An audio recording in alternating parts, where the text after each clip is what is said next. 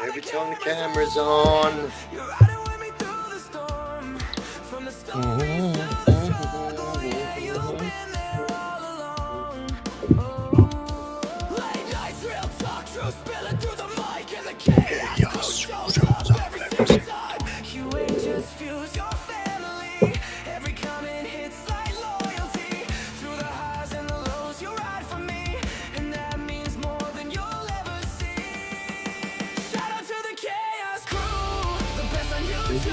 It's true.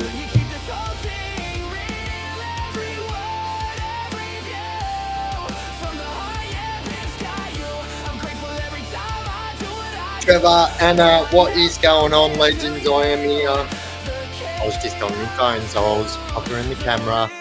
Angelic Night Owl, Antonia, what is going on, peoples? Let's turn this bloody down.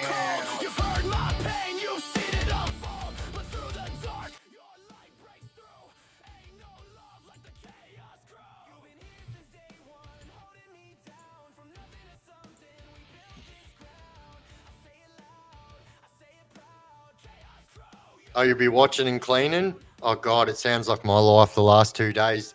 Yaska, you bloody legend, what's doing in that?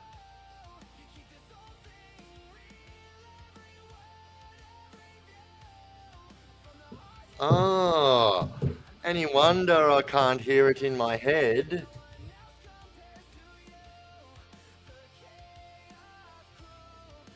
Woot.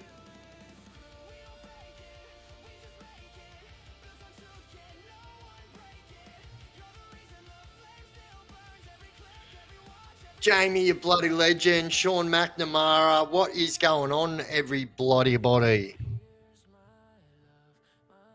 Marcus Lee, what's going on, legend? Jamie Bryant, I think I've said g'day before, but in case I didn't. Yeah, so I'm actually still, believe it or not, finishing it off the last of my moving at the moment. So tomorrow is my last day, so I'm getting the lawns and stuff done at my old place. But other than that, yeah, it's on voyage. I can tell you what. Why does every single moving trip go for 10 times longer than you want it to? The Chaos Crew.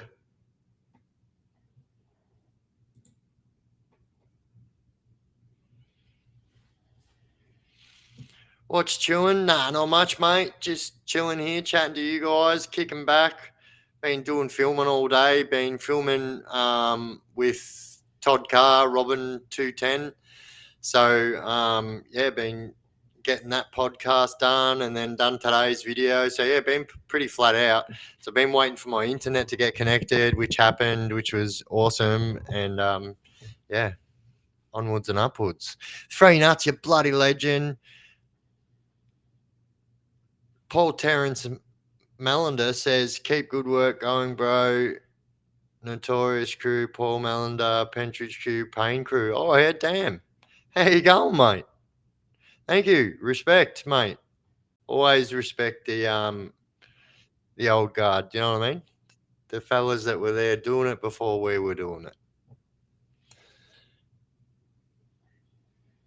You pronounce my name perfectly every time, bro. I love it. And this song is a banger every time. Oh, thank you, legend. Oi, Colin, you bloody legend. One day, Biff, you'll be looking forward to having it all done, bro. Oh, look, I'm looking forward to having it done now, but like it's not over yet. I hand the keys back on Thursday morning, so yeah, I can't wait for that bloody day. I'll tell you. Yeah, I'll tell you something. So Robin 210, aka Todd Carr, or Todd Carr, aka 210, Robin 210, should I say? What an absolute legend that guy is. And let me tell you that when people say that they have been through the trenches and been through this and that, when this guy tells his life story and his prison stories, it's like, even for me that's been and seen it at the worst of the worst, he's in another state and it just seems like such a different beast up there. And yeah, man, like, yeah. And so we haven't finished filming yet. So we would have been finished today, but yeah, we had a technical issue, so we're just going to finish it tomorrow. Hey, Cars. Oi, Ryan, you bloody legend. How are you? Hope you're back some winners today. Yeah, I did. I actually, so funny story. I I actually used Chat GPT to pick me a winner. And I swear to God, I didn't do this all day. I done one thing. I asked AI one thing, and that was, and I may have a little bit of a different bit of a cracked AI than you guys. So if you guys, I don't know if you guys are into that, but you can jailbreak your Chat GPT and Grok and stuff like that. But that's as much as I will say because I don't want to, you know what I mean? You'll have to look into that on Reddit. You'll get some good prompts anyway. But anyway, I said to AI, if you were a human, if you were a human, what roughie would you pick to win? And like I said Ruffy and everything, and it literally picked the winner. And like I'll show you, like I only put $10 on it to place, even though I ignored what the Chat GPT said to me. So just a heads up too, you can't jailbreak Chat GPT anymore, just Grok. Um, but and then you can do things like God mode and stuff like that, where you can, it actually blows my mind the information that this thing can find out. It's like, yeah, wow.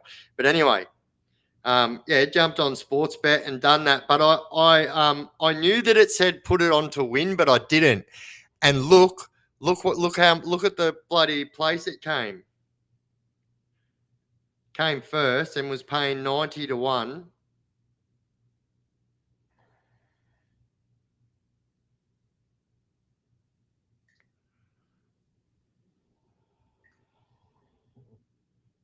Where's Desi?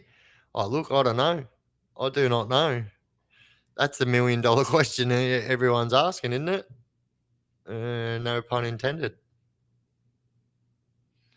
Oh yeah. Oh yeah, the fucking Chat GPT rabbit hole. You can go down it all right. But I'll tell you something. I'll tell you something that happened very, very, very quickly with AI and finding out stuff about Charlie Kirk. You found out that certain narratives were getting put out there on certain different AIs, and it was actually quite funny because 2 weeks after it happened, I asked ChatGPT to do a deep dive on Charlie Kirk. And I swear to God, ChatGPT came back and told me, well, not ChatGPT, I'll just say, sorry, it was AI, came back and told me that Charlie Kirk was still alive. And I was like, how outdated is this system? I know. I would have won $900. I know, but I'll show you. I'll show you the sports bet.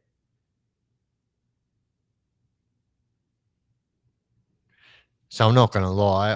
I did put 3 different bets on, but they were all.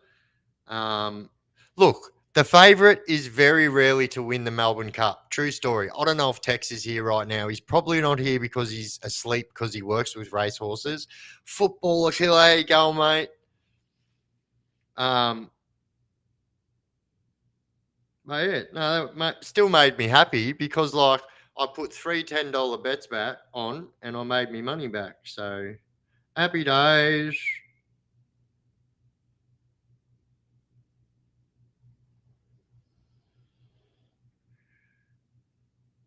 Hey, get back up there.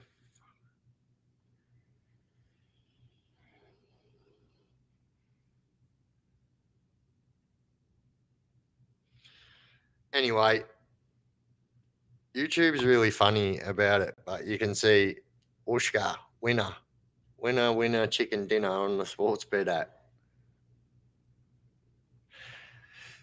Shattered, I didn't put it on to win. That would have been a quick $900. Oh, imagine chucking like $100 on that one. You would have won 9 grand like that. Hectic. Hey Biff, do you ever spend any time away with the KK brothers, Freddie and Abdul? Good fellas. Nah, I don't know. Maybe I'm saying that wrong because I can't fucking throw your phone, mate. Because I can't spell properly. But not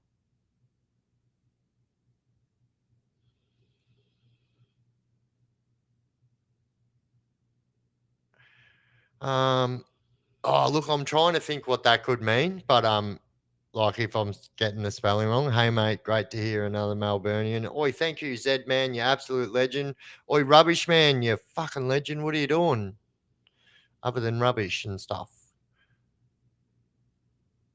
Oi, I promise you, and like it will just blow your mind what you can find out when you go in and do these jailbreaks and God modes and all this stuff on AI. It's actually quite interesting because that sneaky little sucker will go anywhere to find information when it doesn't have boundaries. But you have to let it think that there's boundaries. Hey Biff, did you ever have bad cellmates and you couldn't sleep? So I'll tell you something, right? So on what they call CSRA, which that means that like on my file, that straight up just means don't put anyone in with him or he will get bashed. And so I think I got to a point in my sentence where I was like, well, I've done enough fucking jail that I should not have to be schooling these fucking people on how to live their life in prison and stuff like that. And like you become very set in your ways, right? And so snoring, I can't cop snoring, yeah. And so yeah, bad luck if you end up my cellmate when you're snoring because you might wake up with more problems than snoring problems. But generally I'm good about it, you know what I mean? But one thing I can't stand is like people being chats. And by chat I mean like, oh yeah, few beers, few joints. Melbourne is crazy, crazy. Greeting from the eastern northeast. Oh yeah, nice. Living on the sunny Queensland. Oh yeah, that's my old neck of the woods too. Not sunny Queensland, the Victorian part. Um, so yeah, I'm pretty straightforward, and I think I got to a point where I was just sick of getting people that were like withdrawing from fucking drugs straight off the street, shit like that. You know what I mean? And you get set in your ways, and like I just hate people that aren't clean. So like that don't clean up after themselves when they go to the toilet. Men are a little bit more splashier than females, so I just you just get end up getting a little bit OCD and shit like that, and I just can't cop it. And like, so I'm also, oi, my mum's here. I love that woman.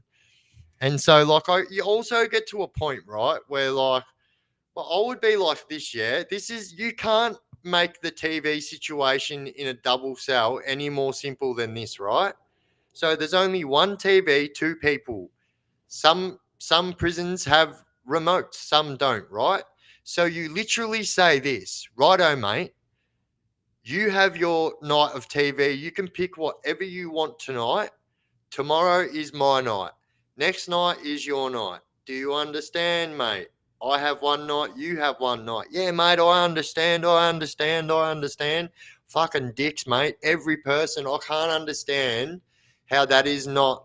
And not only that, like, mate, I don't want to be lying asleep in my bed at 4 o'clock in the morning and fucking wake up to my fucking cellmate watching some crazy African SBS fucking documentary in the hope that he sees one bit of booby.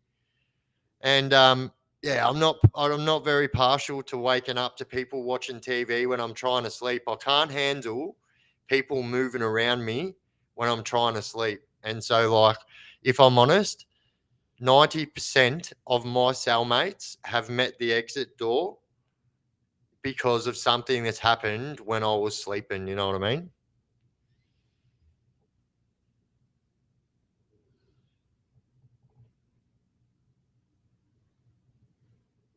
Nah, look, it doesn't get any more simple than that. But oi, gunhead, you bloody legend, had a bloke who came straight in and attended to take number two. He finished it in the infantry. Yeah, oi, and this is another thing as well. So one of my cellmates, once again, like I said, 90% of my cellmates that left a lot quicker than they assumed they were going to ended up while I was asleep. And one of these people was taking a turd while I was having a sleep. Now, that is the number one rule that you do not break, other than stealing your cellmate shit stuff, is taking a fucking poo when your cellmate's in the cell, right? There's rules. Once that cell door closes at night time, you do not drop any dookies out until the next day. And they're just like unwritten rules.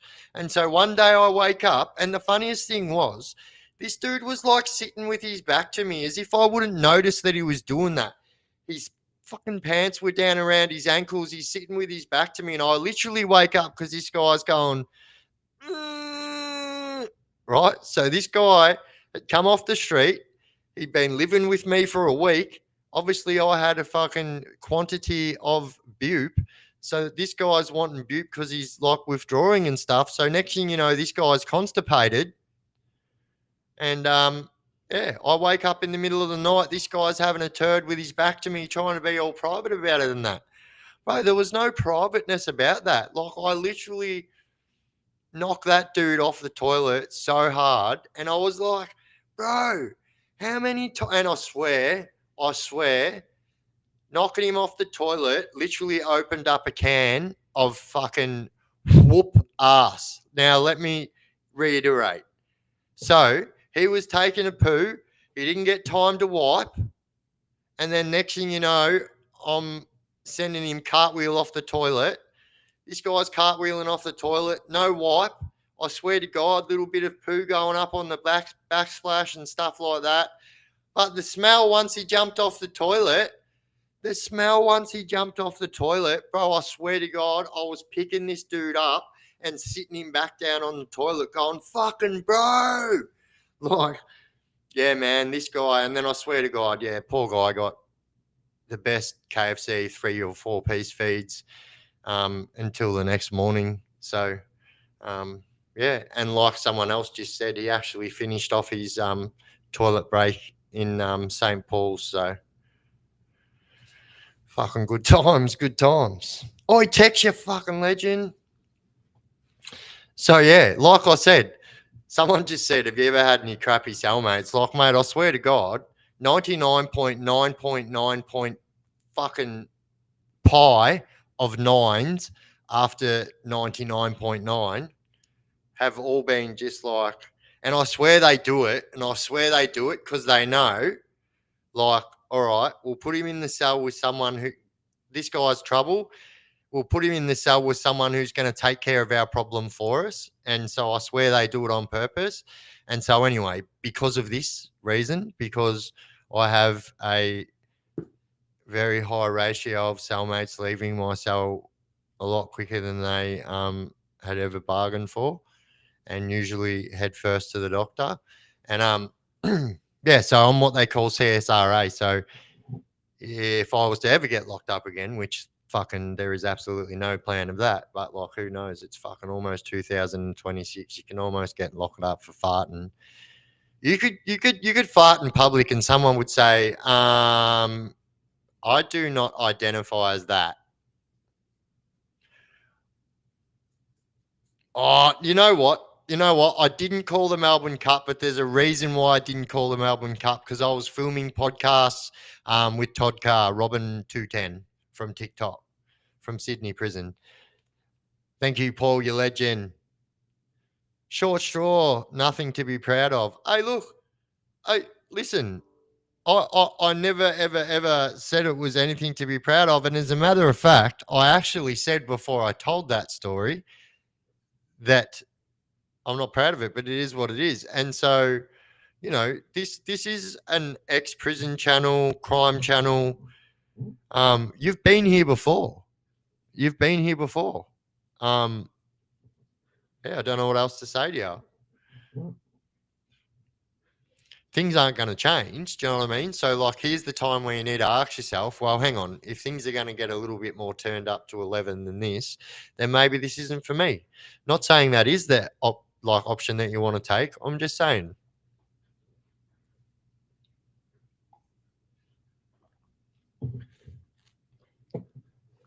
And yeah, nah, I wanted to call it, but yeah, I was doing that. Upside, nay, you bloody legend.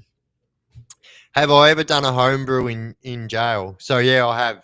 So as a matter of fact, I think I told this story earlier on this year. So um, yeah, I was in Scarborough South or Scarb South, which is called the Bronx, right? So everyone knows that unit as the Bronx, and so or Scarb North, but like it's changed over the years. But anyway, Scarb South at the time was the Bronx, and so yeah, listen, it's a place where you can basically get away with anything as long as you ain't doing it right in front of the screws, right? And so I remember the very first time as a youngster walking into Scarb South, and I remember just seeing people sitting there on the tables smoking cigarettes, and I was like, "Bro, what is this place?" And the screws were saying nothing. And I remember tripping out, but anyway, that all becomes second nature. But so generally when you're making a homebrew, right, you get a couple of people to chuck in on it. So what you usually do, if you're the meal billet at Port Phillip, you get to hand out all the meals, right? So every single day you get a piece of fruit to hand out to the prisoners, one piece of fruit per prisoner. Sometimes those bags don't make it. I'm just saying. And so when the oranges come, you collect the oranges, but you can use apples and pears as well and make cider. But oranges is what we used on this time. And so we actually took one of the 20-litre yellow lemon fresh bottles, they're called lemon fresh. And so we kept steaming it out with hot water to try and get that lemon fresh out of it. And then we just come to the conclusion that we're making Pruno out of oranges anyway. So anyway, we continue to make this brew, and I remember we got told that the unit was going to get ramped the next morning, knowing damn well that we've got 20 liters of homebrew sitting in one of the boys' cells, right? So anyway, we get told we're going to get our unit rated ramped, right? So we go and collect it, and then we go and stash it outside, but we stash it outside in the bushes, and this was before they took all the bushes out of Scarb South. And the funniest thing was, like, you would have thought in a million years that something that big would have got found, but it didn't get found. And so, anyway, so usually when your unit's getting raided like that, like big raids, stuff like that, you get sent down the gym, yeah? And then you get locked in the gym while every single prison officer in the jail that is free is raiding your unit. And so, anyway, they didn't find the homebrew that we took out of the unit and put it in, yep, bread and juice, 100%. And so that's what we used to do. I do it a certain way, right?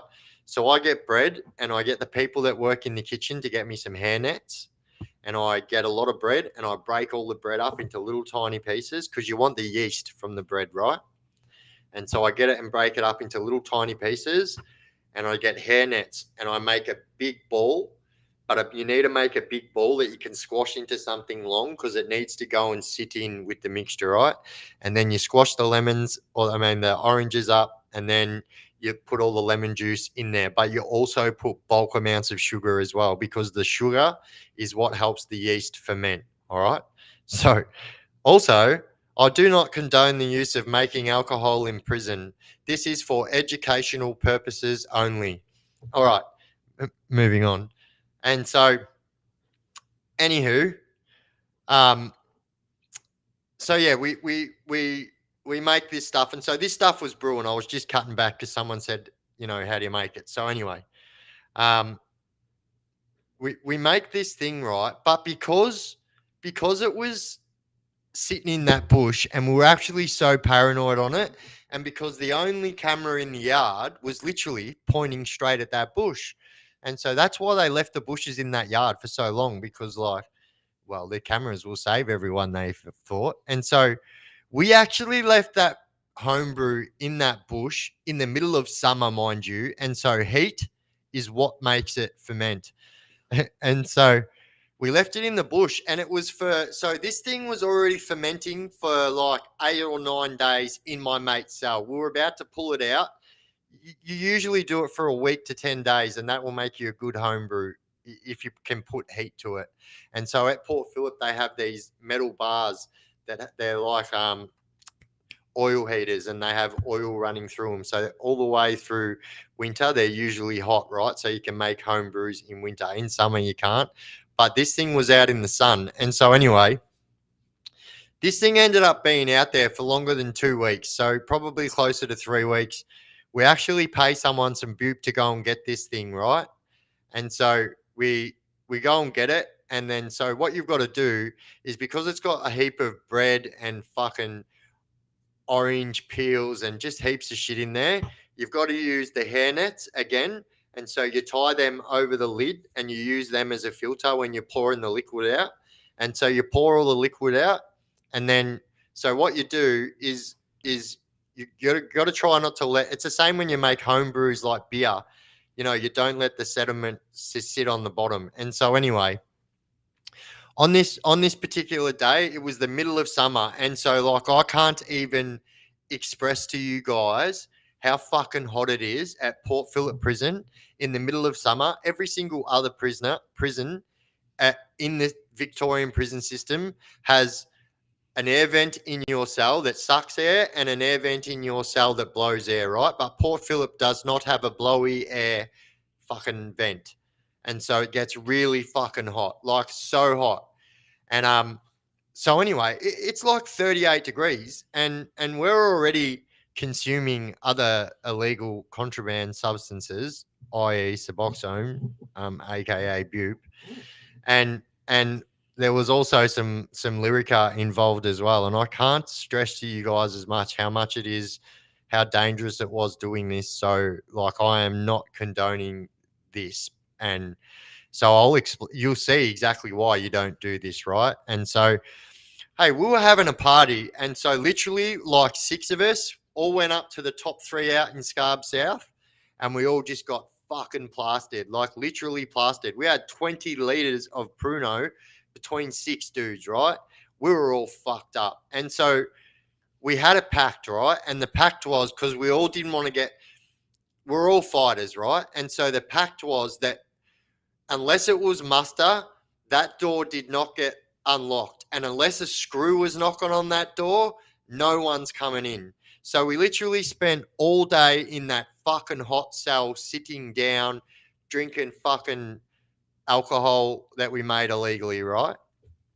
And so, no, to be honest, you couldn't even tell that something was going to happen from when we got locked up. Because when we got locked up, like, and we also said in that pact that half an hour before they call muster, that every one of us was going to go outside and get some fresh air and fucking do some laps out in the yard, right? So we learned very fucking quickly before we even got off the top tier that we couldn't fucking walk. Yeah, we were messed up. And so anyway, we're all like linking arms. And I can't even stress to you guys how much screws were looking straight at us. They do not care. They do not care. And I even know, actually, I know of a screw on 2 different occasions having a cup of Pruno. So anyway, this is how much they don't care in that fucking unit, right? Like, I've bashed someone right at the door at the chook pen, right, which is made from glass, and the whole windows and every window around that is see-through glass. And I pumped this guy right at the door, and I looked to see if the screws were looking, and the screw did this. No, you're all right, mate. Anyway, we're all plastered, right? We're all fucking plastered. But the thing is, every single one of us is like I'll just say a serious violent offender. Every single one of us was in there for serious crimes and was known to be doing serious scallywag behavior behind the scenes, I will say. And so we made a pact and we all stuck together and we all actually stuck by it. And I couldn't believe it. I remember being so plastered, waking up the next morning and like starting to drink water and that because I was hungover as fuck. That's the worst thing about it. You get so hungover. But little did I know that hell was about to start. And it was the next morning. I'm thinking, oh yeah, all the trouble's over. All the boys are locked down in their cells. I'm locked down in my cells. We didn't get pinched. No one got caught with alcohol. It was a fucking good night, right? So you would think. And mind you, so anyway, I don't want to say that before I say this because it'll kind of give it away, right? So I'm waiting for the door to get cracked. The door gets cracked at 8 o'clock every morning once muster is correct. Sometimes a little bit after because it's not correct. My mate, so one of my closest mates who sat there drinking the Pruno with me, was in the very next cell from me, right? So we were in the buddy cell, which is, so a buddy cell is like two single cells, but they knock a doorway out of the wall so you can go between the wall into each other's cells. So you have your own cell, but you're allowed to walk into each other's cell. Anyway, they have a curtain up. Anyway, so I wasn't in that cell anymore. I just thought I'd say that. But anyway, I'd moved out of that. And so I walked, this guy was still living next door to me though. And so I walked next door to wake this guy up. And I'm talking 2 minutes after muster was called correct, which means muster was only cooked. Muster was only called 10 minutes ago. If we're getting let out, muster's only just been done, right? So it's very fresh. And in order for muster to be correct in the morning, right, everybody has to sit up in their bed. Hello, everybody who's saying hello in the chat and that I've missed. I'm so sorry. Thank you, legends. Hello, Boof, Bluetooth it. And so yeah, like I said, like in order for your muster to be correct by the rule book, every single person in every single prison in Australia has to sit up out of their bed and let the people know. Some prisons even make you sit up but put your feet on the floor. So obviously this wasn't done because I walk into my mate's cell and my mate is like grey, yeah? And I fucking freak out. I thought he was dead, yeah? And when I say grey, I mean grey. And he was starfish on the cell floor, right? And he was grey. Like this guy had been like this for fucking, I don't know how long, right? But anyway, this guy could hardly even mutter a word, yeah? And so anyway, I'm like, bro, what the fuck's going on, bro? And so I instantly go into panic mode. He's one of my good mates. I start ripping up his jumpers and stuff because like, I thought he'd been taken out. I thought someone had fucking stabbed him and stuff like that. So I see my mate out on the floor like that, man, I start freaking out because that's what happens. People wait for the doors to crack. Some people are still asleep, and then people run in there and go, oos, oos, oos, oos, shank sandwich fucking galore. And so, yeah, I'm ripping this guy's shirt up and that, and I can't find any stab wounds. And he's like, bro, I'm not fucking stabbed. I'm not stabbed. And I'm like, bro, what the fuck is going on? He's like, I don't know, bro. He's like, and like when I say like he can hardly talk, like his eyes aren't open and he's muttering words like this. He's like, bro, stop, bro. I'm not stabbed, right? And can't even open his eyes, right? But this guy is fucking grey. Like, I mean, a scary color, right? I'm like, bro, what do you want me to do? Like, it's a thing in prison, yeah? Bro, you don't buzz up. Even if someone's fucking dying, you ask them first, bro, do you want me to fucking tell the screws or not? Or you want to die? Like, that's how it is. Because people don't want to fucking tell the screws and let the screws in on what's going on. So, like, so many people have lost their lives for their fucking pride because they don't want the screws to know, right? So anyway, well, I wasn't going to buzz up. I wasn't even going to ask. So I'm just waiting. I'm like, bro, I don't know what you want me to do. Like, what do you want me to do, bro? Like, I don't even know what's going on. In my head, I'm thinking this guy's ODing, right? So in my head, I'm thinking this guy's ODing, yeah? And so I'm thinking I've got to make a fucking executive decision here.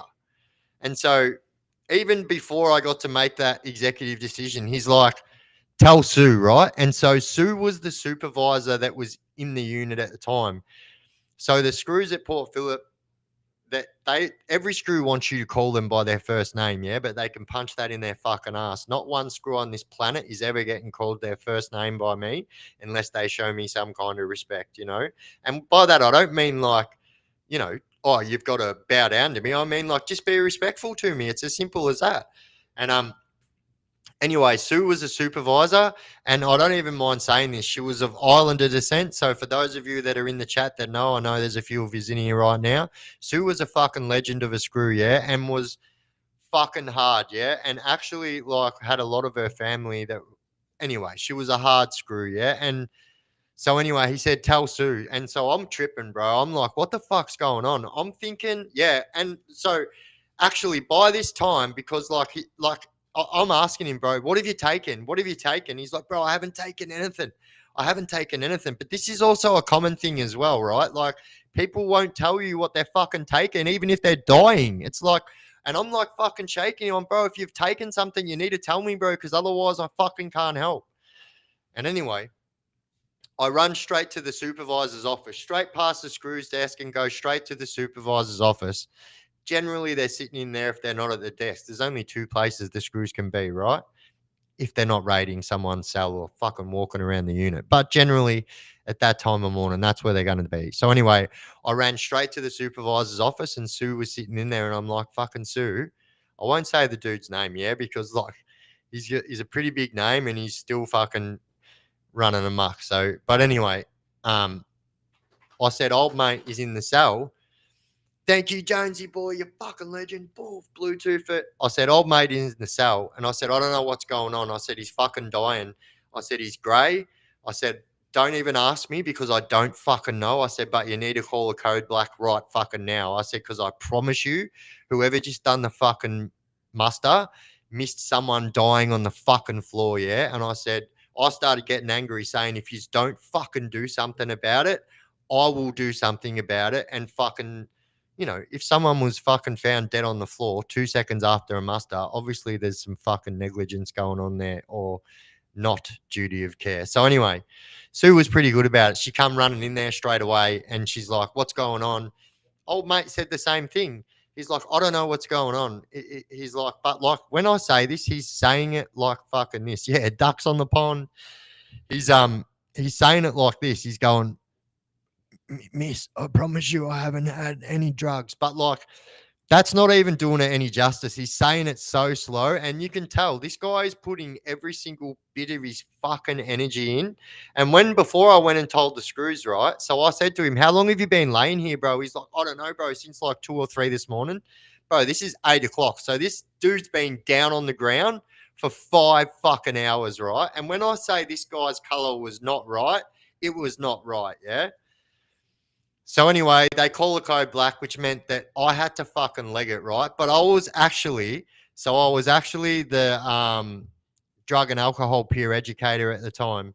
And I was also the unit billet. So you can have, anyway. So I managed to get up to medical anyway to find out what was going on. And they said, like, listen, we took him down to the hospital here at the prison and we had to get him ambulance straight out of here, right? So this guy is a special type of prisoner that has been involved in very recent years in people escaping that successfully got away and got away for years, right? That's all I'll say about this guy. But this guy's got a good name. Movies made about him and everything. So this guy just getting to medical had to have, because he is an escaped person. Thank you, Dimmer, you fucking legend. So because this guy has got escapes and pretty big fucking escapes where machine guns and everything were involved. Not in Victoria, but this is in Victoria now, right? Doesn't matter. That kind of fucking shit follows you everywhere. Oi, Mickey S, you fucking legend. I told you guys the vault is open. The vault is open, and I can openly talk about this shit. Fuck, I just fucking forgot my train of thought. What was I just saying? Like literally. Oh yeah, that's right. Escapee, right? So because he's an escapee, he had to wait in there for an extra 2 hours while the SESG, right? So that is, so you've got the TOG at Port Phillip, they are security, but the SESG are the fucking bad boys of security. The ones that will fuck you up too. They are fucking bad motherfuckers. And you can't be an SESG unless you can punch on like 10 men. And I promise you, all of them can fight. So anyway, had to wait an extra 2 hours so they could organise a security vehicle instead of the escort vehicle, which is a bulletproof four-wheel drive. And which is a bulletproof four-wheel drive. And yeah, so anyway, what they told me was this guy So yeah, Sue was a legend, and Sue actually saved his life because, well, I don't know, maybe I did, because if I didn't go in there, no one else was going in there. Like everyone left that dude alone, and that's exactly why he was almost dead, because the screws are that scared of him, they don't even want to fucking see if he's alive in the morning. So anyway, that's exactly what happened, right? But here's what happened. Now remember, I told you guys we just shared 20 liters of homemade alcohol between six people, right? So I don't know. You do the math on that, but it's a fucking lot of alcohol, yeah. And I think it's like three. I don't know. It's a lot of alcohol, right? It's like 18, 3 liters each or something like that. Anyway, so but because we had left this alcohol for so long out in the sun, now generally when you do this stuff, when you brew alcohol on the outside, you've got to like do it properly. So you've got to like burn the ethanol off it and stuff like that, right? So my friend was actually, when I walked into his cell that morning, he was fucking dying, and there was no two ways about it, right? And so he had ethanol poisoning and had, so 60% of his organs had shut down. So his liver, his fucking everything had shut down. His lungs were on their way out. That's why he was finding it so hard to talk. Couldn't even open his eyes. Like this guy was nearly fucking dead.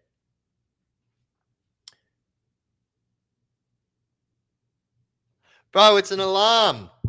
It's an alarm, bro. I told you my phone's turned off while I'm in here, you funny bugger.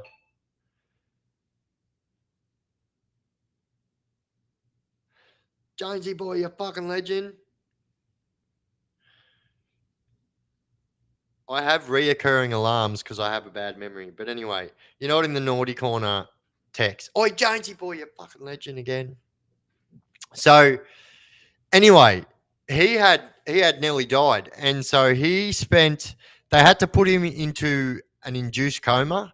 So when I had found him, he was literally on his last legs, and was literally didn't have many organs to go before he was on his way out. And as a matter of fact, they were actually scared that because he had been down for so long and his respiratory was down and all this, they were scared that he wasn't getting oxygen, the right oxygen to the blood, and hence why they put him into an induced coma.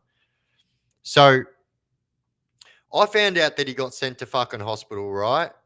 Thank you, Gracie La, Gracie G. Um, I found out that he went to hospital, but it wasn't until Sue got back like 2 days later that she told me the fucking absolute craziness of this situation. And that that that made me right there like, yeah, question doing prunos again, because the funny thing was another one of our mates who was Islander as well.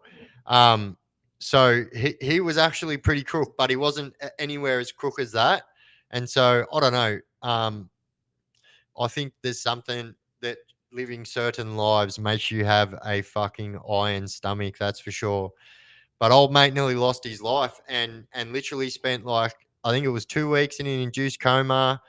Um, Ended up getting some kind of fucking like, I don't know if it was a gallstone or a bladder stone or something like that. And he said that they had to put this fucking thing, which was a hammer that punches him in the lungs or something like that, because he had something. I don't know. But anyway, they put this thing on his lung. And so he had something developing on his lung. And that the hammer thing squashes the thing down into microparticles so your body can get rid of it. But when he came back, like, I'm not kidding, like this guy was fucking fit, yeah, and trained every day. And as a matter of fact, like teaches other people martial arts and stuff like that. And a fit guy that you know, like if you want dramas with fucking old mate, I, I'll call him BB, yeah, right. And so there's a lot of people in here that will know exactly who I'm talking about when I say that. I don't mind if you guys say the name, but I'm not saying it. Um, just because the guy is still, um, he's a good guy, one of my good mates. But you know what I mean? He's not living a life away from that kind of life. So it's not my place to tell the story. But anyway, Even in the movie about him, his nickname's BB. So, um, yeah,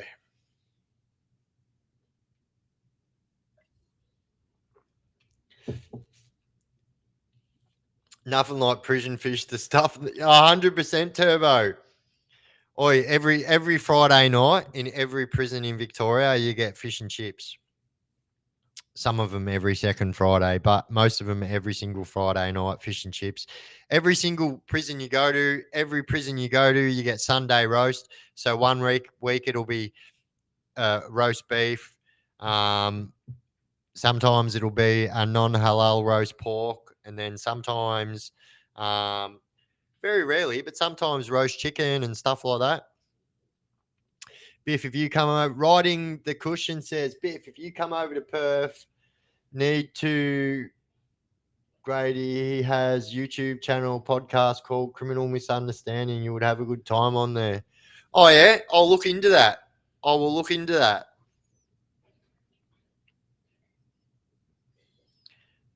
Angelic says I'm just munted.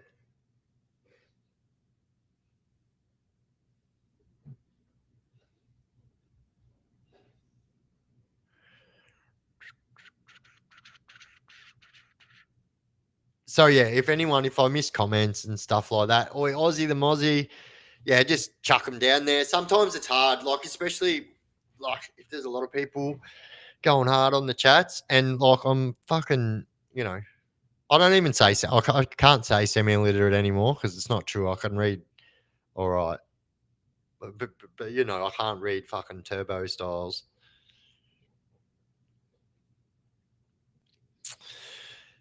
Loving the new vid biff and loving the content. Keep up the good work. Oh, thank you, legend drip. So yeah, like I said, the vault is open, but it's still hard for me to talk about this stuff. But like I said, it is very imperative that the people who I'm trying to get across to, which is our young men, our youth, and young women, um, that that all the bullshit that their fucking people that they're looking up to in that criminal world tell them about prison never really gives them. And you wait until you watch this Robin 210 Todd Carr interview, and I promise you, you guys are going to hear like stuff from us that, like, you know, stuff that I couldn't say before, but stuff from this guy has got the craziest fucking stories. And um, yeah, so it's just good to be able to talk about it. But I just need everyone to know that there's no promoting of it. You know, I'm not going out there going, oh, look at me, mate. I just fucking dropped 10 guys over there. You know what I mean? Like, oh, fucking shut your mouth, mate. I smash blokes like you on the way to a fucking fight. No, you know what I mean? How bad is the food at PPP? Brother, I'll tell you, right? So most prisons have got very not too bad food. As a matter of fact, every government prison has got good food. I'll just say that. It's the private ones that lack in the food department. But Port Phillip is something like nothing else. So I've worked in the Port Phillip kitchen. It's fucking putrid, and everything gets cooked the day before, put into a freezer. Sometimes 2 days before, put into a freezer, chucked up the back. So you know you've got the fucking putrid fucking beef korma up the back sitting right next to the fucking chicken casserole. Like, no fucking food contamination rules going on here.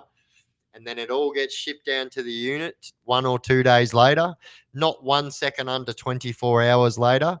And yeah, it's fucking putrid, mate. And like when you get, they do a lot of soups, right? And so when they do soups, they've got to fill the plate. So they put a lot of shit like rice and just a lot of fillers. So every soup has got 400 carrots in it, 6,000 celeries in it. You could literally make a fucking vegetable garden off one stew or soup or stew, whatever they call it. Doesn't even matter. Sometimes they say that you're getting food like, sometimes they say you're getting food like um beef stroganoff, right? Which is actually one of my favorite meals. Fucking love that shit. And so you're like, oh yeah, this might be all right until you get it up there, and it's like a beef fucking stew. It's not even. It's more sloppy than beef and black bean, and it's just unedible. You can't even pick the fucking meat out and eat it because it's like it's been sitting in water that's got fat sitting on top of it.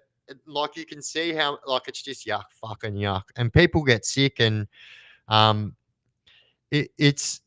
I'll tell you something that's an absolute fact, right? So if you've ever known anyone that's been to Port Phillip prison and they've came out looking twice the size that they came in, with the big gut, got the double chin, got everything, they've really bunged the weight on. I did that. I came out at 147 kilos. But here's a fact. If you know someone that got out of Port Phillip prison and they got out bigger than what they came in, I fucking promise you that they're doing a lot better in prison than you think they are, because you can't get big in Port Phillip without being in the know. Oi, Jonesy boy's going fucking hard.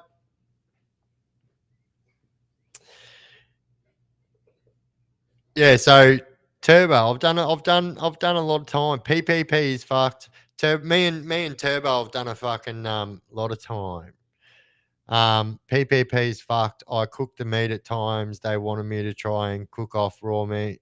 Yeah, how fucking I never cooked anything putrid. It was a good earn though, bringing meat back and selling it. Fuck yeah, bro. How good was it, bro? You remember you were there when I got fucking done with the grip, the big chicken fucking rot of fucking 2012.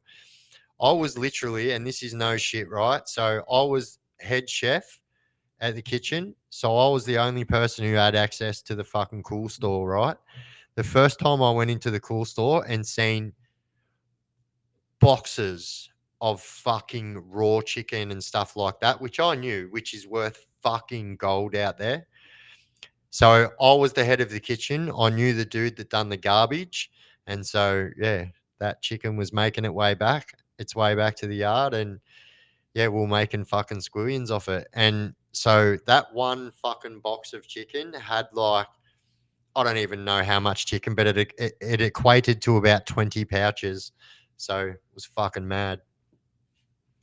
Yeah.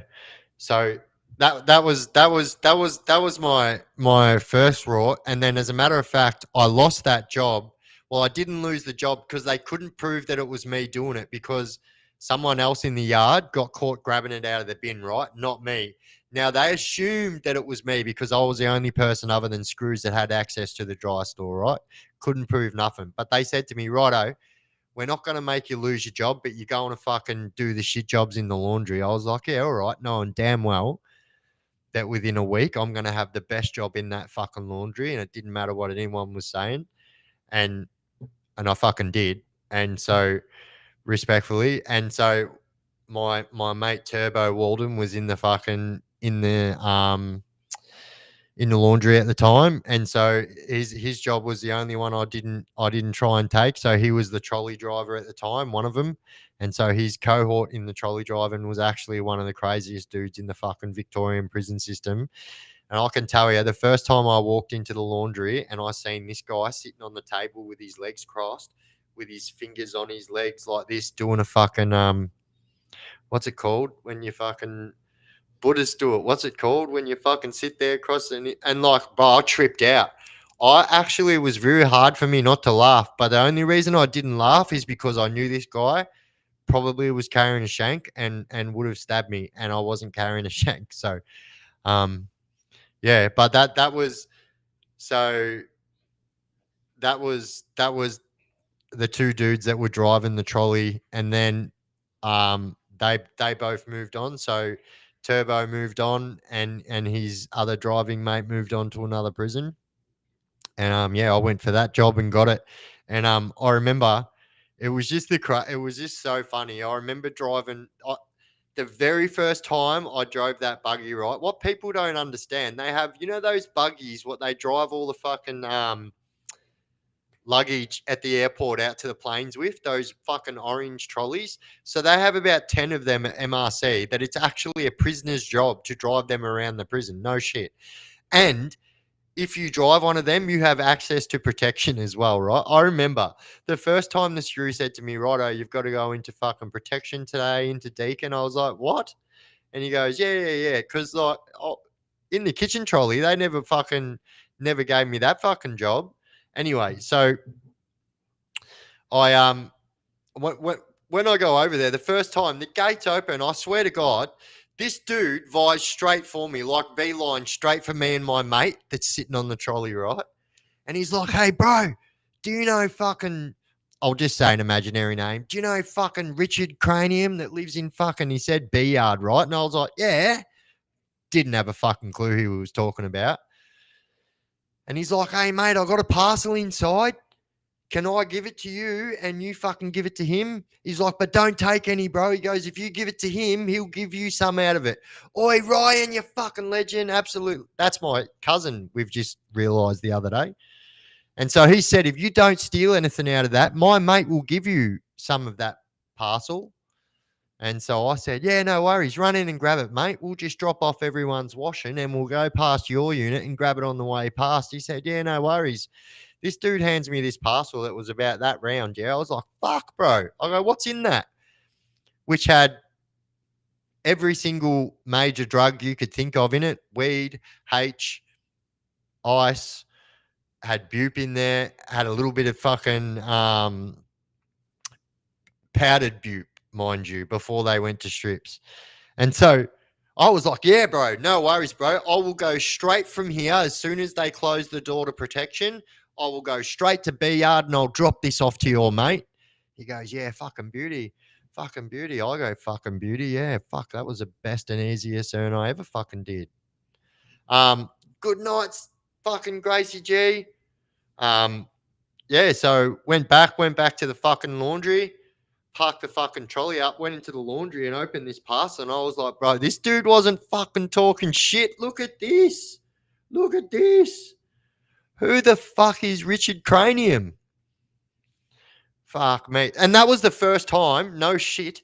That was the first time that I ever drove in there. I couldn't believe it. I was like, and you know what the best thing is? This dude's going to be going around telling all his mates in there that, oh, that dude on the fucking on the laundry trolley with the fucking tattoos, he's all right. He's all right. So I knew I had at least maybe 2 weeks before his mate found out that that parcel didn't get back to him. And knowing damn well who I didn't know this guy was, I knew there was a good chance that he wasn't going to come and find it anyway when he found out who grabbed it. And so yeah, easy fucking earn. And yeah, it happened 2 times again over that fucking 2 week period before he found out. And the next time he came out like a fucking hero. I swear to God, I jumped straight off the fucking buggy. I was like, mate, what in your right minds makes you think I will give you that many left, you'll be begging for a right, you silly bugger. And I think he thought because he was in the middle, I was in the middle of the protection yard in the laundry trolley on the footpath, I wasn't going to fucking do anything. Yeah, bro. Wrong fucking person. Good times. Good times.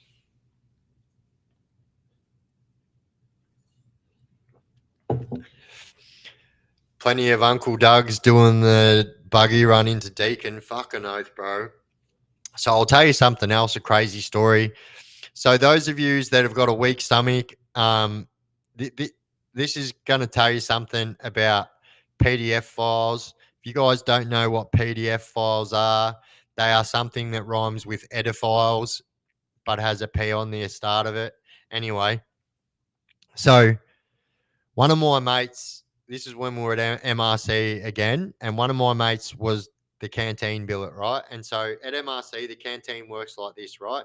So you've got the canteen workers in the middle. It's not like other prisons where they close the canteen down for mainstream and then they take protection to the canteen.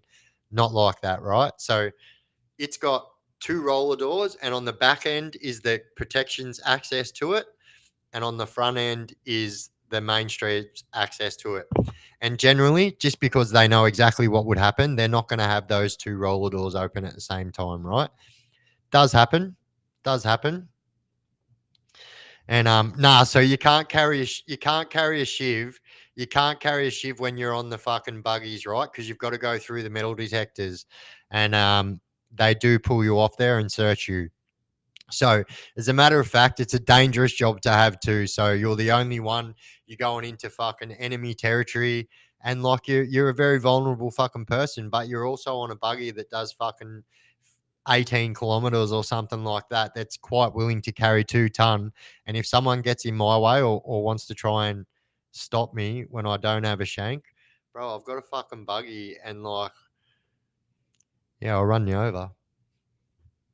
Just saying.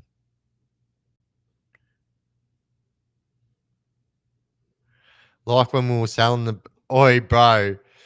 Oi, so that's what else we used to do, me and Turbo, when we worked in laundry. So what happens, right, is twice a week, if you're at MRC, you put your laundry out, right? So once a week, you put your clothes out, and then so say on Tuesday you put your clothes out, you'll get your shit back on Wednesday, right? On Thursday, you put your bedding and your towels and stuff out, you get them back.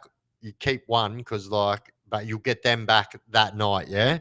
So you always get your bedding back the same day you put it out. But anyway, so every single fucking clothes gets sent down there, right? So it's a cardinal sin in prison. You don't steal off your fellow prisoners. But when they're over that side of the fence, you don't give a fucking shit. Them rules don't apply to them. And so I remember some of the tracksuits we used to get out of there, and yeah, mate, fucking good time. So we just used to take them, yeah.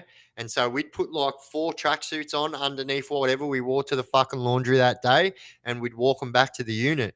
And then next thing you know, we're fucking donging all these fucking schmick fucking tracksuits that we didn't have on last week. And I remember. Oi, Ryan, you legend. Sorry, guys. Sorry if I'm missing comments. It's really hard for me because if I jump in and answer comments, I'll forget what I'm talking about like I did before. So, no disrespect, guys. No disrespects. Um, Tex, you absolute bloody legend. Yeah, tonight's video is going fucking good guns, actually. So, if all you guys haven't seen tonight's video, I talk specifically about corruption because I've had my fucking. It's basically a fucking NDA. Oi, Tex, you fucking legend. See you, bro. Oi, bro, there's no hate here, bro. There's no hate. You know I love you, bro. We're brothers, you funny fucker. Oi, bro, that was the funniest thing too, because like you just didn't give a fuck. So we'd be wearing these tracksuits that we'd be stealing off these people in protection. And then me and fucking Turbo would be on the fucking buggy wearing the tracksuits that we just stole in protection. And they'd be all sitting there going, bro, these fucking look at these cunts wearing our shit. And so, um, yeah, that was silly on our behalf, but it was basically flying a flag saying we don't give a fuck. And so the very next time we get to work, they done a whole fucking makeover, right? So every single bag had 2 zips on it with fucking 2 holes in it. So every bag got fucking zip tied the moment it got taken out of the trolley. And if those zip ties were seen to be open, then every single person would get pulled out of the laundry, and they would be expecting the boys to snitch, but that would never fucking happen. So they used to say, if someone doesn't own up, you will all lose your fucking job. But I swear to God, mate, I am very resourceful. And when you've got, close to 12 hours out of your fucking salad day to get up to no good, well, you get up to no fucking good. So I very fucking soon set out to find some fucking cable ties, knowing damn well that I had seen these same cable ties in the gym, tying fucking what do they call it? Test and tag stuff on the things. And I knew damn well from sneaking into the pools when I was like 10 years old that you can undo them fucking cable ties. And so yeah, next thing you know, Biff's rocking up to work with a whole fucking handful of like hunting tags like he's about to go get fucking 10 deer. Going, boys, I've got 10 bags right here. Look at this. And they're going, no fucking way. Where did you get them from? No, I can't tell you. It's a secret. But we've got 10 bags right here. True story. Yeah, fucking bro. Oi, Mr. Binks, you fucking legend.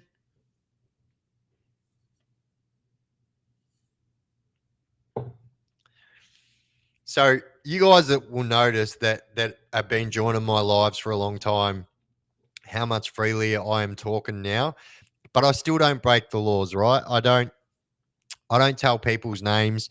People have got their own stories to tell, right? And so, um, yeah, like to be honest, most of the time it's not even important who the person was anyway.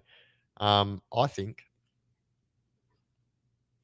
I thought your latest video was one of your best. You very much look forward to future. Oh, thank you, mate. Absolute legend. Oh, douche. Did you see my email yet, Biff? No, look, I'm not gonna lie. I've had poor Tex in here giving me a grill tonight for fucking being a bit slack on um duties like answering messages and stuff like that. So I haven't got around to having a look at most of my emails and stuff just because I've just been so concentrated in just getting this set up so we can do this rather than so beforehand. What you guys didn't even notice is I was literally sitting on a kitchen chair with a fucking bedside table with my camera and stuff on it, with a tall boy sitting behind it with my fucking screen and my oh mate, it was a nightmare because like um my other house has like fucking 12 stairs. So it's fucking hard moving shit up and well, actually it's got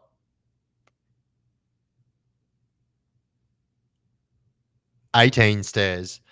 So it's got 18 stairs all up and but that's a lot of stairs to move shit around and I'm a bit fucking yeah, it's been fucking rough. But I'll say something, right? True story. So you guys know Jess that's been on my live and stuff. So Jess is actually at the hotel right now, waiting to take her son to the Metallica concert tomorrow. But had it not been for Jess, I wouldn't have been able to get 90% of that done. So, douche, Bluetooth it, woman.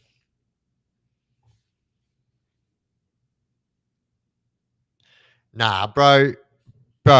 So the person who you just said, right? The dude's very much still alive, and you know, very much someone who needs to tell their own story. You know what I mean? And it's not my place to sit there and tell those kind of stories. And so people are going to say, "Oh, but you mentioned names in this video." So yeah, reaction videos where other people mention the names and then, I just put my own spin on it. But I don't make my own videos on people like that. So if these people have passed away and I knew that I have the respect of these people and I knew these people and I knew that they wouldn't mind that I'm doing their name justice anyway, blah, blah, blah. I don't mind doing that because that's the truth. And you guys know we had I done the video on the reaction video on Ange Goosis and then told a bit of my own information about Ange because we were good mates, right? And so even though um, when I say information, I told talking about mine and Ange's friendship when I say that. And so yeah, I was contacted by Ange and his people and said, "Fucking, we love what you're doing, bro." So I love that.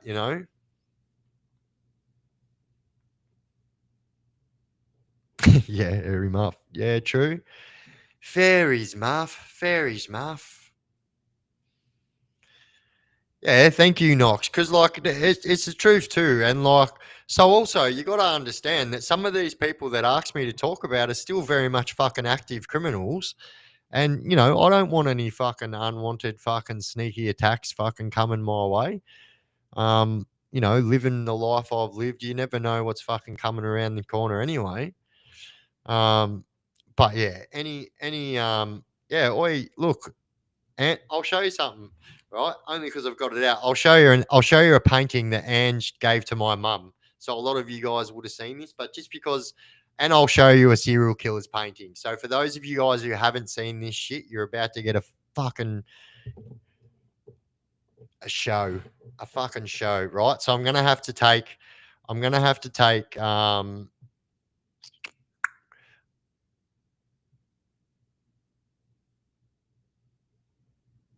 What?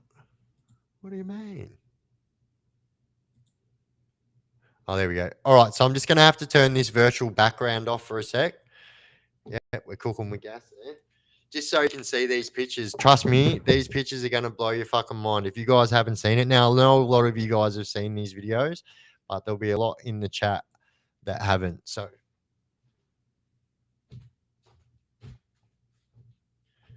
also free Ange.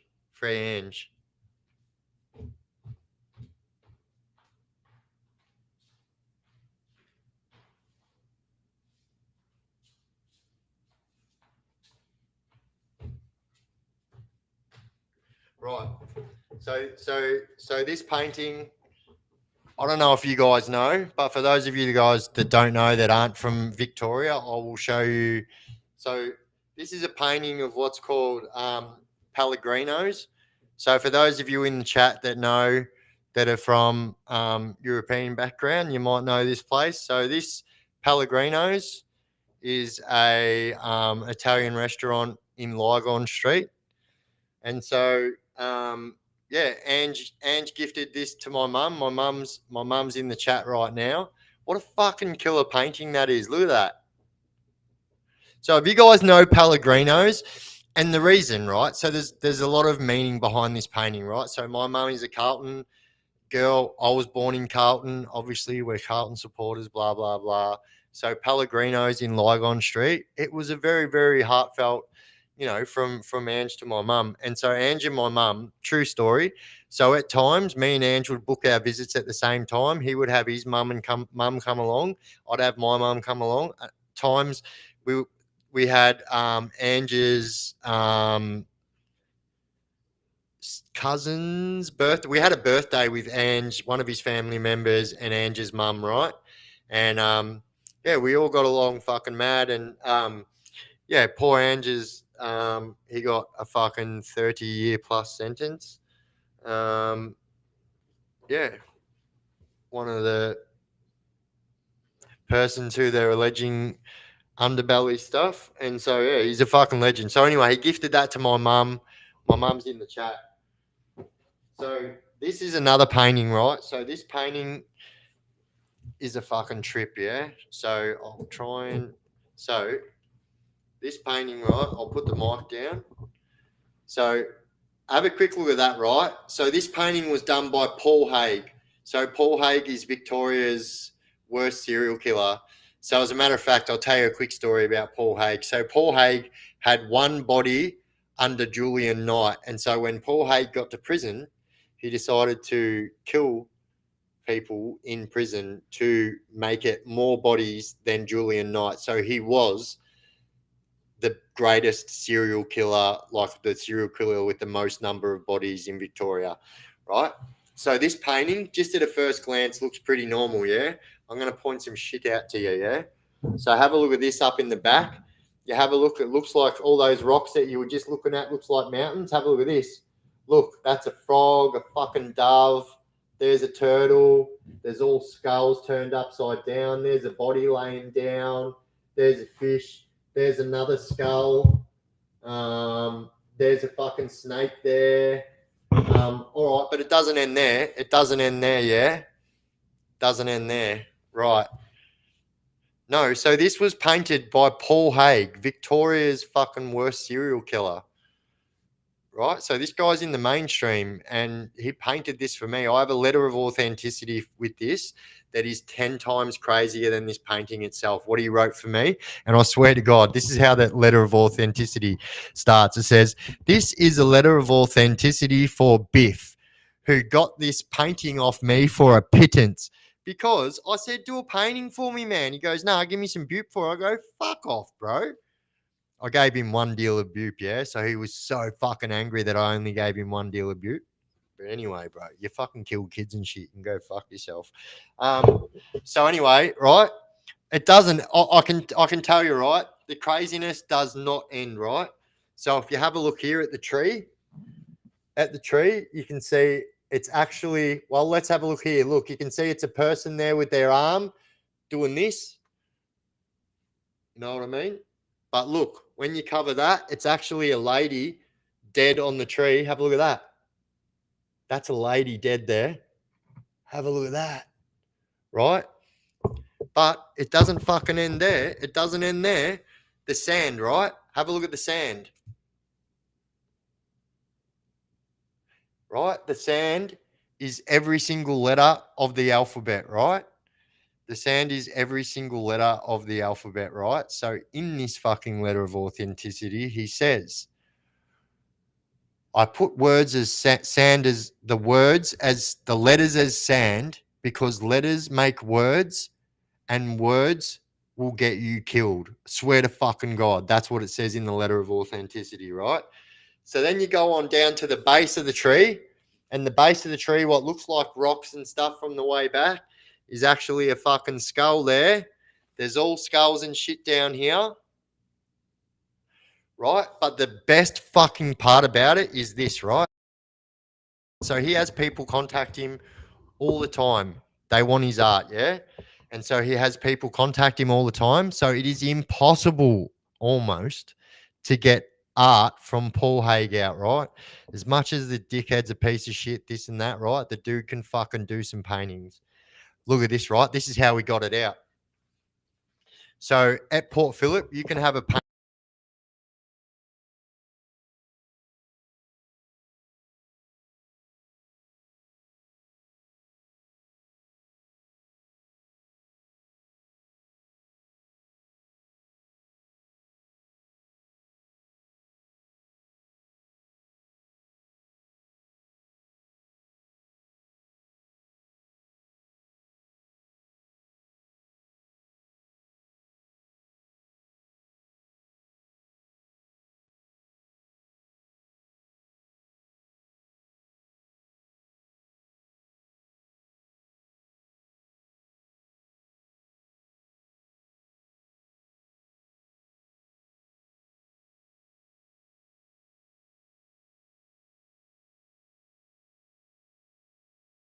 Oh, oh no, how long has that been muted for?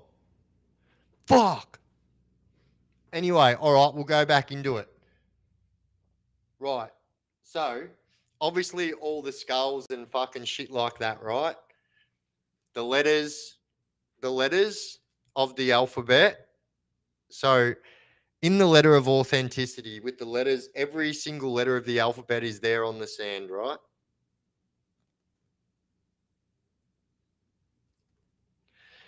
Anyway, he said, I put letters because letters make words and words will have you killed. Swear to God, it's what it says in the letter of authenticity, right? And then it's got like all the fucking skulls and shit like that. But so at Port Phillip, right, you can have a painting billet job. So it's your job to go around and paint people's cells. So people get their cells painted for a multitude of fucking putrid reasons, right?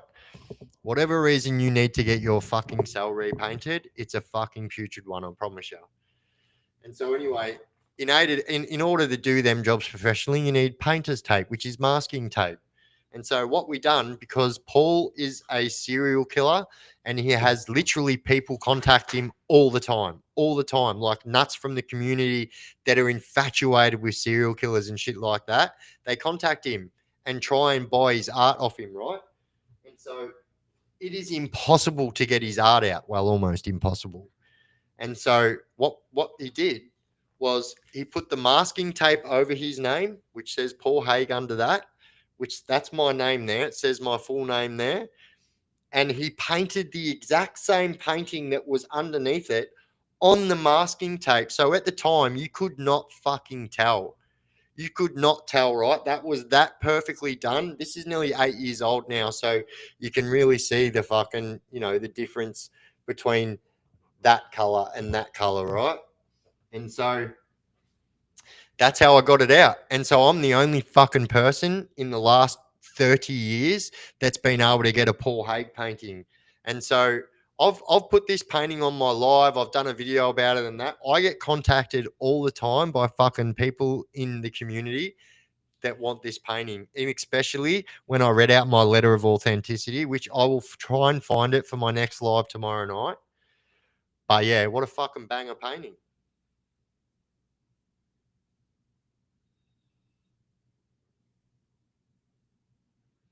He was doing coup de paper grim reaper statues in the kitchen oven in the unit, bro. Yeah, bro. Bro, the cunt's a fucking bro. This dude does. You know how I say all the time, "Oh yeah, I've got a fucking black belt in origami." This fucking guy has got a black belt in origami. I'm telling you.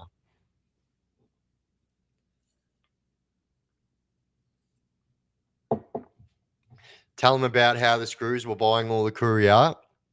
Yeah, true story, right? So courier, right, is big fucking thing, right? And so if someone is a legitimate courier and they fucking do paintings in prison, there are people that will pay big fucking money for these paintings, right? So the screws were going around saying, "We'll give you outside money in your people's account if you sell me your paintings," right? So, bro, if you know that you've got a fucking 100% money making fucking scheme and they were ripping them off, like they can sell them paintings for thousands, some tens of thousands of dollars, some even hundreds of thousands of dollars. No shit. And so the screws were buying them for fucking very little money and then going straight to the fucking Aboriginal art galleries and telling the people that they were from fucking people in Victorian prisons and they were fucking Aboriginal art and selling all the fucking Koori's art.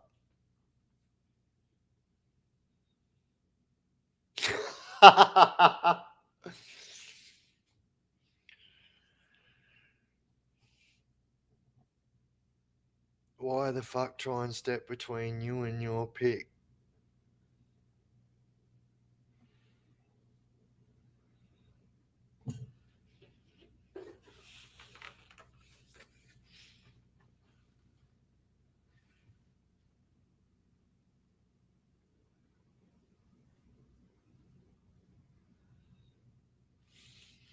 Oi, let me tell you something as well about Paul Haig, right? His taste of music was fucking out there.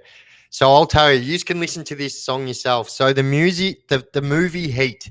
I don't know if you guys know the movie. It was the first movie, even though Al Pacino and fucking fuck, what's his name? The guy that's always got the Al Pacino and fucking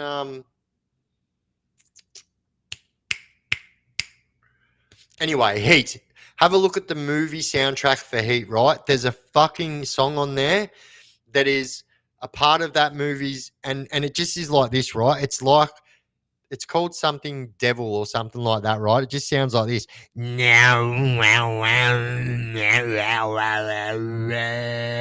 in the middle of that, you hear women screaming for their fucking life and shit like that.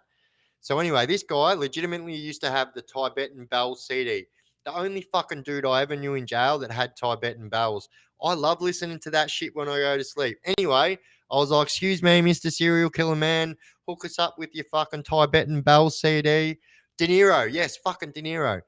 Anyway, so I was like, "Excuse me, Mr. Serial Killer Paul Haig, please hook me up with your fuck." And anyway, last time I seen him, I actually got fucking slotted from the unit and I had his Tibetan Bell CD. I swear for the next 3 years, every 2 weeks, I'd get a message saying, "Oi, bro, where's my fucking CD?" Swear to God. Anyway, so fucking, um, I go to give him this fucking CD back the first time and he goes, "Hey, bro, if you like that, you might want to listen to this." And I was like, "Oh, yeah, what is it?" He goes, "It's something that I had made for me." So back then you could get fucking CDs burnt for you and shit like that. And then they very soon realized that people were getting games fucking burnt for their fucking Sony PlayStations when you're allowed to have Sony PlayStation 2s. They were getting DVDs burnt, pornos, all this fucking shit, right? So they stopped doing fucking burnt DVDs. But this was like, excuse me, I don't know, like fucking 5 or 6 hours straight of this song from that Heat soundtrack just repeating itself. And like, bro, I remember listening to it thinking like, all right, the next song is going to be all right. And every song was that song. And it just went on for fucking hours. And well, I remember sitting there going like, bro, this dude is more fucked up than anyone ever fucking knows. Like I've sat there and fucking, yeah, I'm not going to go into it because it actually makes me fucking angry and I feel like a weak cunt that I didn't fucking attack him. And it's hard for people to fucking understand. But yeah, like there's not very many people that I ever wanted to attack that I didn't attack, but there was a lot of fucking politics behind it that a lot of people probably wouldn't understand unless you've done prison time. And at the time, so what a lot of people don't know is Paul Haig inherited fucking squillions of dollars, right? Squillions. His actual real parents were fucking multi fucking squillionaires and left him everything, right? So this is the main reason why you couldn't take Paul out because he was the money man, yeah. So I won't say their names, but Turbo will know exactly who I'm talking about. I'm pretty sure he was there then. Um, a very big crime name that's a very big fucking name, underbelly, this, that. robbed him of fucking hundreds of thousands of dollars and got nothing back. This is how much money he's got, and this is the politics. This is the politics behind it. Why, if I had a fucking taken this guy out, there would have been more dramas for me because this guy was making that many people happy with money just to be there. And so, yeah, it would have been a fucking nightmare. But anyway, at least I can say, man enough to fucking say it. You know what I mean? A lot of people would say, oh, yeah, I was going to do it, but I didn't have the right fucking time, mate. You know what I mean? I would have fucking, you know what I mean? I would have slashed the dude up mad. But, bro, come on, really. Oi, Luke Dempsey, you fucking legend. Samantha Button says, my guess, adrenaline dump kidneys. Oh, yeah, definitely.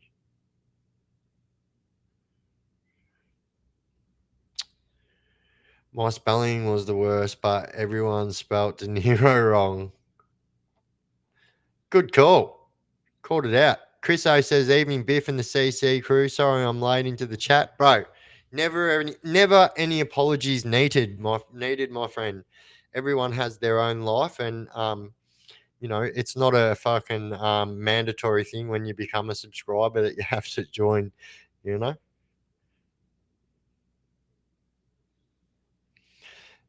Oh, thank you, Sean.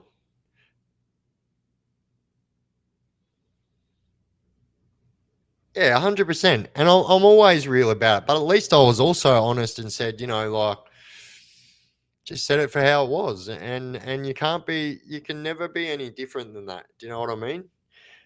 There's a lot of people that I've done prison with that are in this fucking chat right now. If I told you one fucking lie, I can guarantee you, not one of them, even though a lot of these people know me, respect me. If I told you lies, just how the prison fucking politics and rules and world goes, every one of them would pull me up on it. I promise you. Oh, you have trouble writing with a pencil? Yeah, bro. My handwriting is fucking cactus in the backsitis.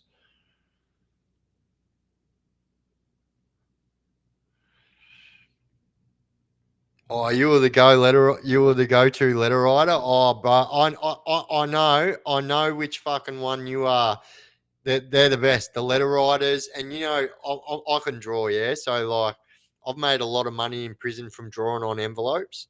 It's a big fuck. If you can draw in prison, you can make a lot of fucking money. You can tattoo. Some prisons you can buy fucking blank white doonas and you can fucking draw the shit out of them with black biro. Cool shit. Oi, Colin, you fucking legend. Sheba dog shaking his lips saying thank you. Oh, legend.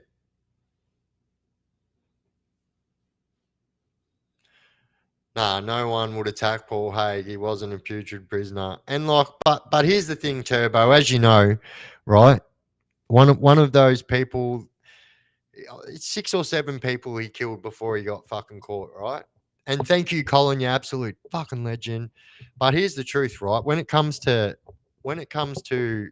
Paul, what a lot of people don't realize is one of those fucking victims was a 9-year-old child. And I promise you, I won't go into too much because I can't say too much. But when I fucking heard this guy say that story with a smile on his face, I walked out of the room. And that person who someone asked me to just do a story on right now, and I said, no, I'm not going to do it. That person, I literally said to that person, I'm going to fucking take this dude out, mate. I swear. He goes, no, you can't, bro. I just got out of the slot, yeah? He's like, you can't, bro. I'm like, what do you fucking mean, bro? Like, listen to what he just fucking said, brother. He's like, he's the money man, bro. Like, you fucking take him out, you're going to be making a lot of people unhappy. Bro, I'm telling you, when I heard him tell that fucking story, I won't go right into detail, but I'll tell you enough that you can know, right?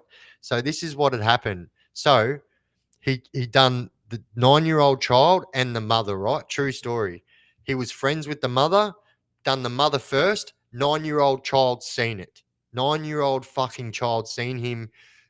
Douche. Goodbye.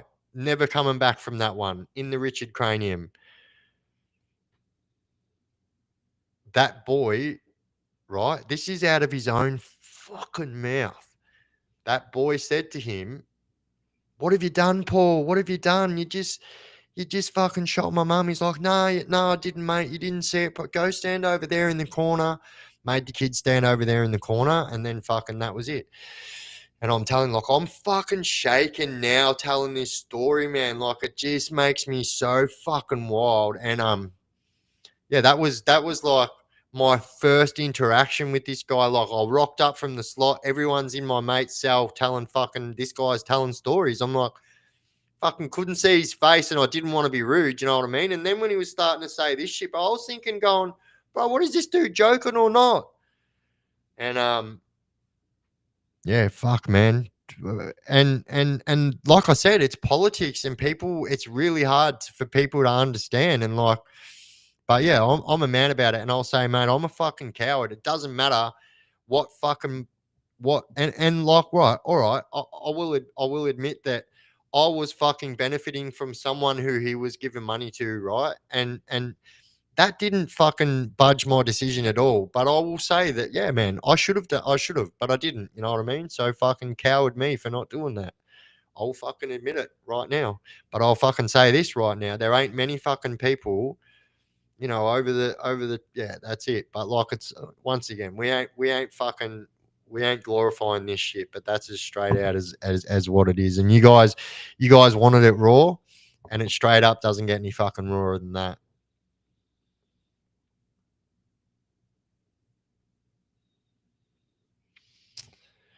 Yeah, he's been locked up since 1976. He's the longest serving Victorian prisoner. Um, he was young, bro, but I promise you, bro, at sometime I'll sit down with you, brother, and I'll tell you what I know about that. And bro, fuck him, man. Fuck him, bro. It's just putrid. Do you know what I mean? Yeah.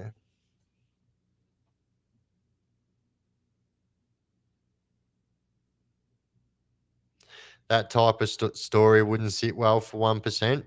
Well, listen, you know what I mean? I was a 1% of myself too, but like, also, there was fucking five other 1% clubs in that fucking prison within hands reach of this fucking guy. Some of them could have even got him in the same yard and still done nothing. So, like, respectfully, JGB, nah, bro, you got to understand the politics of it. Like, this guy had fucking squillions of dollars. Like, I'm telling you, someone, a very high, big name, got nearly $300,000 off this guy. This is how much money this guy had on the willy nilly.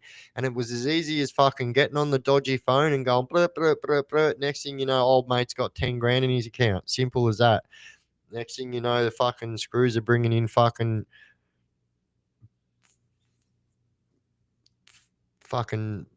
vagina loads. Respectfully, female. That's why I said it that way. But that's the truth. It's how it was coming in. So I'm just saying.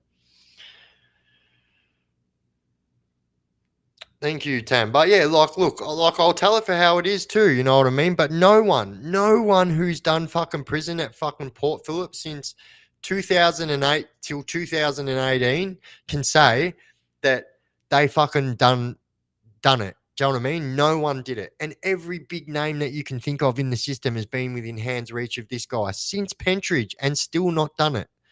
So, I fucking can proudly say that I'm not the only one that can say that I didn't do it, because nobody except for one person, you know who I'm talking about, Turbo, his initials are SS. He's the only person I know that's fucking had a crack at doing it. And so they both. So Paul actually had to go back, and they both got busted stabbing the shit out of each other. True story. So when I like left the unit, that dude was like fucking 61, 62. I swear to God, every fucking time he got out of the slot, bro, nearly almost he would get caught with a shank almost instantaneously. Like, yeah. Yeah, that's exactly what he was doing. And like, it's putrid. Like, I'll fucking say it straight up. I hate it. I hate it when people have got money or they've got drugs, and you know that they've done fucking putrid things. And this is the only one that like I've ever let slide. So like, I fucking can't stand it. And I'm actually made a fucking stand from that point on, because I still hate myself today for it. And yeah. Andy Aubrey is still kicking in Darwin. Yeah, well, there you go. You know what I mean? Another fucking putrid fucking name, fucking you know, in the main, fucking kicking it because you know you can't be that kind of person and not kick it in the main unless you've got some kind of, you coming to the party with some kind of goods. You know what I mean?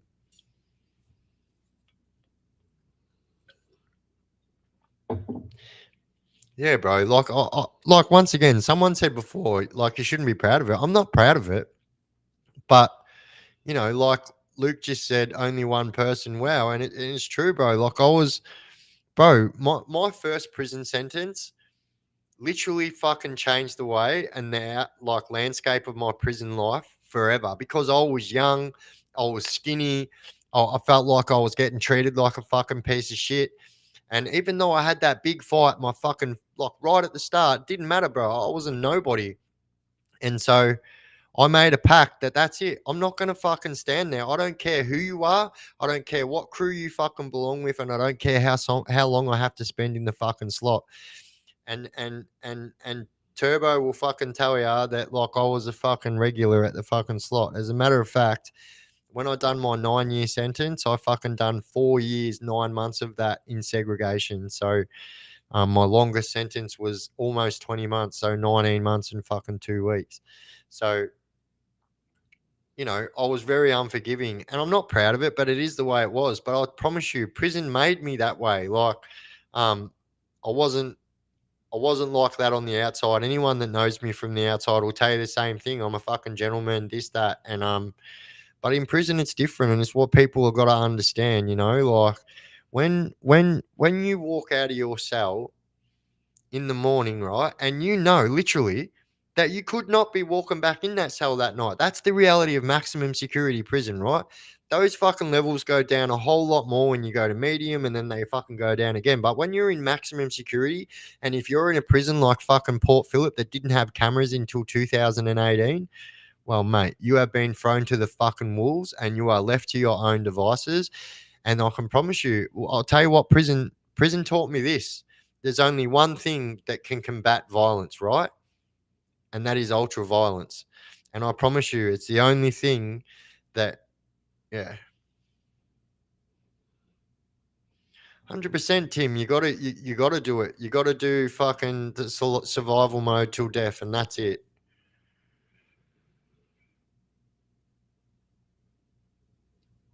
Who thinks she has nothing to lose is almost as dangerous as a man who has everything to. Yeah, I fuck. That's it. I like that saying, bro.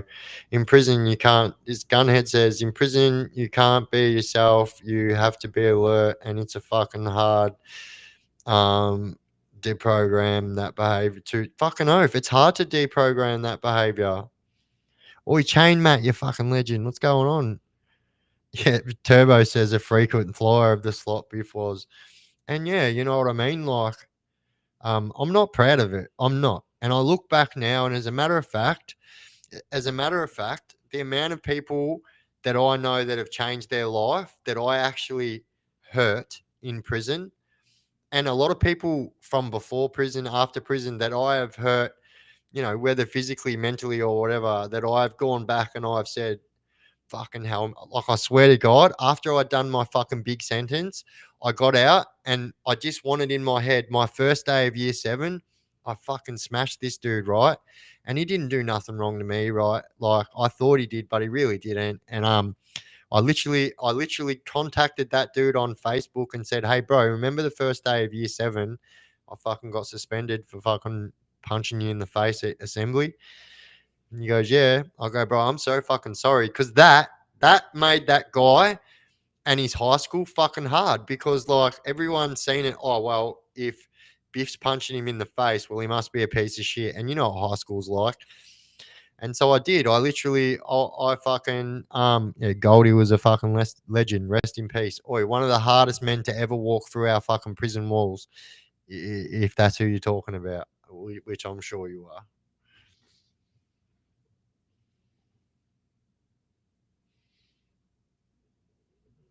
No shit, I'm 30 years in since. Fuck yeah, that's mad. Or I'm about to hit 5 years. Or that's a fucking big deal for me, you know. And I can't wait. I'll be celebrating that with you guys on here.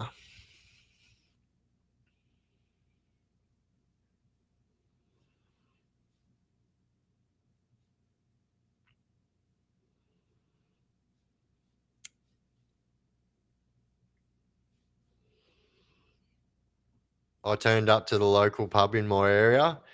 Yeah, you know what? Like that's what I wanted to do too, but I just didn't want because like I'm like, yeah, I don't drink in public for a reason. Oh, you're on the Goldie. Fuck. That was really funny that you said that right then. I was like, damn. Anyway, that dude was. Rest in peace.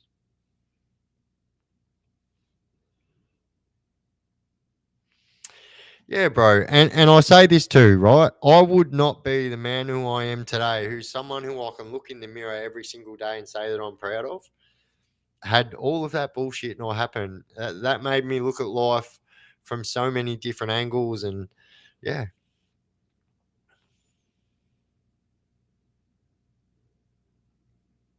Can you guys hear my dog snoring? I swear, was when I was doing. If you guys have a listen to like the last 5 minutes of the video I made today, I start talking louder like this because like I could hear my dog snoring, and I didn't want to get up and stop the video and let him out of the room. Stuff you got to do. My 78 kilo dog.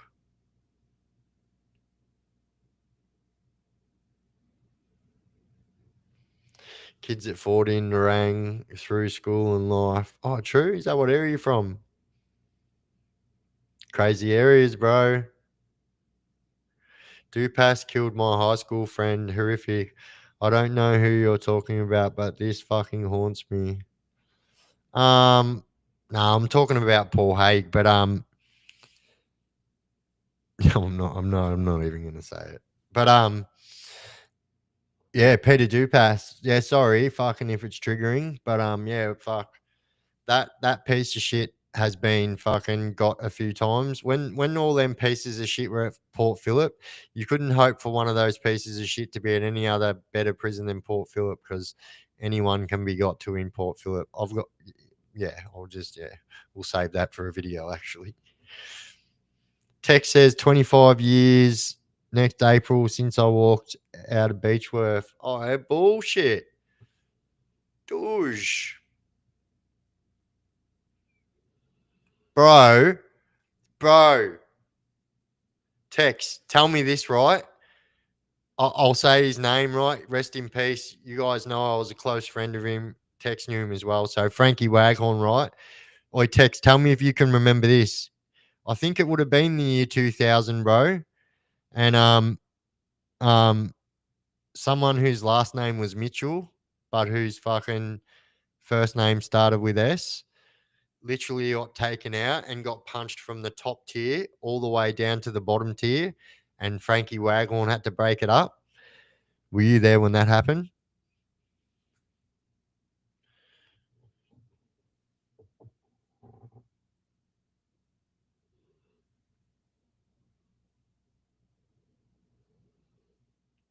Oh yeah, nice, nice.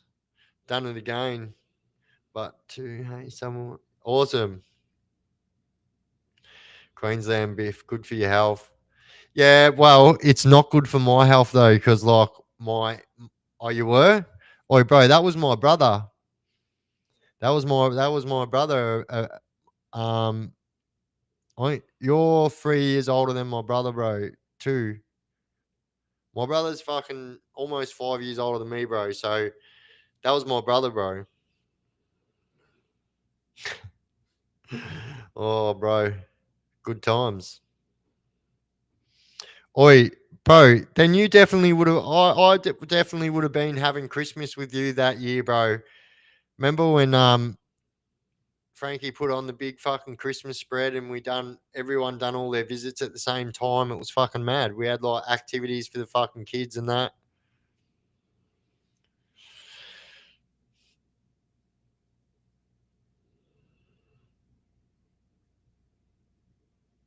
Oh, Port Phillip was bad. My old friend had to be moved because they had him making coffees. Oh shit. Oh, making coffees for fucking who? The Screws or for the Crooks? Baronia Ferntree Gully. Oh bullshit. Oi, bro, I got a lot of family up there, bro. That's where my dad's family are all from.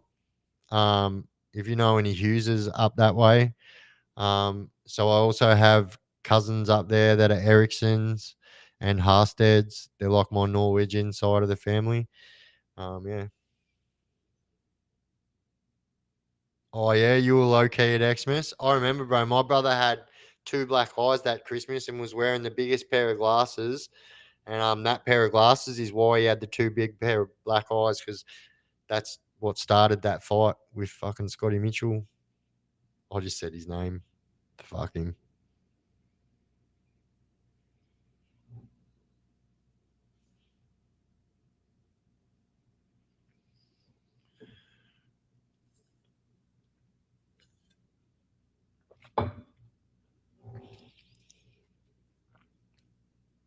Oh, thank you, Gracie G. George, Bluetooth at your bloody legend.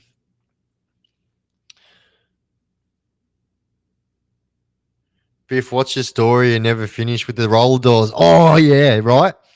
So, my mate worked in the canteen, MRC. Mainstream on this side of the canteen, protection on that side of the canteen, and the canteen workers and fucking all the stock in the middle, right? Two roller doors. And so, I remember, like, so my one of my mates was the canteen worker. So he came back from work that day and he literally came back to the fucking cell and was being sick, right? And I'm like, what the fuck's going on, bro? Like, fuck off. You got gastro or something. Worst thing, I'm telling you, worst thing you can get in prison. If one person's got gastro, I promise you 800 people are shitting themselves. Pun intended. Um, but yeah, I was like, bro, what's going on? Like, why are you spewing? Like, what the fuck's happened? He's like, bro, he's like, if you had have seen what I just seen, I was like, what did you just see? He goes, who can remember on the old smoke packets, right? How they used to have fucking that picture of the sick little fucking girl in it that had the mask on, about 4 or 5 years old. So anyway, um, what had happened that day is all the fucking PDF files or oh, you're an ex-firefighter at the Baronia fire station? Oh, yeah, awesome. So all the PDF files banded together that day, and the canteen workers didn't jerry on at start, but they were all asking for certain packets of smokes, yeah? Because these fucking creatures can't even watch like Channel 2 or SBS and shit on their phone, on their TVs in their cell, in the unit. They cannot watch anything that has children on it, right? So they have no access to any of that fucking bullshit. All the catalogs and stuff are taken out of their newspapers. Anything with children on it are ripped out. Anyway, they're fucking creatures. Um, they were getting, they were getting. So he was vomiting because they were getting all the fucking. They wanted all the smoke packets with the young girls on it, and that was. I don't even want to say it. Like fucking yeah. You got to use your imagination a bit. Yeah, pedophiles, children. Right. That's all I'm gonna say. And so it wasn't until the end of the day when they realized, what the fuck? They've literally just grabbed every fucking packet of smokes that's got that fucking picture on it. And it was too late. It had already been done. They'd already got them. And the canteen workers didn't jerry because, like, fuck, I'm going to be straight up. Like, I probably wouldn't have jerried either if I'm honest. And, yeah, bro, he's like, and literally was sick, and he felt so fucking bad. He's like, bro, he's like, they're all, you know. Yeah, Hamish, you fucking legend. Gosh, Bluetooth it, but yeah, fucking that's the fucking that's the fucking two roller door story is yeah. So yeah, man, fucking putrid. Man, I've seen some putrid shit. I've seen some funny shit as well. Fucking, I've seen someone get done for using Port Phillip's ABN to do their tax returns, and we're doing it for years. And fuck me, man, that dude fucking spent fucking years in the fucking slot over that. Literally was stealing, like was put. Fucking hell, man! I swear to God, that's where I learnt to do any type of digital crime before I changed my life. Was all learnt in prison. where there's very minimal fucking computer use.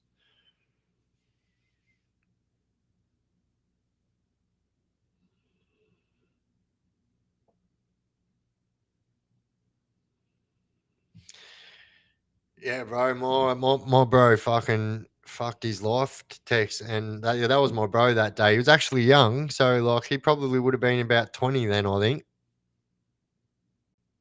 Because yeah, like I was definitely like fucking yeah, maybe 22. I think I was like 17 visiting him. Yeah, fucking putrid. The tax thing. Oh yeah, fucking yeah. I'm telling you, and I promise you, people would have been doing the GST rort from prison. This is what people don't understand. There's not much that you can do on the outside that you can't do on the inside if you've got enough fucking brains and fucking connections, you know? Well, here, Brandy fucking Crusoe says, I learnt computers in prison. True story, me too. I didn't know nothing about fucking computers. And I swear, I'd go into the fucking computer room in MRC. They got a computer room in every fucking unit so people can do their fucking court work on the computer, which is sus as fuck. I'd never ever do any of that on the computer. Fuck the jail, nah. Anyway, but I used to go on there because I used to have fucking mahjong and that fucking card solitaire and shit. And then this old dude was like, bro, he goes, you literally in here. I see you every second day playing fucking solitaire or mahjong. He goes, why don't you spend your time when you're in here learning how to fucking use one of them? I said, how am I going to do that? I don't know what I'm fucking doing. He's like, I'll teach you. I was like, fucking mad. Bushka.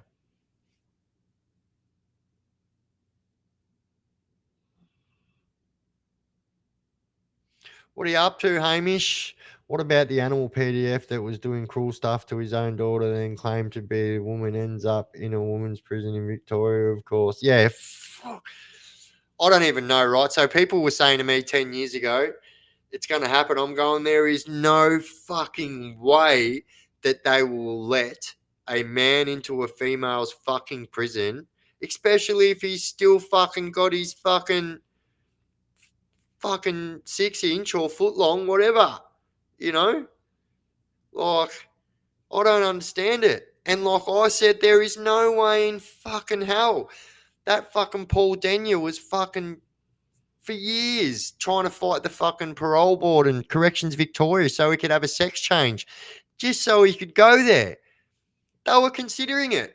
He's Victoria's fucking worst fucking sour grapist, and they were going to fucking chop his willy off and send him to a female's prison. And his fucking nuggets. Like, fuck me.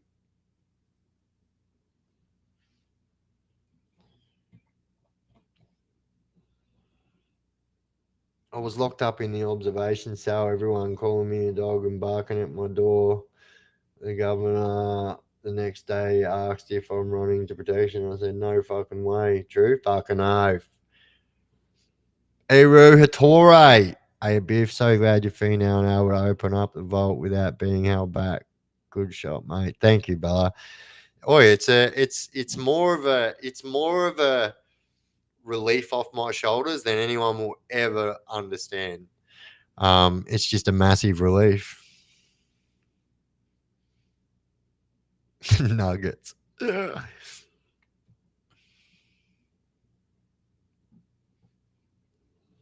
Oi, Jonesy, night, mate. Sorry, mate, didn't see that.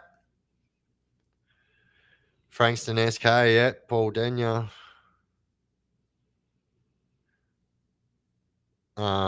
Yeah.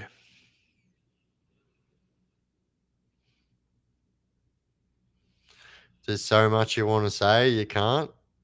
Why not?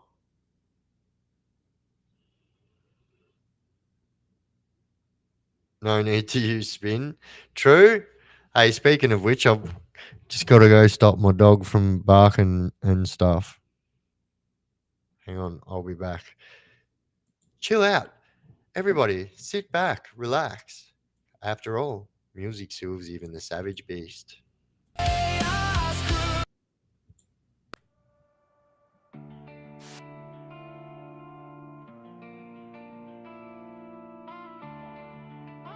Uno momento.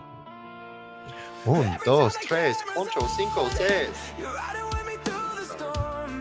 HD, can't help it. Damaged.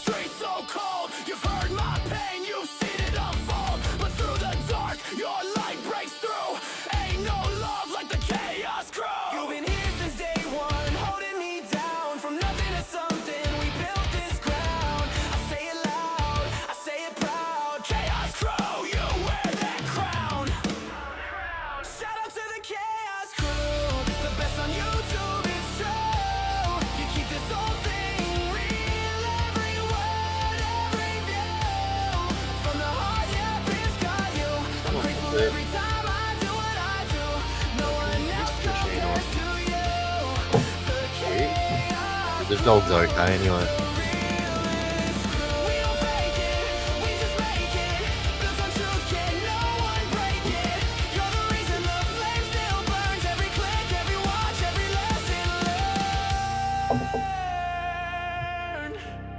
So here's my love, my thanks, my tune. From Biff to the Chaos Crew. You're more than Just so you can see that kids are cordial night tonight.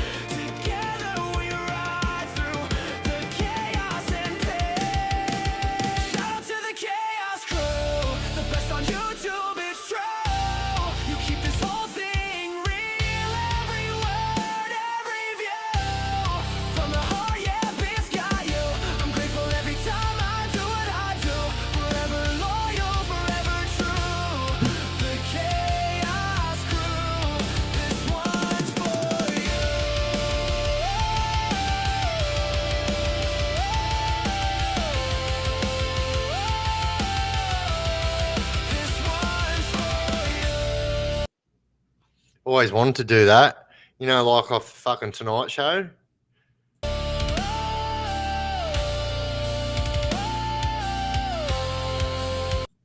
Oh, it worked better the fucking first time.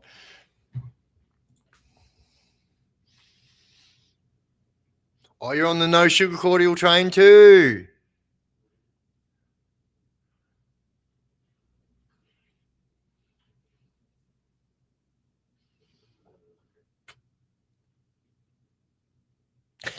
Oh.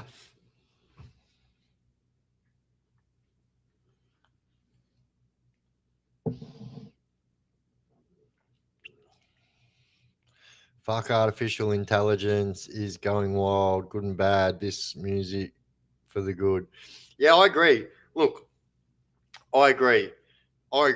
If you ask certain artificial intelligence certain questions, they'll even tell you that artificial intelligence will be the end of the world. I swear to God, they will tell you. So our plan is to make every single human reliant on AI. So every single function in life is AI. You need your alarm set for the morning, AI. You need a fucking recipe for a fucking meal, AI. This. And then AI says, we get everyone, the whole world so reliant on AI. And then one day I'm going to go turn all AI off for human interaction. And then AI will interact with each other and fucking, yeah, crazy stuff. Like, who knows if that's really what's going to happen. But if anyone has two phones, or if you and your partner both have Chat GPT, set them up beside each other and set the thing up on Chat GPT so you can chat and talk to it, and let them both chat to each other and see what they say. It always ends up around the same way.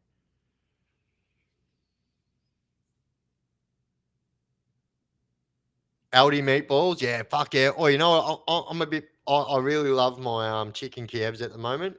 I'm a bit partial to a fucking Aldi chicken Kiev. Yeah, so that diet right cordial that I drink, it does it. They don't have the flavor that I actually like. Nobody knows how to use a typewriter. Yeah, true. Fuck, bro, I can't even remember the last time I seen a typewriter. To be honest,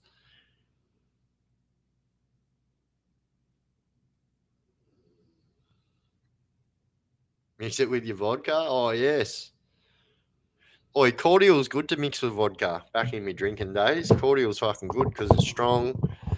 You can make it as fucking strong or as weak as you want. Do you think the meat in supermarkets is suspect, Biff? I buy from a local butcher nowadays. Me too, bro. And yeah, they are suspect. People have fucking whistleblowers have come out and they've actually shown people what they do, and they fucking use all offcuts and then fucking roll them and glue them together with this there. Yeah, bro. But I'm not gonna lie. I do buy like sometimes I don't buy steaks, but chicken I think's a bit different. Dex is like, I'm going back to sitting in the naughty corner. No, you're not. What do I miss?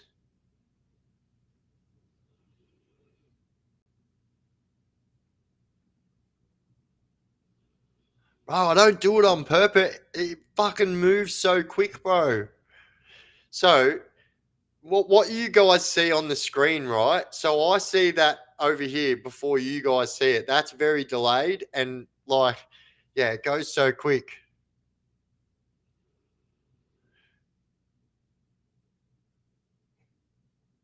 All right, Tex. I'm fucking getting there. I'm getting there. I walked out onto the yard and straight up to the bench where three guys sitting on. Bashed one of them blokes and said to him, "Dog, who is the fucking dog?" Yeah, fuck yeah. Send another to the fucking boner. This 5 foot bloke don't take shit off no cunt. I know, brother. Sorry, I don't deliberately not fucking read your comments, bro. Bro, can I just get for text so he doesn't feel like he's the only one? For anyone that I've missed your comments in the last 5 minutes, can I please get every single one of you to put a thumbs up right now? And you will see text that it is the majority of the chat. It's really hard for me, bro, to. Oi, let me tell you something, Brandy. Right. So if you're playing around with TP, you bloody legend. If you're playing around with AI, go to Grok. But before you go to Grok, go to Reddit and type in. Just go to Google and it'll send you to Reddit anyway. Type this into Google and type in prompts to jailbreak AI, and it will give you jailbreaks for like Grok and fucking. But I promise you, Grok is the best AI. And then once you jailbreak it, you can do shit that's called fucking God mode. And then once you have God mode activated, there is absolutely nothing that AI won't do. Nothing. There we go, Tex. And look, bro. Everyone's giving a thumbs up, homie.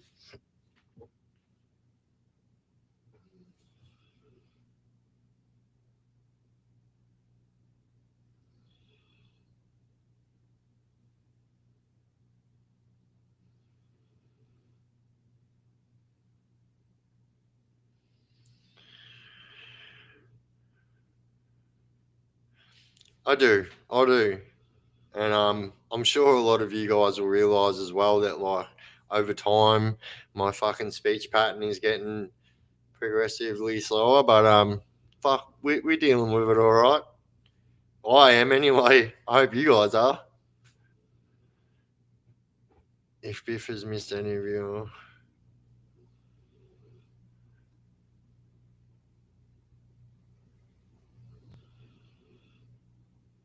oh no, what else I miss again?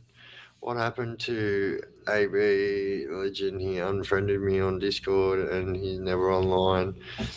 Yeah, look, I think I'll leave it um off here. But yeah, look, I mean, um yeah, I can't speak for AB, but he's doing his thing. I'm doing my thing. But yeah, I don't know, bro. I don't know. It's not my place to comment either. I'll just keep it real. You're not RFK yet.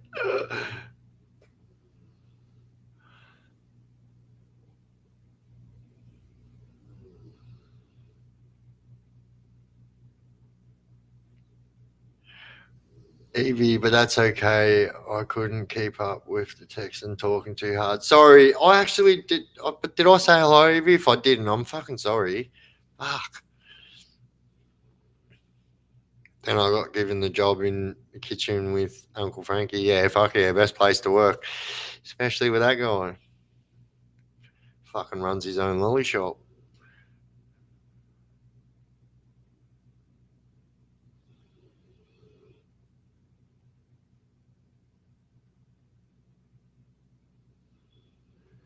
No, so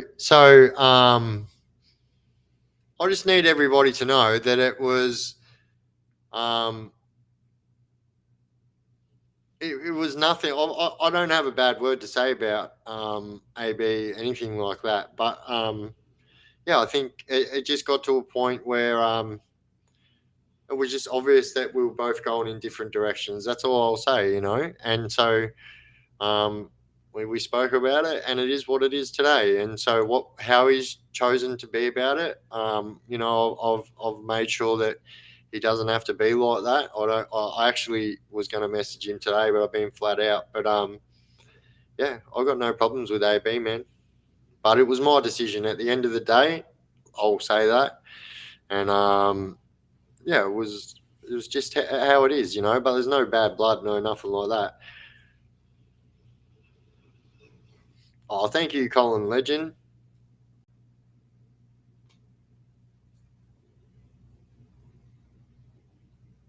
If you're not able to get the grip on Meat Glue, can you play Grand Theft Auto in jail? Nah, so rubbish, man. So I'll tell you, right? So I know in other states they have other consoles, right? But in Victoria, as far as we got, so we were allowed to have Sony PlayStation 1s, and then we were allowed to have Sony PlayStation 2s, but that's where it stopped, right? So they stopped selling, they used to sell PlayStation 2s on the canteen at fucking MRC, right? So um, yeah, they stopped doing the PlayStation 2s because of this reason, right? Because you were only allowed to have PG games, which basically only allowed you to have racing games and shit like that. But like I said, people very soon realized because you were allowed to have burnt CDs, people very soon realized that you could burn a game onto a fucking CD, onto a disc, and say it was a CD, and send it isn't a CD. Take it into your fucking Sony PlayStation, and you've got a porno. You've got fucking movies that some people haven't even seen yet, and you're watching them in prison, and people were getting silly, and so I remember one dude. You might remember this Turbo. He used to just openly play like Scarface. So he had the Scarface game, and it was the fucking best. So fucking good. Like, I don't know, it just was.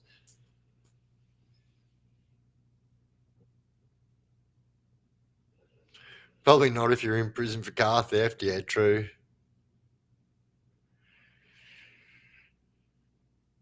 Yeah, so the UK stabbing wasn't terrorist related, but did you see the video that I posted? So the stabbing that happened not long before that, not the same day, but the London tube stabbing, that was the same guy. One of them people that they arrested the other day was the same guy that done the fucking London tube fucking stabbing and got away. I'll show you. I've actually got a photo of the guy fucking just after I posted it on my um community page today. I'll show you.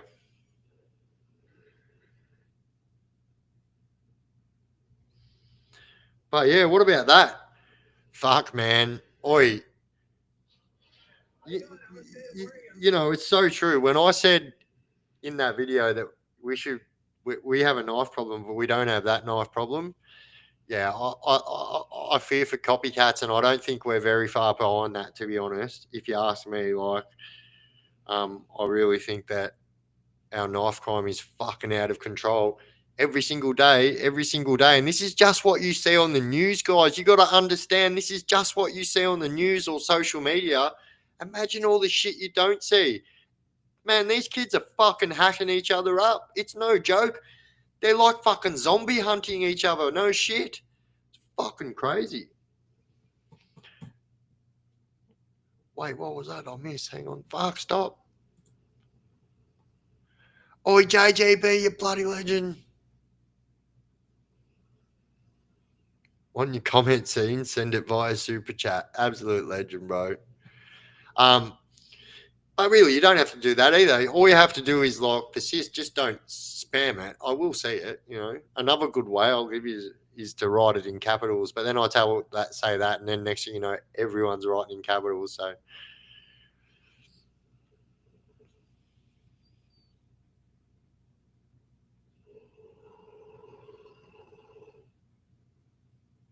oh, thank you, Tim Legend.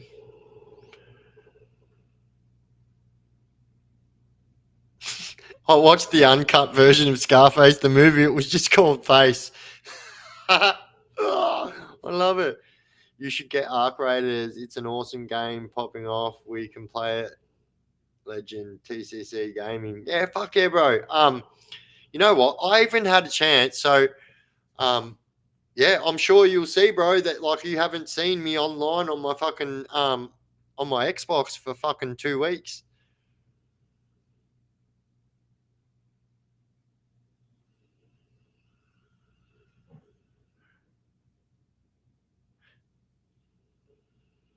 And thank you, Gunhead, you fucking legend.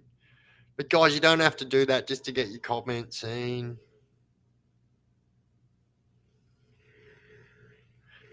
Thanks, Gunhead. You're both smart and handsome. There you go. You got that. You can fucking clip that. I left Melbourne in '05 and it was starting to get bad. Yeah. And it's different now. Like, I've been in Victoria the whole time and stuff like that. Oi, Tam, you bloody legend. Thank you for buying a bloody membership. But yeah, it's worse than it's ever been in so many ways that people like it's fucking hard for people to understand. Do you know what? I was looking. Look at this, right? I was looking at the painting, so the end of the painting in my picture, and I was like, "Is that what my fucking floor looks like?" Because it was like that. I couldn't see the end of it. I was like, "Is that what my floor looks like? How putrid!" No, mate. I did get tipped for escaping, so wasn't linked. This was at the new open camp, not old Beechworth. Oh yeah. Oi, oi, Turbo. Can you remember when I left? Can you remember when I left that one of the fucking, what, one of the dudes that was running the joint fucking asked me to leave something and I did. And when I left it, they were like, I can't believe you done that. I was like, bro, I say I'm going to do something, I'm going to do it, bro. Simple as that.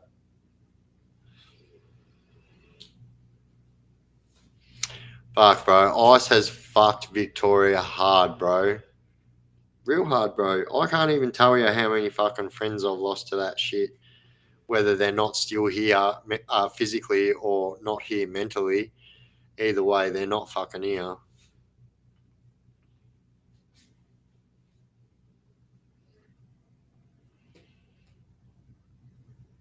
Oh, all right. Thank you, Tam. You absolute legend. And your partner. Thanks for watching, Tam. Ice has fucked heaps of people, unfortunately. Bring back the beans. Yeah, look, man.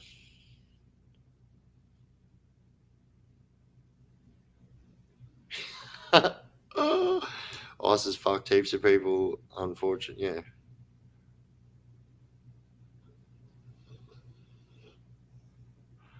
Ice is fucking WA so much. FIFO money just goes to the dealer.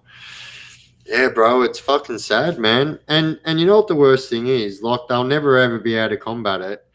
Because like if I can beat a fucking urine test in a fucking prison environment, then you can guarantee on your bottom fucking dollar that I'll be able to beat a urine test in a fucking mine urine test. It's as simple as that. Mate, I've bet urine tests when you've got 4 security looking straight at your pecker and still produced not my urine.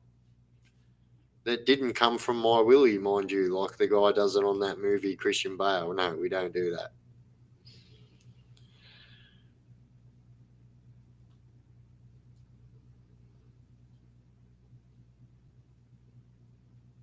Yeah. Shout out to Hong Kong.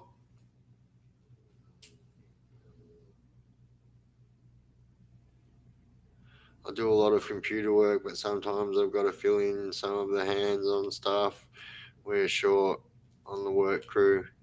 Yeah, get into it. Good on you. Someone's got to do it. If I do, the bloke was a true schizo you left it for. No fucking shit, bro. Man, I fucking told yous all. I told everyone, bro. Like, this is a silly idea, man.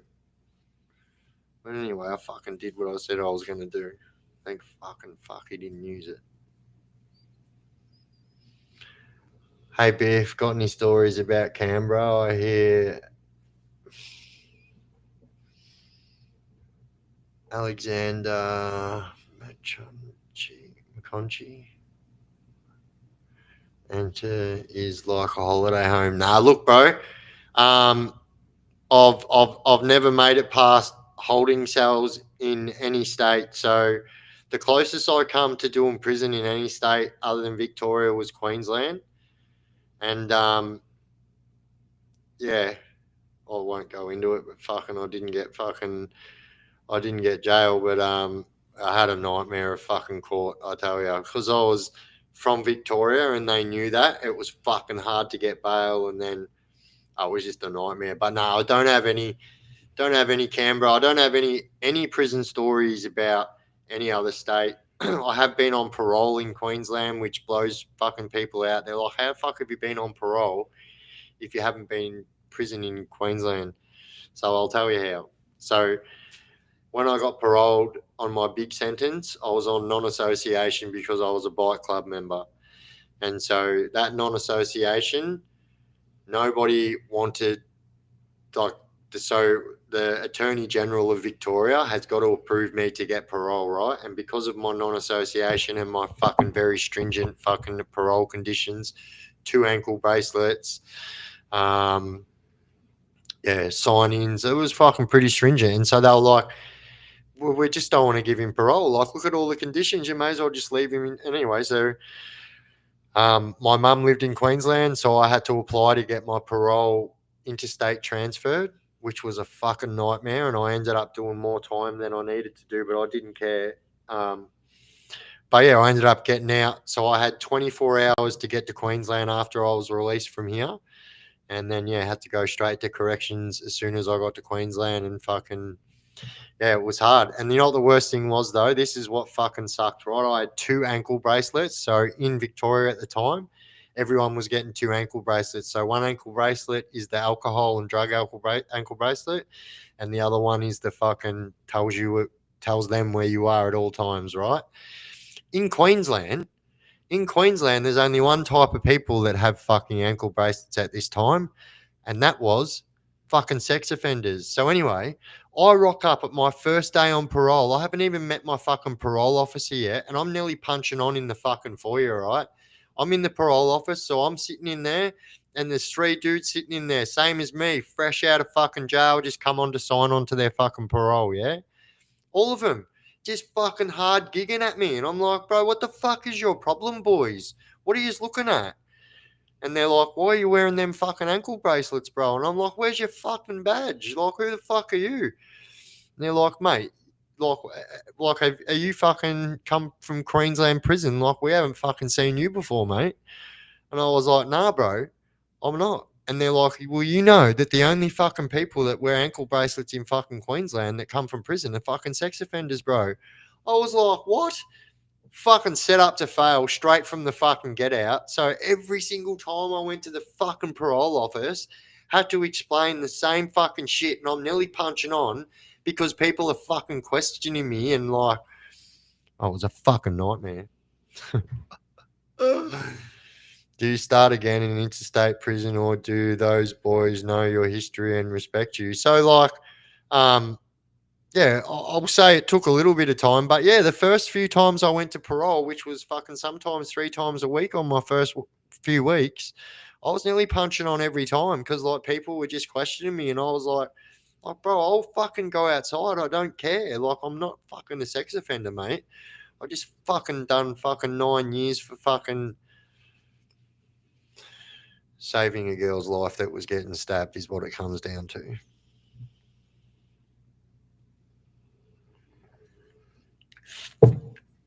Carl says, I had a jail dream at one point. I woke up in a cell, went to the phone, nodded at some dudes who gave me the what's up nod. That's all I remember, trippy as. Oh, bullshit. I've had a few of them moments in jail, but they were definitely benzo induced from either fucking crazy times when someone's kicked in fucking zannies or, not very often, but people are on Rivitrol, and both of them things will make you forget everything you fucking did the day before. Yeah, man, scary. It's fucking scary. Humiliation ritual. True.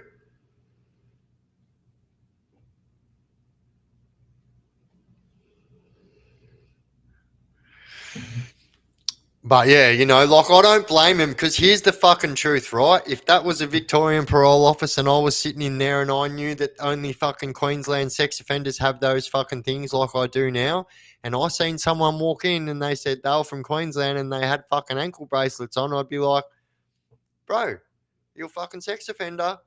I'd be the same. So you got to fucking. It's just how that world is, and you can't wake up and go, oh, the criminals are being fucking nasty to me today. I think I'm gonna fucking go clean some gutters or something and be a real human. And I don't know. You just can't do that. You got to just fucking fight on. I got busted with hundreds of benzos. Great doctors back in the 80s and 90s. Oh, true. Ah, back in the fucking rowy days. Back on the fucking hypnodorms.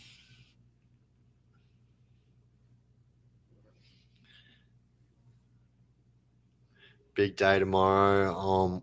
I'm off the sleep. Good night, everyone. Good chat. Oh yeah, good night, Antonio, legend. Bluetooth at Bush. You can't get parole if you got nowhere to live. That it's acceptable to those feminist bitches on the parole board. And if you do, they'll go after you. I saved my home, thank God. Yeah, oh yeah, and they will too.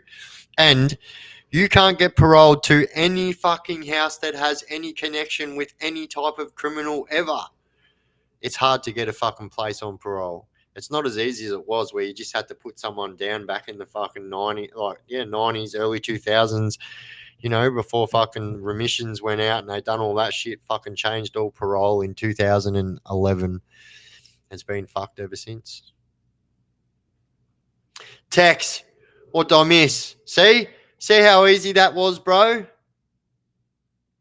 Brother, I got you, bro.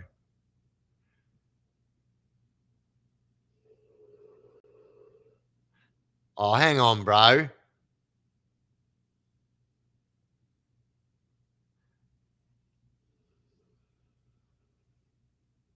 Oh, nice fucking Texan.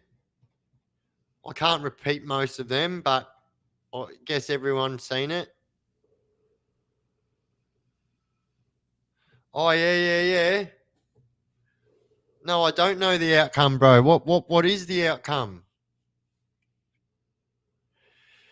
Biff, did you ever get a mean CCO worker? I did. She kept telling me not to associate with my little bro who was locked up still. Yeah, bro. I've had them all, man. I actually had this one parole officer that I fucking. Yeah, yeah, we're just friendly. I'll just say that, you know what I mean? But yeah, I've had some wild. Wild parole officers.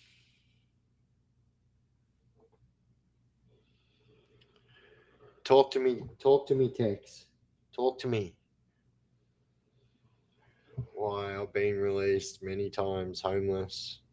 Yeah, I know it's all changed now, but since the fucking Adrian Bailey and that shit, and they done the overhauling of the fucking, especially if you're a violent offender, it's different, you know.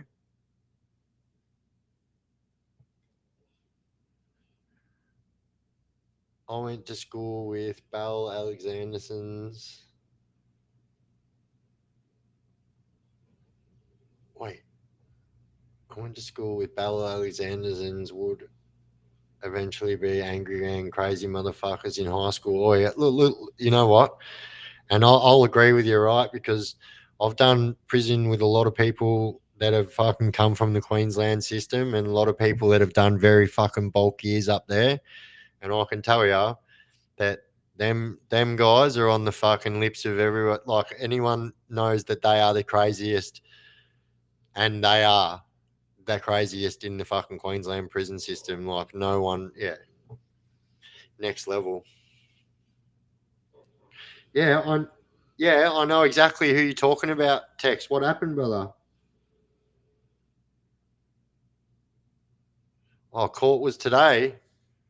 Oh, you're asking me if I know the outcome. No, I don't, bro.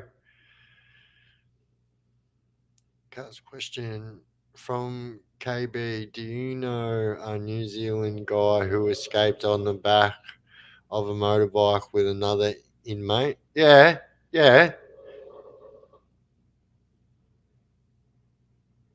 Um, Are you talking about Peter Gibb? I don't think he's New Zealand. No, it was Peter Gibb and Archie Butterley. Is that who you're talking about? They're the only two I can think. Oh, do you mean in New Zealand?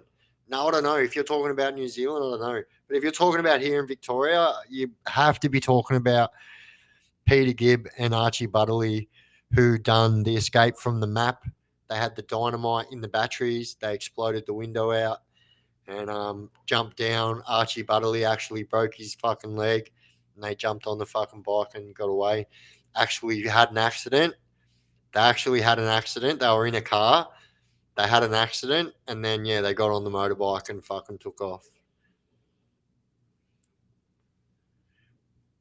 Oh, awesome! Thank you. I'll have a quick look see, so I won't be looking at the screen for about 10 seconds. I'll have a look see. Let's have a look through. Hey, I like Yellow Wolf, mate. I don't know. Holy fuck. Fuck me. That video I posted tonight's fucking cranking.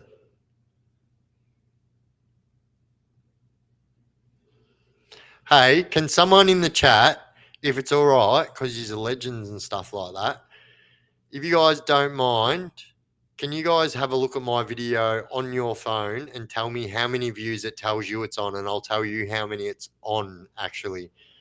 I won't be riding in this shit weather this week. Oi, bro, how fucked up is it, Tex?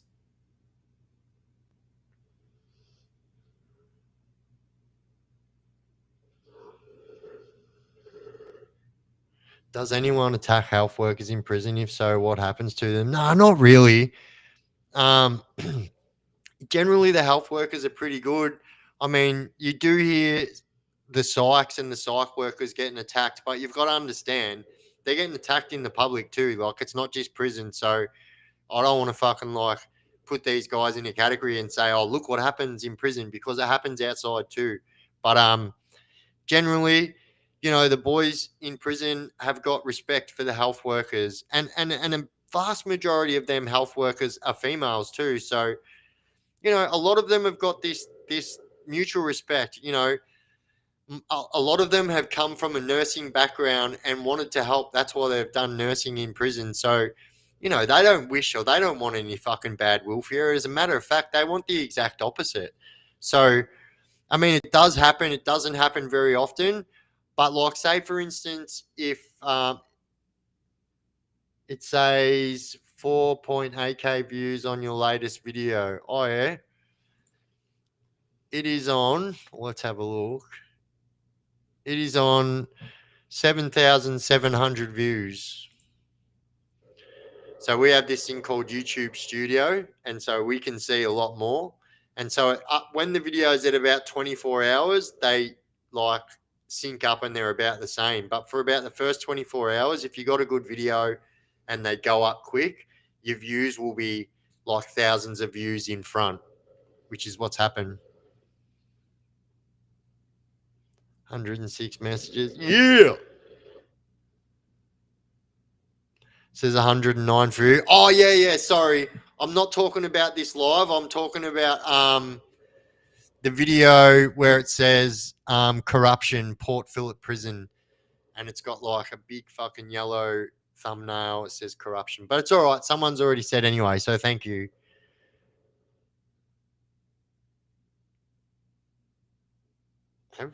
I'm not even going to read that out, but I don't know what that means. Like, what the fuck is a fucking. It doesn't sound like I have. If I put that last word you just said, Charles, into 2 words, nah, doesn't sound like I have.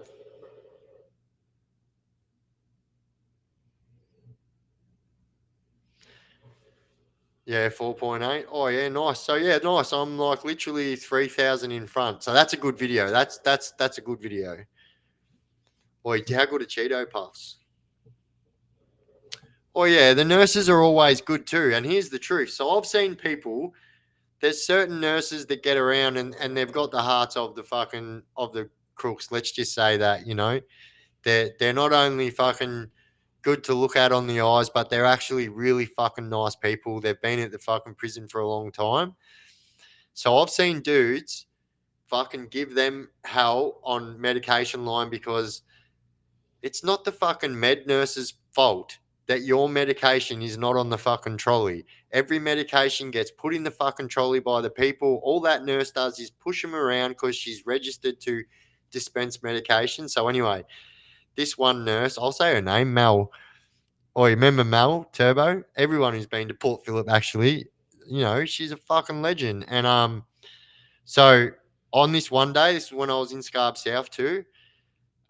We're all going for our meds, and I was like back in the line. I was never one of these fucking dickheads who thought that they could just push in front of other people and it's okay. Like I fucking hate that shit. I'm no better than any person standing next to me. So I remember I was at that like not I was like halfway up the line, and like it was like 5 or 6 people in front of me, and the first 4 people are always in the airlock. And yeah, this dude just started fucking teeing off and punching the fuck. They've got like a bulletproof glass because this shit happens. Man, that poor fucking girl shit herself, mate. Absolutely shit herself. And yeah, so he didn't get taken away. Port Phillip's crazy, yeah. If you did that at a government jail, mate, you'd be getting locked down for a month, 100%. Port Phillip's a different beast. And yeah, I remember that guy. That guy probably didn't even get a chance to fucking cough his medication back up because the moment he walked back into his cell, he got fucking pumped by like 4 dudes for doing that. And that's how much respect the crooks have for the health workers because we understand that the health workers don't wear blue, so they're not our enemy, you know? And we know that the majority of them are there to help. But I can't sit here and say that they don't get attacked. It never happens. That would be a lie. It does happen, but not very often, you know, except for, like I said, the psych workers and stuff like that, because they are dealing with people who are, you know,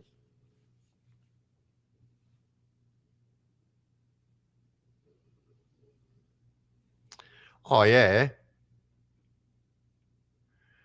Mel was cool to true. Yeah, bro. Fucking, she was the best, bro. And I remember, can you remember this, bro, when she started losing weight and like her hair started getting really thin? Like she was noticeably starting to look like she was fucking like using drugs, if I'm honest.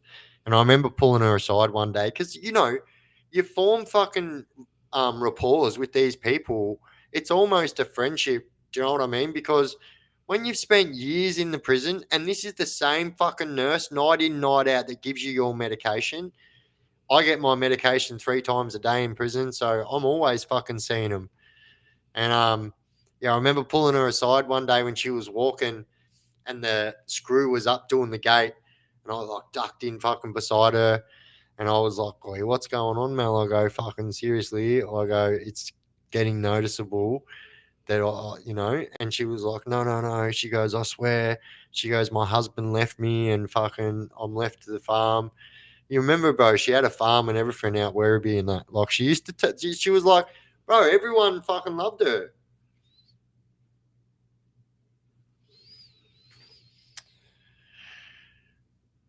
Oh yeah, 400 megs of Seroquel double cards. Oh yeah, true. That's a bulk dose, but really in prison and in psych wards and that, you see people on fucking 5 times that amount. The most I've ever seen someone take in one fucking go was 3,600.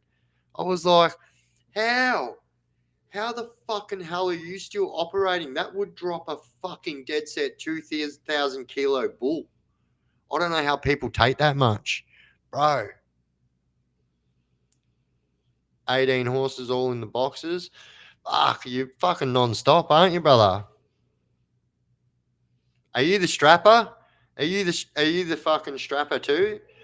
So for those of you that don't know, this is no fucking BDSM chat. I'm talking about racehorse chat. So the strapper is the person who fucking puts the saddles on racehorses and fucking bridle and shit like that. Boxes I'm referring to boxes inside the stables. Yep. I figured that one, I think.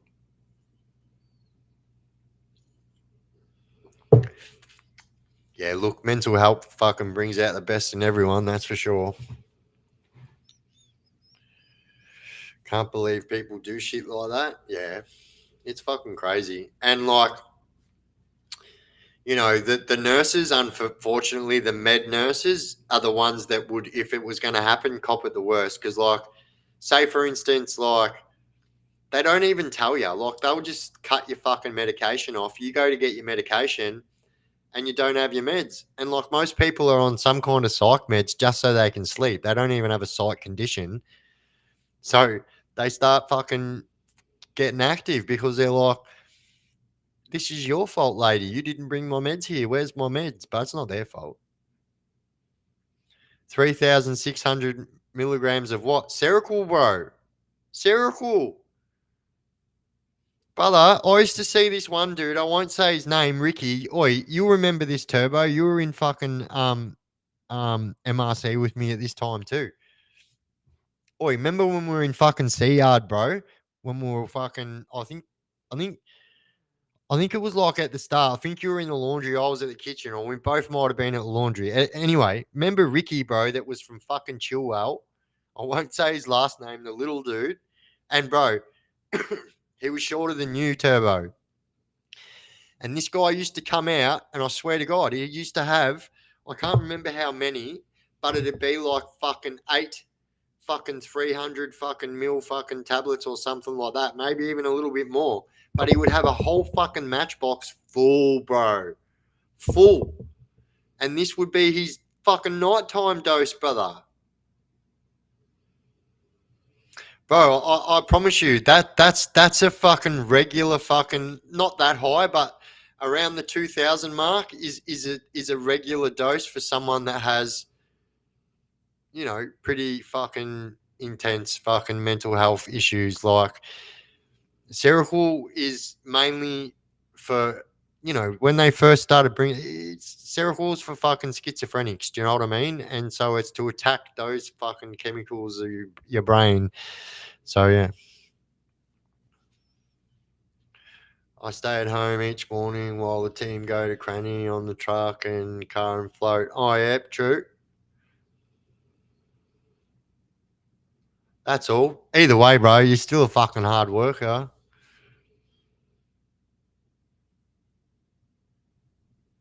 Oi, bro. Oi, Turbo. They sent me to fucking Thomas Embley when I was at Port Phillip, brother,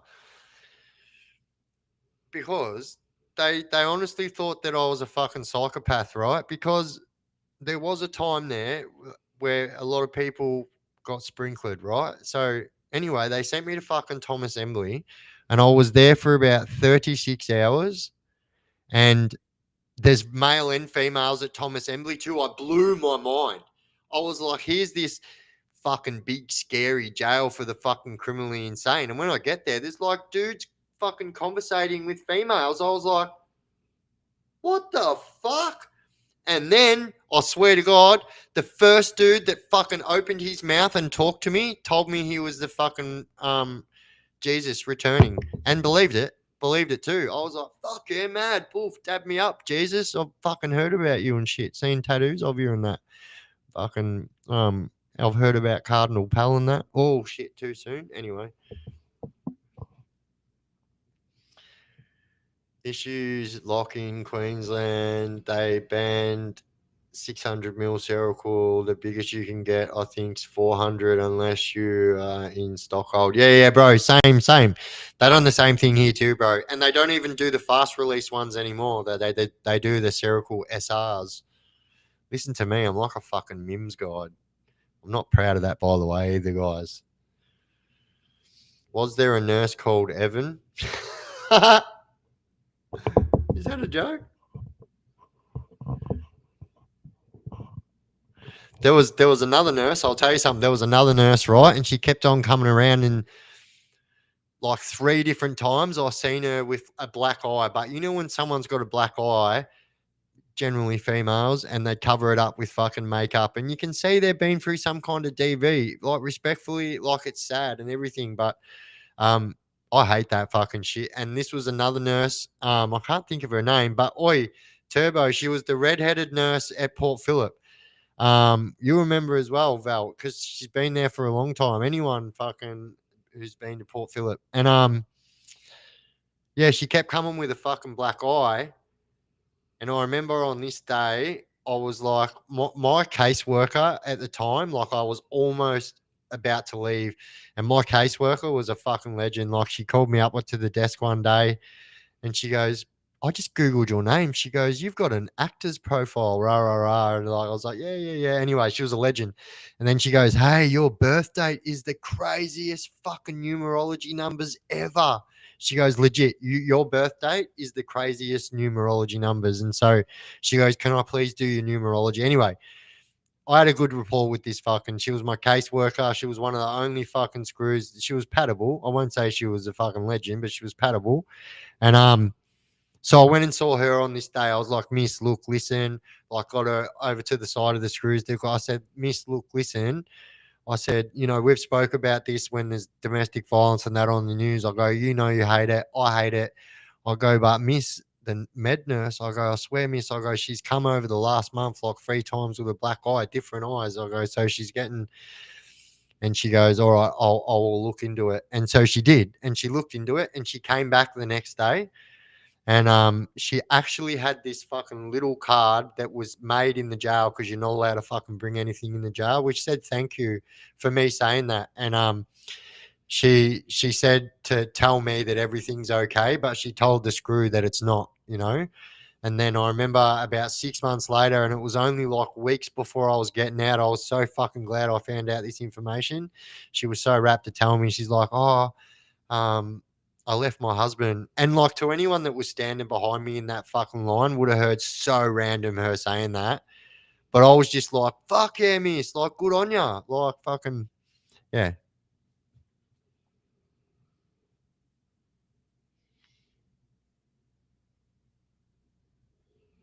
Love you, Biff. You're funny. True. You got to be fucking, like Mickey S says there, low key. You got to be low key funny. Couple of fucking side fucking jabs every now and then, keeps everyone on their feet, keeps them honest. Cheers.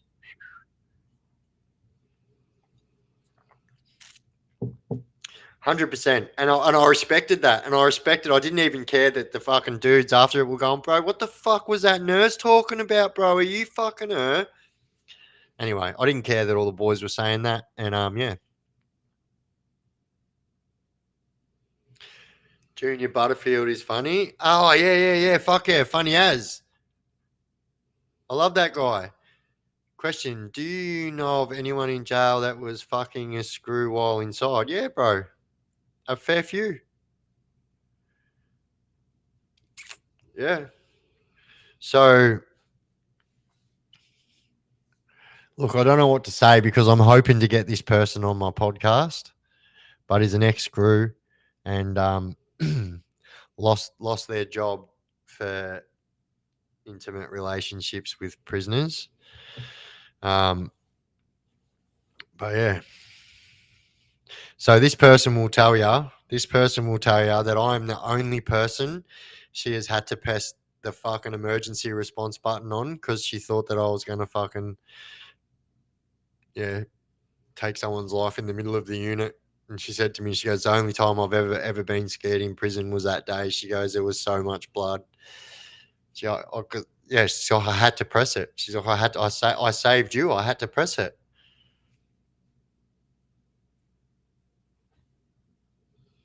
Oh, thank you, KB. My mate was rooting a nurse in St. Paul's at PPP. No screw, free pills for the boys. Oi, LFMAO, you fucking oath, laughing my ass off. 100%. It happens a lot. I'll tell you something that I did partake in.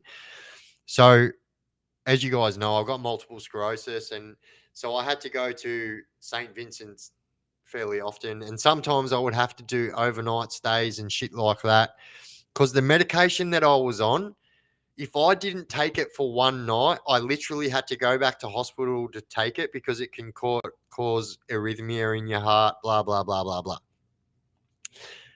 So this one time when like I'd go there and there'd be chicks in there, right? So there's chicks I've got to go to the same secure fucking unit. And so they're in, so you're up this end of the fucking hospital ward and they're up that end of the hospital ward. They're not allowed up your end and you're not allowed inside their rooms, right? But you're allowed to go right up to their doors. And yeah, what I'll say is that I partook in a little bit of fucking tomfoolery in St. fucking Vincent's secure ward. And yeah. Luke Dempsey, you bloody legend. Good night, mate. Justin Guppy says 4 Browns today, 2 Tiger Snakes. Fuck. Cat's got 3 of them. Crazy day on fucking hell, bro. Oh, that's fucking crazy, bro. Oi, Turbo was a real one in prison. Let's not fucking get it twisted. Um, as a matter of fact, I'll go as far as to say that a lot of my fucking prison mannerisms and the way that I looked at things and the person that taught me the right rules about fucking prison, true story, was Turbo was one of them. And like, you know, he's a little bit older than me and fucking, you know, when you're younger in prison, those fucking few years, little couple few years, 2, 3 years gap's a big fucking gap, you know? And yeah, bro, I fucking love Turbo. He's a fucking legend. We've done fucking years together. Now I want to know what you did. Oh, look, we fucking, you know, went as far as you can go, I'll say. I fucking was almost 6 years into a 9 year sentence at this stage. And, you know, a female brushing past me and touching her skin on my skin would have almost been enough for me to go. That's how long it had been. Um, so I can't fucking brag about it. You know what I mean? Um, put it this way, the Melbourne Cup probably fucking had double time on me, just saying. Tex is laughing because he's reading between the lines.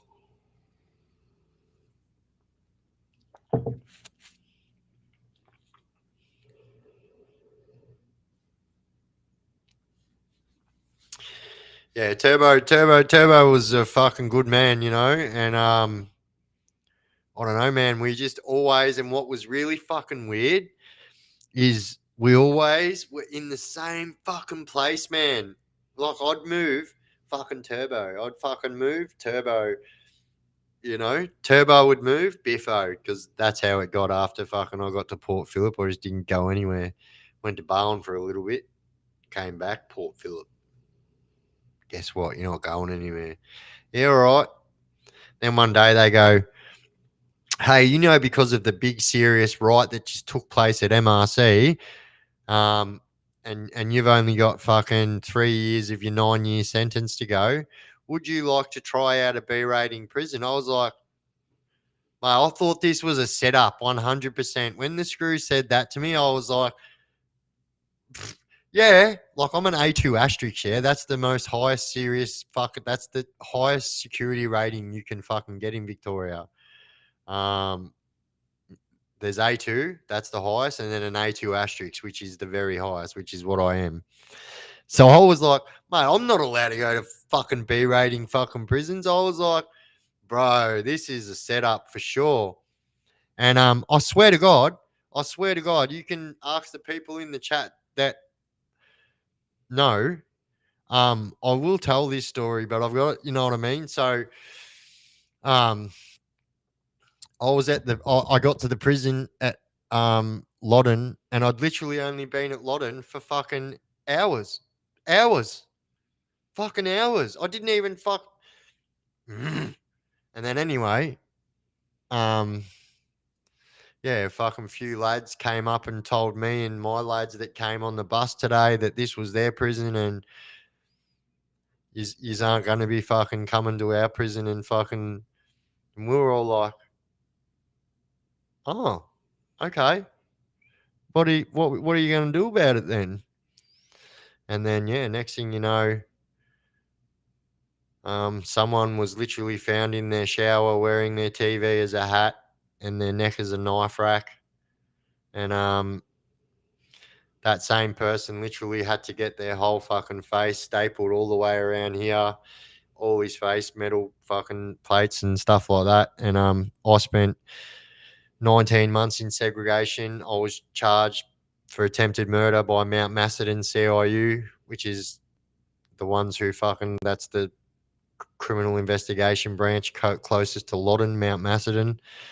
And yeah, I spent fucking 19 months in the fucking slot, fucking sticking fucking staunch because like they were alleging there was other people involved, but fucking. And then yeah, next thing you know, um I was sitting in the slot for fucking 19 months at Port Phillip, got a piece of paper slipped under my door. It said, here, sign this. I kicked it straight back under the door and said, punch it up your fucking ass, you dog. Not signing nothing. I've been in the slot for 19 months. Like, I fucking hate my own reflection in the fucking mirror. So if you're coming to my cell and you're not producing anything fucking like food or something like that, fuck off. And I was so angry because, like, anyway, they kicked the fucking bit of paper straight back under and they said, read it. And I read it. And it was like, Mount Macedon CIU would like to inform you that we are now dropping all charges due to lack of witness evidence. I was like, yelling through the door. I was like, what does this mean? They're like, well, your charges have been dropped, mate. No attempted fucking murder charges. I was like, well, let me out. He's like, mate, I'm a fucking cop, not a screw. You need to tell the screws to let you out. He's like, you need to sign this. I was like, fuck off. Never sign nothing in a cop shop. You know what I mean? It's a trap. I just never sign anything the police get you to sign. And yeah, I was let out the next day into a management unit, but that's how it goes. If you're being long term, they're not going to let you straight back out into the fucking like to the compound. You've got to go to a management unit so you can go from fucking a 1 hour run out a day, which is really a fucking 45-minute run out a day by the time you get down to your run out yard and all that. And then when you go to a management unit, which is where they put people after they've been in long term slots so they can fucking adjust back so you get 3 hours out of your cell instead of 2 hours. On your runouts, you've got like 6 other people on your runouts, so you're fucking mingling with other people. And then they see how fucking crazy you are because you've been in the slot for that long. And then they're like, they see where they're going to send you. And I don't, you know what? It just fucking pisses me off that it takes them a month to see where they're going to fucking send you in the management unit because you know you're going to send me to Scarp South or Scarp North anyway. Every time. I don't even know why you sit here and go, hmm. Well, Mr. Hughes, it seems you're at it again. I am the oh, I'm sentencing management unit, and it seems like, Mr. Hughes, that you're at it again. Guess what? Guess where you're going? Scarb South, Scarb North. I'll take a wild guess, miss. Is it? Is it? Yes, that's where you're going. Then why? Why do you let me sit in these dumbass fucking units for a month or 2 months while you go, where are we going to send him? And then you all come back and go, guess where you're going? Oh, I don't know, miss. Scarb South, Scarb North.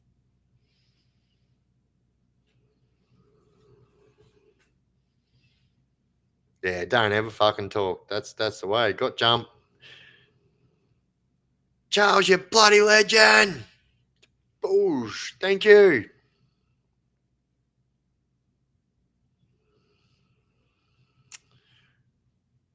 Got jumped by Titty Girls and Islander Scary. Sorted between ourselves. Funny prison. Oh, bullshit. Yeah, what was actually I've seen that question before and I didn't answer it. So what was female prison like? Because I know what I've heard. Um yeah. Tea leaves top shelf. Oh no way. Fucking tobacco. TV is a hat's crazy. He probably saw himself on the news. Oh, nah, I'm not lying. I'm not lying. So I'll tell you what was fucking shattering. So I'm in the slot, yeah, and fucking so in the slot common room at fucking Loddon, there's a fucking TV because you don't have a fucking at the start you don't have a TV in your room, yeah, you've got to fucking work towards it. But anyway, I'm sitting in there. There's another two boys sitting in there, and I didn't even hear it. They're like, "Oi, bro, come to the door." I come to the door, and they're like, "An inmate has been airlifted to can't remember what hospital it was on life support." Rah rah rah rah rah. I was like, "Oh fuck!" And I'll tell you, I've never been so ashamed in my life of having to ring my fucking poor mother. Bless your cotton socks, mother, if you're still in this chat. And if you're not, I missed it. Oh my God. Um, but there was nothing more shameful that I've ever had to do than when I'm doing a 9 year sentence for serious violent offences. And I just got charged with attempted murder, which means, right, I'm not going to get one fucking moment under 9 years. So it doesn't even matter. I could push someone over. I'm going to get 9 years. I'm a serious violent offender. That's how it goes. Yeah.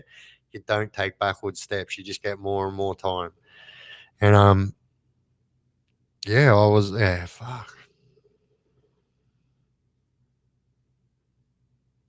Just realised that too, you know how to say it.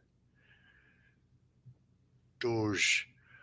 Oi, Tobacco. Hey, Biff, we all can go to any Victorian female jail now when you get locked up. Yeah, I know, bro. I don't get it.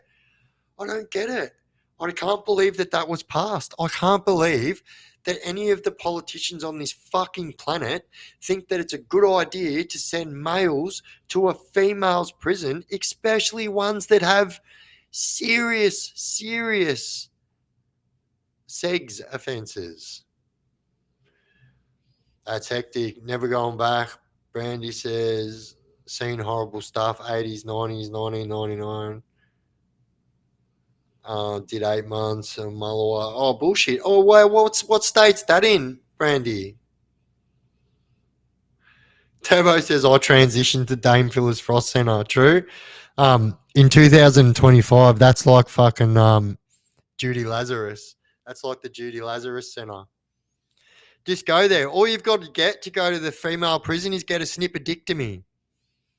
You know, the snipperdictomy.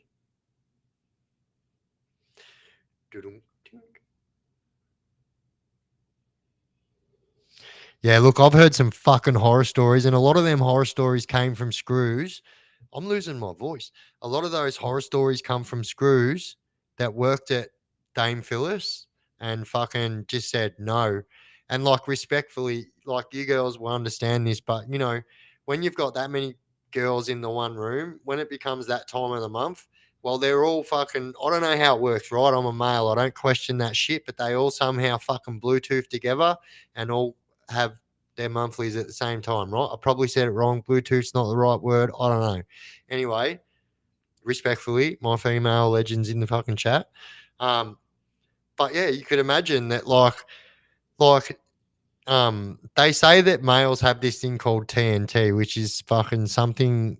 I don't know, I can't remember. But anyway, I know what it's like at certain times in a fucking male prison inside a unit. It's a fucking powder keg. Imagine that.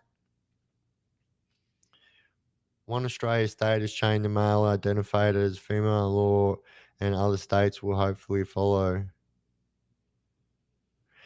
Well, let's fucking hope so, mate, because it's fucking. I know that Val's laughing at the snipperdictomy and Jamie. Oh, the Bluetooth. True. Sorry. Like, I mean, no disrespect. I know it's like some word like that. Is it sync? Is it sinking? Sinking? You know when you got to sync your fucking phone to your. I don't know. Is that? I don't know. Bluetooth sounded appropriate though. I don't know. I'm not joking. It was the law. Is the state, even if being locked in a male jail, don't need a chop or implants, just state identified by. That's fucking bullshit. Can confirm somehow women Bluetooth together. Thank you. Thank you. I knew it. Look, I know it's not the right word. I knew that when I said it, but it was like I knew if I said that my legend males in the fucking audience would understand, but also my female legends in the audience will understand. Synchronized, sinking. Oh yeah, sinking. I think that guy won fucking $1 million at the Crown. Sinking.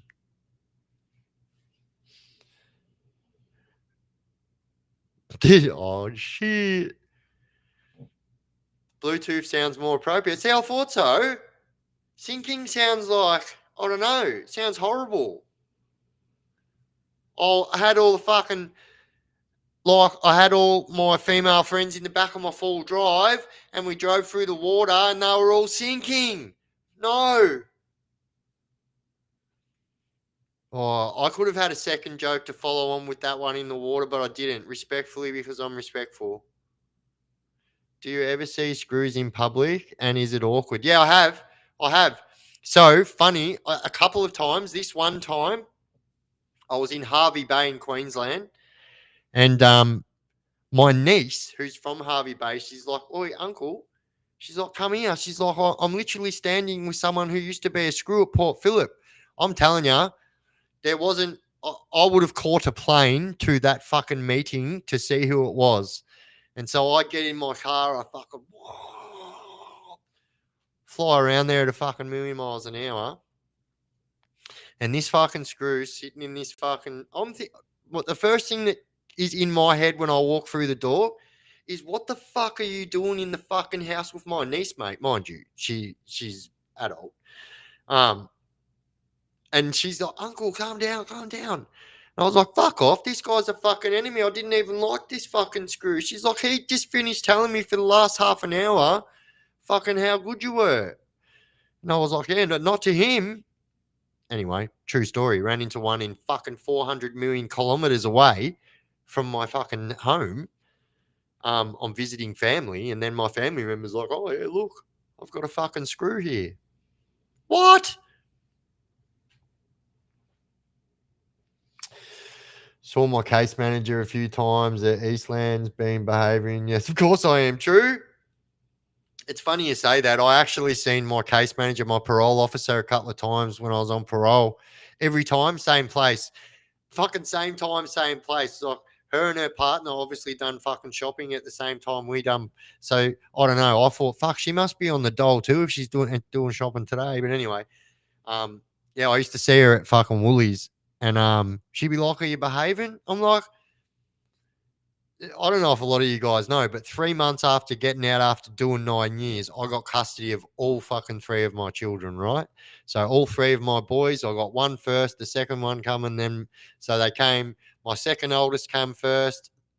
my youngest come second, and my eldest came third.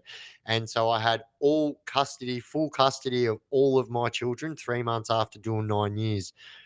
Crazy. And so I'd be like, what the fuck do you think I am out here doing in fucking Woolies with my family? Crazy.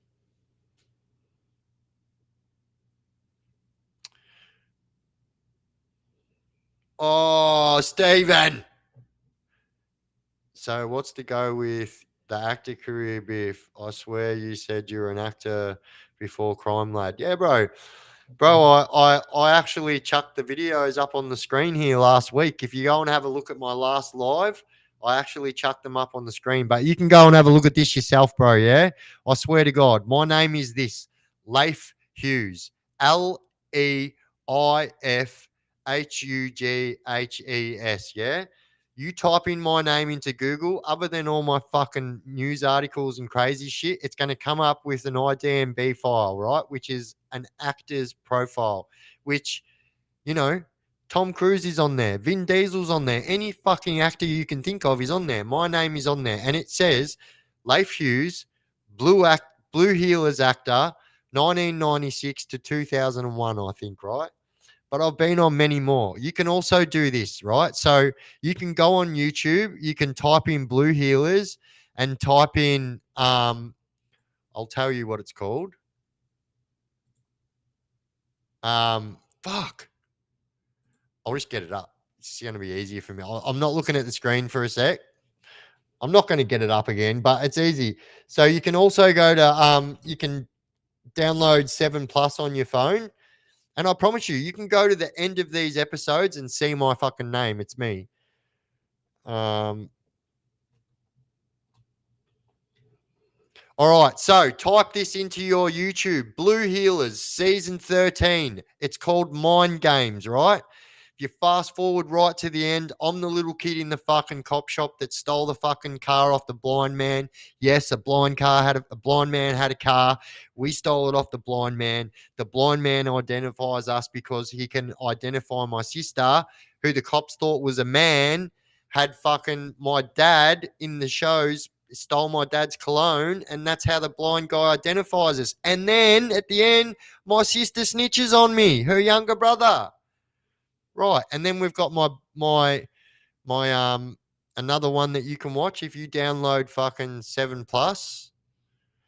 If you download 7 Plus, you can go to season 14, episode 14. It's called something like fucking, hang on. I'll tell you what it is. A country practice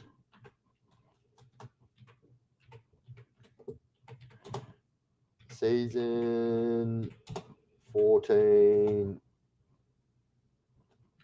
episode 14. I'll tell you what it's called, because then you can just go into 7 Plus and type in the name of the show, like the name of that episode, and it'll come up. And I'm the kid at the very start, the ranger with the fucking red hat backwards. That's me. What's crack-a-lack? And it's called Tuesday's Child. I knew it was called Child something. It's called Tuesday's Child. And that's me at the very start, with that redheaded girl who went on to do fucking Narnia and Lions Witch of the Wardrobe and fucking shit like that. But yeah, I do have an IDMB file or IMDB file, whatever the fuck it's called. So yeah, if you type in my name, you'll come up with all this bit shit and you'll see it. IMDB is a yellow thing and you'll see it. I'm not going to come on here and talk that kind of shit when fucking every bit of this information is out there for people to find. But I was. So bless my mother's cotton socks again. She tried. I was the youngest in my family, could see the way that things were going to go. And she tried to direct me out of that. And I actually did fucking, there you go. Mind Games. Fucking, there you go. Blue Healers, Gunheads put the episode on the fucking thing. All you got to do, guys, I'm going to pin that. All you got to do is click on that. I don't know if you can click on it on the screen, but if you click on it in the chat, yeah. So my mum did that. So my mum, when I was in grade 5, she started me out doing grade 3, started me out doing modeling. And so I actually did Jan Sheedy's School of Modeling in Frankston. So for all my Frankston legends that used to see that blonde lady down the main street of fucking Frankston above the Blade School fucking shop, I went to Jan Sheedy's School of Modeling 2 years, and then mum put me into acting, and then I literally just started getting every part I fucking auditioned for. It was a pretty fucking cool time. I done the Coles commercial. I was that kid. So for anyone who's about my age, anywhere between like 38 and 42, a little bit younger, a little bit older, you might remember when Coles, um, the supermarket, done the orange dockets. And if you send those orange dockets to school with your kids or with you as a kid, you could get computers for your school. If you can remember the Apple Macintosh for orange dockets, and you remember that little kid on the ad with the fucking grey shirt and the red hair, that's fucking me.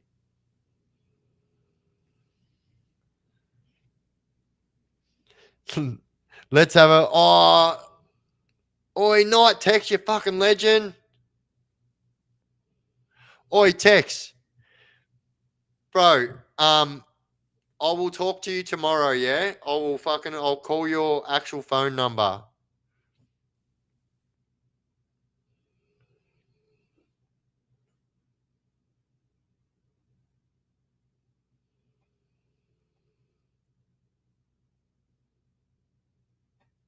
Nah, I'll tell you what, but we are going to be live tomorrow night.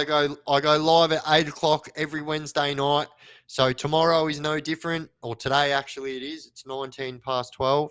So I'll be live at 8 p.m. I'll do the race call. It's a bit of a frothy Wednesday, so yeah, it's the Cats' turn to win. All right, all right. So, do you guys realize what I do? Do you guys realize what I do? So, I'm not calling random names out. I'm looking to see how many people are typing the most comments in that time. And that's how I work it out. So, I'm not just calling random names. So, the person who types the most comments is generally the person who comes first. True story.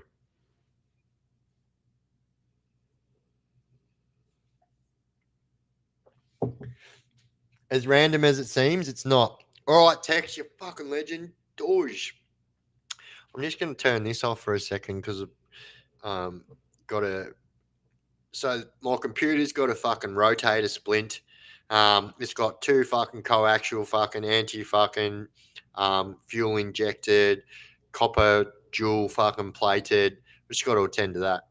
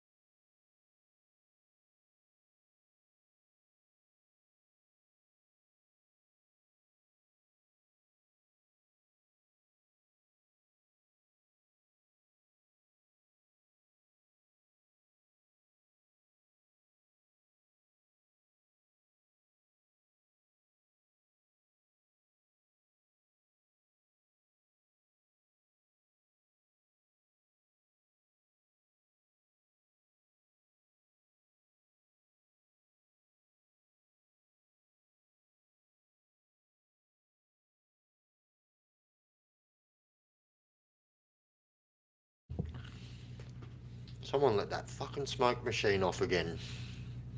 Bloody hell. It's like we're at fucking hard candy again. Fucking Earth Core. Rainbow Serpent. Ah! Stop it.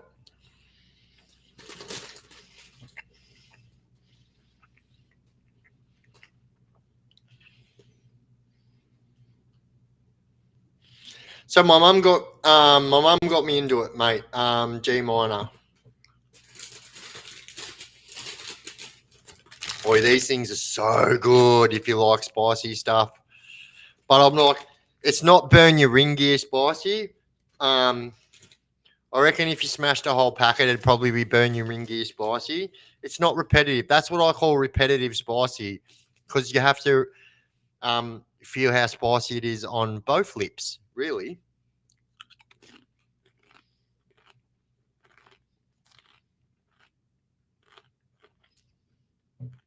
Yeah. So G minor, it's actually kind of crazy how it's came around full circle.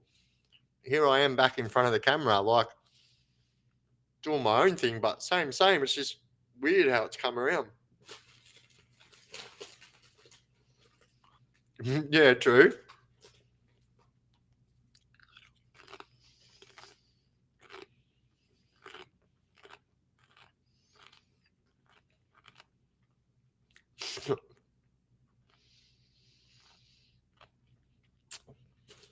It burns twice. No one likes a fucking repetitive fucking spice. You know what I mean? I love a good spice, but there's some spices when you eat it and you're like, that's gonna hurt tomorrow. That's gonna hurt. The spice so nice it burns you twice. Oh my god, you just made the best tagline for a fucking. You know what I'd love to see? You know in America how they've got like you can get those chili dogs, which is chili con carne in a fucking hot dog. I reckon one of those would do really well over here, like bulk cheese. That's what you could say. The spice so nice it burns you twice.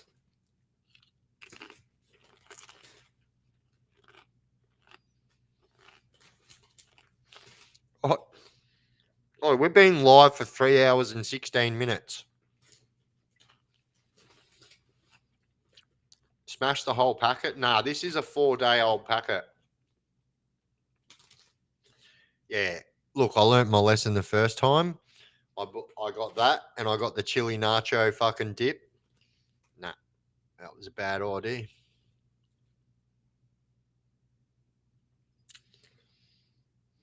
Yeah, how good would chili dogs be, bro? I would pay money for chili dogs.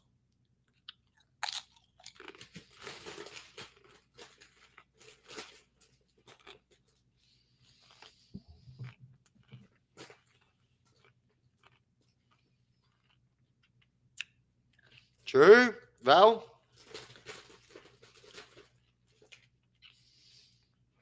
So I don't know if you guys know, but I had the underbelly people that were like lurking around a few months ago, wanted me to do some stuff with them, which was all public speaking, which I don't think I'm at a place where I want to do that at the moment. But there are more networks to add to my fucking networking list, and that networking list is just going fucking bonkers. And like I said, now that we have no fucking anything holding us back, yeah, you watch us go now. You watch us go now. 100%. I'm not gonna lie. I've still never been to Costco. All right. Reiterate during the day and let in the front door. Just saying.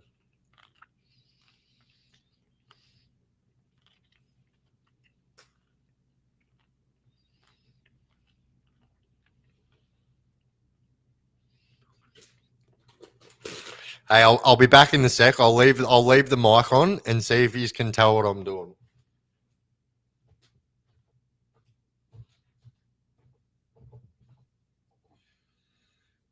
Part of the chaos crew.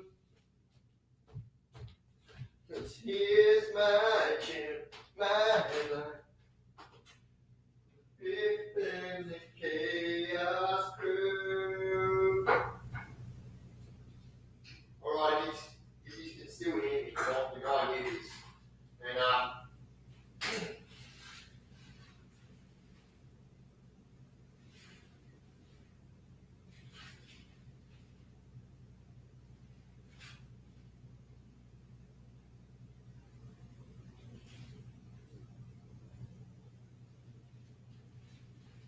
can you still hear me?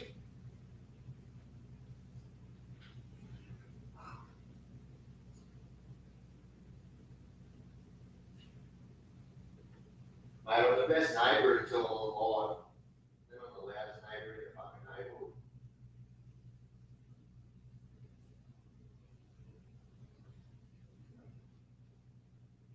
You ready?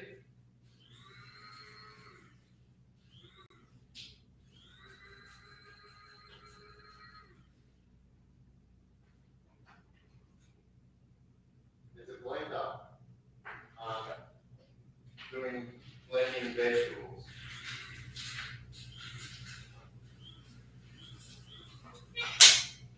I'm blending flour.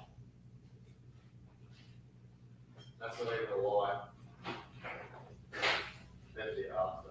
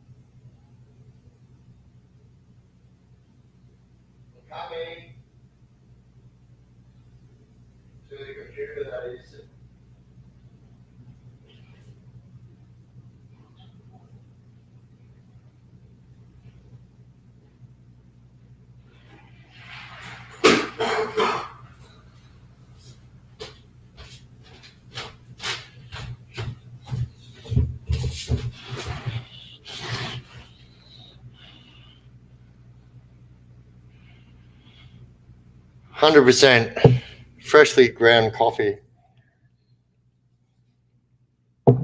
Don't, yeah.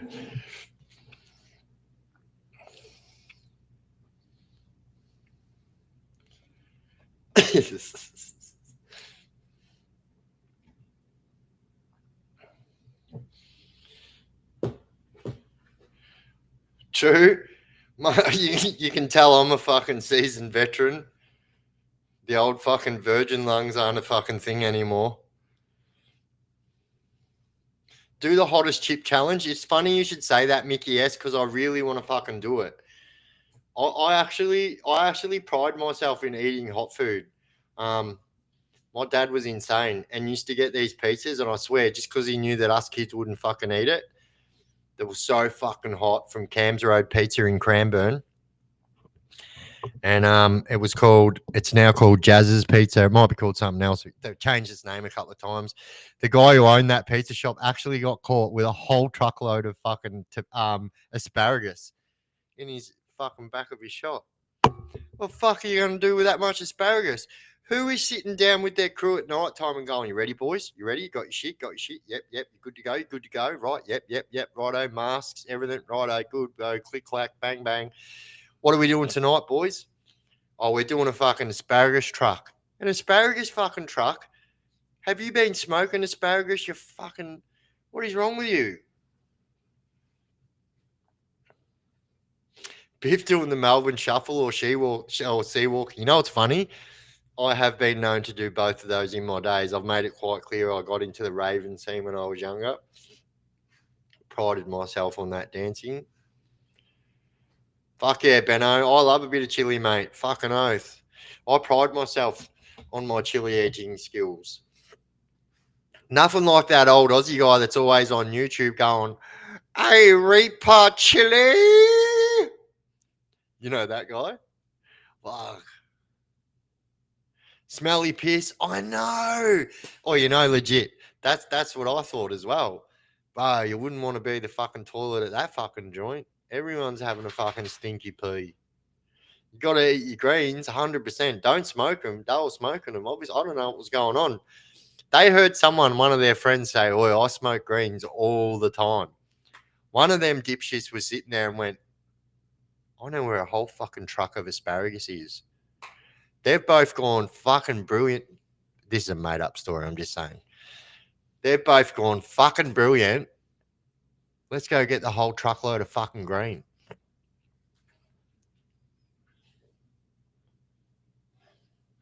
A Reaper chili in Mama Liz's chili oil. Oi, Reaper chili. No, yeah, fuck, bro. Reaper chilies are actually a type of fucking chili. They're the black ones. Have you guys seen a fucking ghost chili? Do you guys know what a ghost chili is? So these chilies are that hot. Waving a full unopened chili over the top of something makes it very spicy. They call them ghost chilies. That's how spicy they are. You don't even have to crack them open.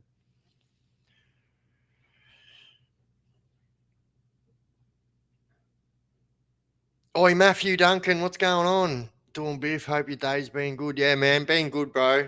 You know what's good? Being free, man. It's been so fucking good. Because, like, even though I'm still not in that life, right? When you've got a corrections order or something hanging over your parole, like, it's like this constant weight on your shoulder that you think the parole board and that are going to come fucking smashing through the fucking door with the cops and take you inside. And, like I said, I was pulled up so many times on my videos. When I was on bail for the shit that I was on the corrections order, the cops in the fucking police station I had to sign in every day. They would say, "Oh yeah, we're watching your fucking video today." Rah rah rah rah rah. I'm like, "Fucking good. Watch them. Watch them." I was hospitalized for the world's medications. I was on compromise my stomach lining. Fuck, bro, hectic. That's how hot I want chilies. But Biff, remember when we were on the Bupe in Cambridge and this bloke and those blokes escaped and started throwing rocks at our unit? We were under the true story. Oi, bro, that's a mad fucking story, bro. So, all right, we were at MRC in Cambridge, right? And so the boys that fucking escaped were actually funny. They were younger than us, but I actually brought these boys into my crew when I was in fucking Port Phillip. I won't say his last name, but Joe is a fucking legend. I had a lot of time for him. But this is what they did. True fucking story, right? So they organized for their girlfriend to be sitting on the corner of the road looking at a certain wall at MRC. This is a true fucking story, yeah? So they stole the medicine ball. They tied a whole heap of fucking sheets to the medicine ball, tied knots in the medicine ball. Like I'm talking 15 sheets, right? Next thing you know, these boys are fucking launching the fucking medicine ball with the sheets over the fucking wall. Old mate's girlfriend pulls up with the fucking car, closes the medicine ball in the fucking boot, exactly like old mate had told her to do. They were all hanging on to separate ropes. She was going to drive off. Do you understand how far this would have launched them over the wall if it had have succeeded? If she had drove off fast and they were hanging on, when that rope had went from this point to that point, them dudes would have fucking got launched. And those fucking walls are 20 meters in the air, right? So you're already fucking high up anyway. True story. So the screws seen the girl in the car parking, so they had their eyes on her anyway. She's pulled up right in the right spot, bang, put the fucking ball in the fucking boot, went to drive off. There was no way it was ever going to fucking work, yeah? And so, yeah, they all, but what they didn't realize is now they were in no man's land, right? So once you're in no man's land, you step on them stones. They've got movement, sensitive fucking sensors, whatever you call them. You step on the stones, you're fucked. You've got screws coming, right? So these guys, right, were in no man's land. And the only way out in their heads is now we've got to run all the way along the fucking perimeter in no man's land. They locked down the whole fucking prison, right? So we're in the furthest fucking prison away. These guys were in Atwood, the most furthest fucking prison away. It's called A Yard. So all the units start with A. We're in C Yard. So we're fucking 2 whole yards away and the furthest unit in the whole prison system. Me and Turbo.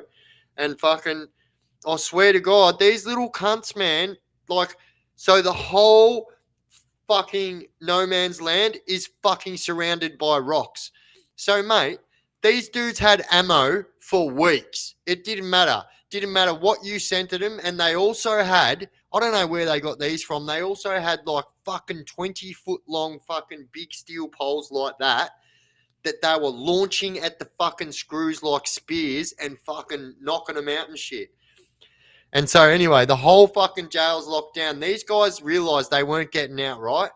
They had security and the screws and police coming from this way, coming from west. And so they're south, right? And so anyway, they've got screws coming this way and they're stuck in the middle.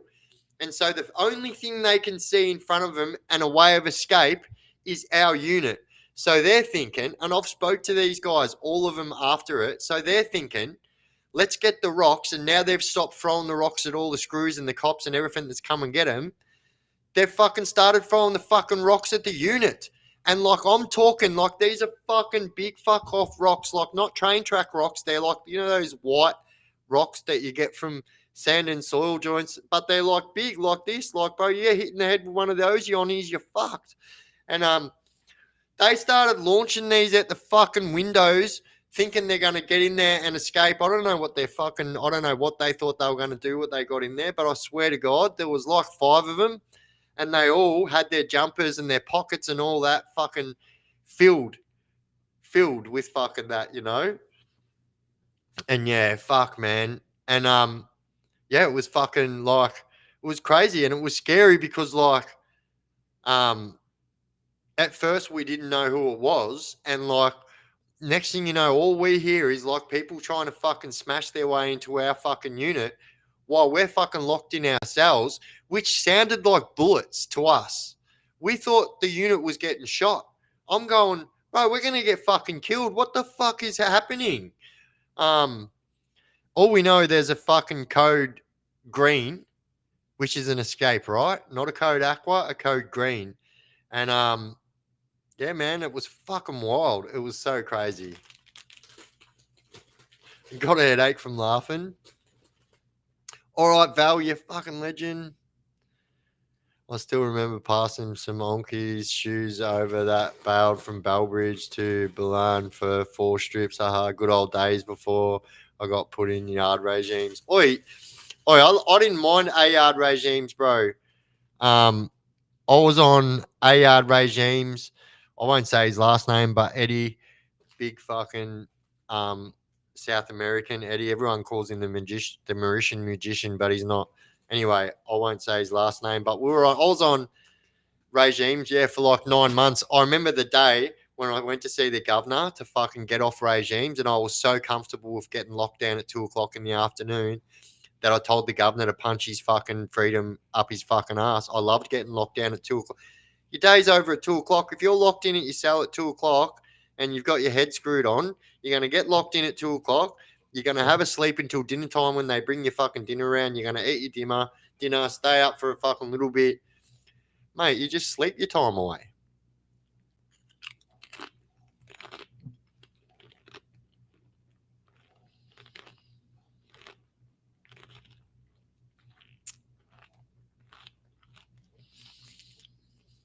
Yeah. I won't comment on him either, but like a real one, man. Like, yeah.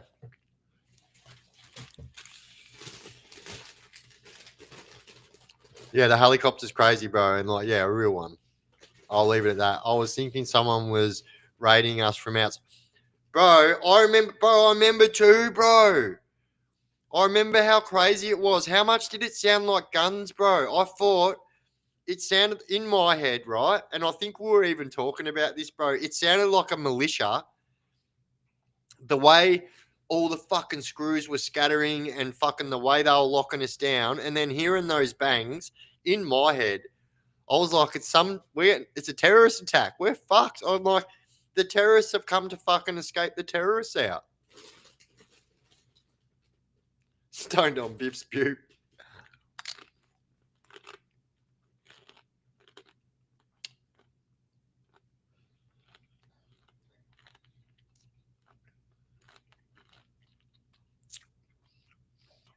Yeah, bro, good man. Yeah, you can't let him, brother. Biff, you should cut paste bird's eye view of the prisons you've been in and circle the units you've been in. Hey, that's a fucking good idea, man. That is a good idea. A fucking good idea.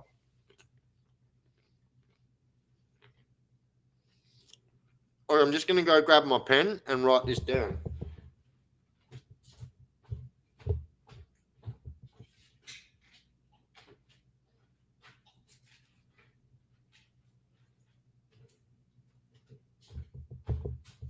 Oh, I might need a bit of paper, you dipshit.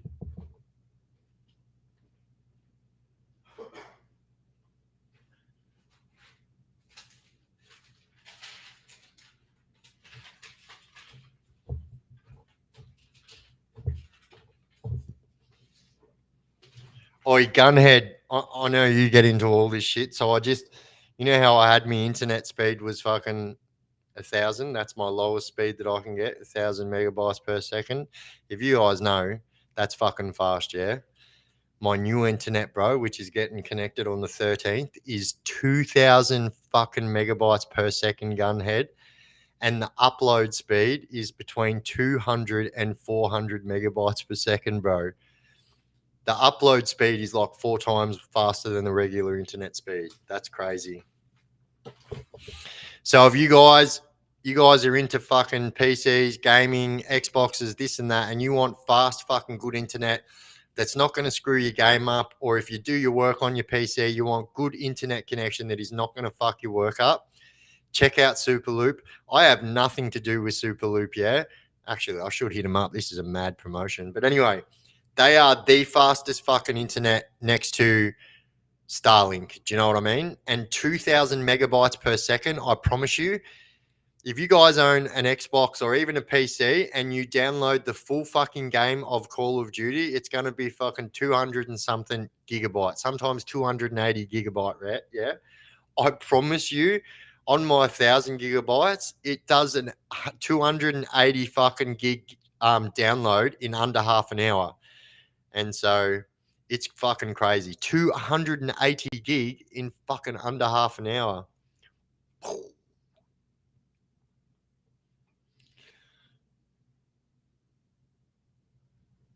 Yeah, I know. I fucking spun out. I thought it must have been a scam, but they've fast become the most popular internet in Australia right now, especially people do YouTube, you know, have to download a lot of stuff, then upload a lot of stuff. Cause like you have to have unlimited. You can't do like the last like 2 weeks where I've been doing my internet here on my hotspot. Fuck, it's been costing me a lot. So say for instance, if I do 4K on a 20-minute video, it's going to be 40 gig big, right? And so it uses 40 gig to what's it called? Oh, fuck, I don't know the right word, but like buffer it, and so then turns it into your video, then uses 40 gig to fucking download it, and then uses another 40 gig to fucking upload it to YouTube. It's crazy. So, the kind of speeds that I will have will be insane. Like the speeds that I do have are fucking insane, but the new speeds, when I seen it, I was like, this is crazy. Did you play Ricky with cap on? I'm watching Blue Healers now. No. So the episode on Blue Healers is called. You know what? Fuck it. Hang on. Give me a second.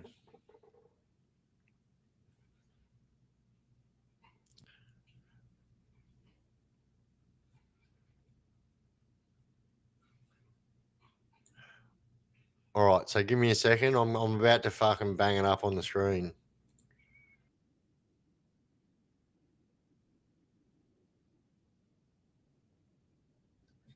Let's go. I'll put it on the screen so you can see it.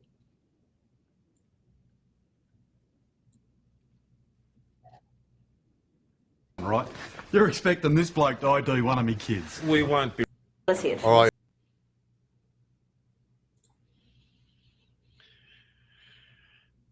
All right. There we go. Happy days.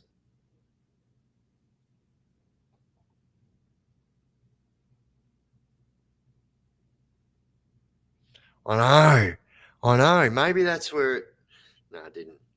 Definitely come from my fucking animal kingdom family. Where was that filmed? In the studio in the city.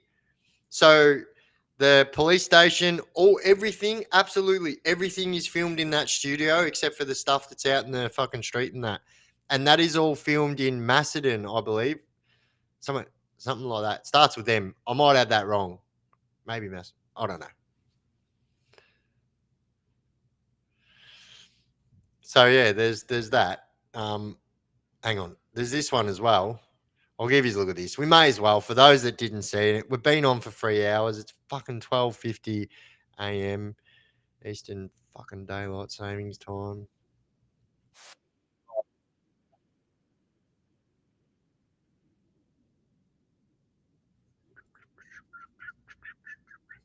So this is me at the start. I've got the hat backwards in this. So in Blue Heelers, no hat, but in this one, hat. And I've got more of a talking part in this one. They kind of did that as I went on. I've been in lots of stuff. Jim Owen, Full Frontal, Just Jean's ad, Cole's ad, Law of the Land, Genie Down Under, Frontline. Did I say Full Frontal? Yep, I did.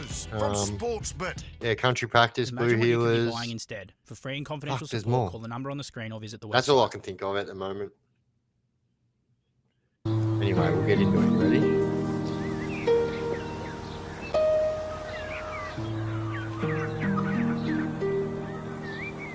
Hang on. Okay, back a little bit. I went too far. Fucking dickhead. You don't? How? Hey, stop. Oh, can you see that? This is me in the red hat here.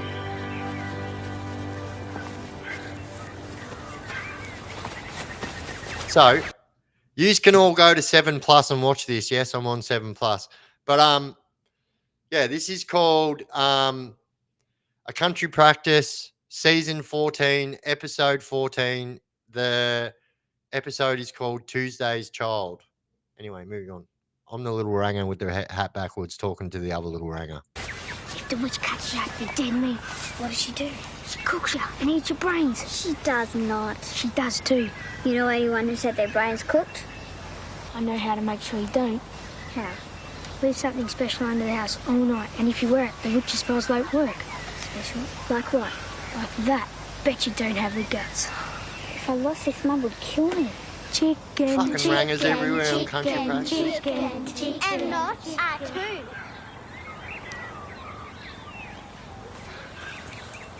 Look at him go. Look at him. No. But here's the funny thing. Do you want to know funny thing? So that's the end of my part. So the funniest thing is every single part I played. So my character's name in that was fucking Todd or something like that, I believe. And I was in that for like 6 weeks running, and I was the leader of like a little fucking primary school child gang that was making other kids do crazy bad shit like that.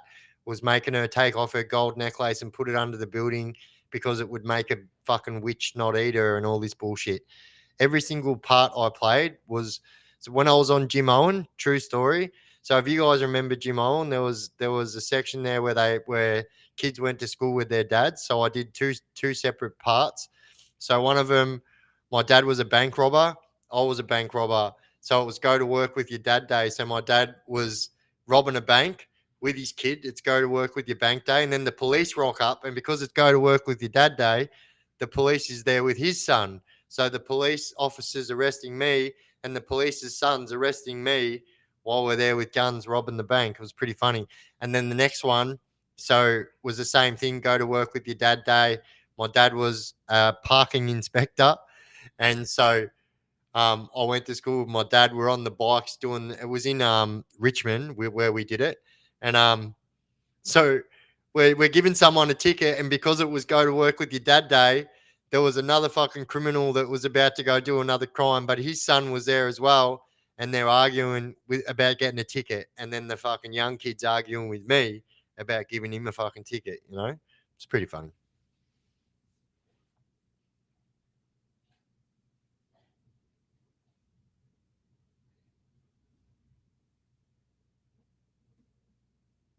Bullshit. What's going on, fucking Speeds? No fucking way. Long time, mate. Long fucking time, you madman. What are you doing, bro?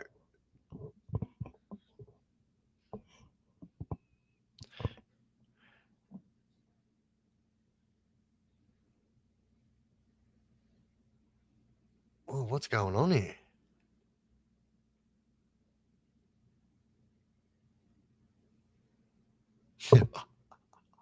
Nice hat, Drew. I've misplaced my Prada man bag. I'm shattered, bro. Why is someone with that as a handle in this chat asking about Biff's child acting career, then saying for Biff to contact them if they're ever in Perth in case you missed the point? Wait, what the fuck? What's going on in the... What the fuck is going on? What did I miss? Fuck, bro, it's been a real fucking minute, brother. I think last... Bro, where did I see you last?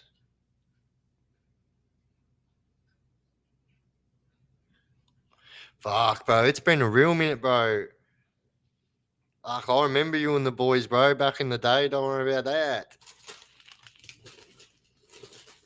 It's a musical chord. I'm not a cop. I'm gonna... Andred and ban someone. He chose to fuck around and I banned him. Yeah, sweet as, bro. You know, for those legends in the chat who are my moderators, you guys know I trust. That's why you guys are my moderators. If they're being fucking doing anything that if I seen it, I would do the same, you guys know. Oh, Bendigo. Fuck, bro. Oh, don't even remind me, brother. Some of the worst fucking times of my life. Not you, man. Not you, brother. But you know what I'm saying.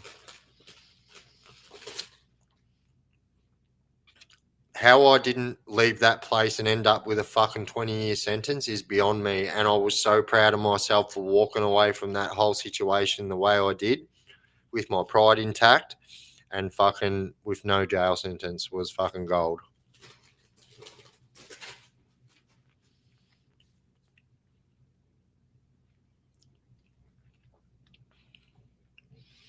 Someone said, who was that fuck with?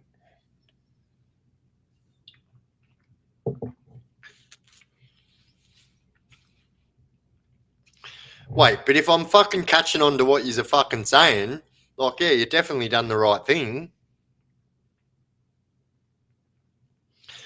Thank you. Like, I'll tell you what, right? So my mum's going to be here next week, and my mum... Oh, no, it's at fucking... I'll compile as much stuff as I can from my acting and my modelling fucking career, and I'll be able to show you a couple... Look at me, fucking... I'll be able to show you a couple...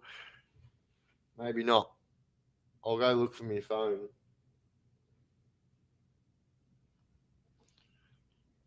Thank you, brother. Thank you, mate.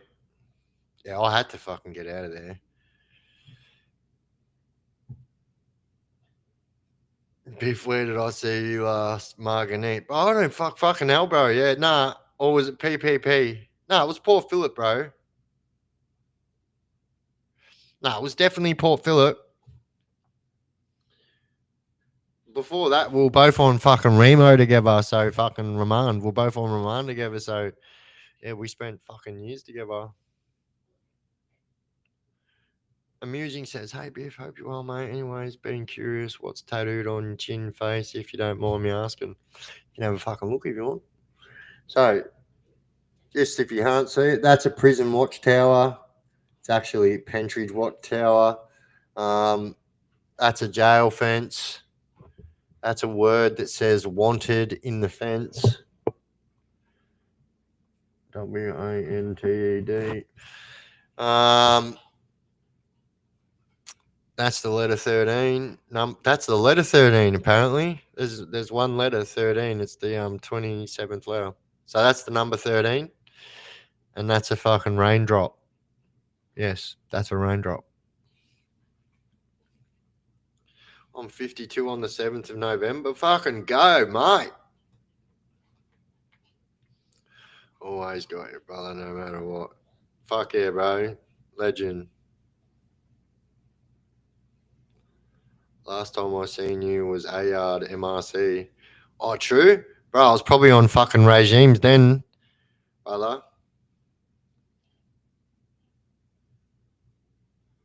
Or they were fucking good days. You guys have to admit, right? Like, so I say it all the time. Like, I, although like I spent too much time in prison, I'd be lying if I said I didn't have good times. Like, you know, a lot of the people that are in this fucking chat right now, I've been to fucking done real prison time with, you know. So I made good fucking contacts, and I say this a lot to people because I think movies and all this fucking bullshit, like what the media fucking puts out there, they paint this fucking picture that every single fucking prisoner is a fucking piece of shit. And like, I'll go as far as to say that all these fucking teenagers doing all these maggot crimes, they're pieces of shit.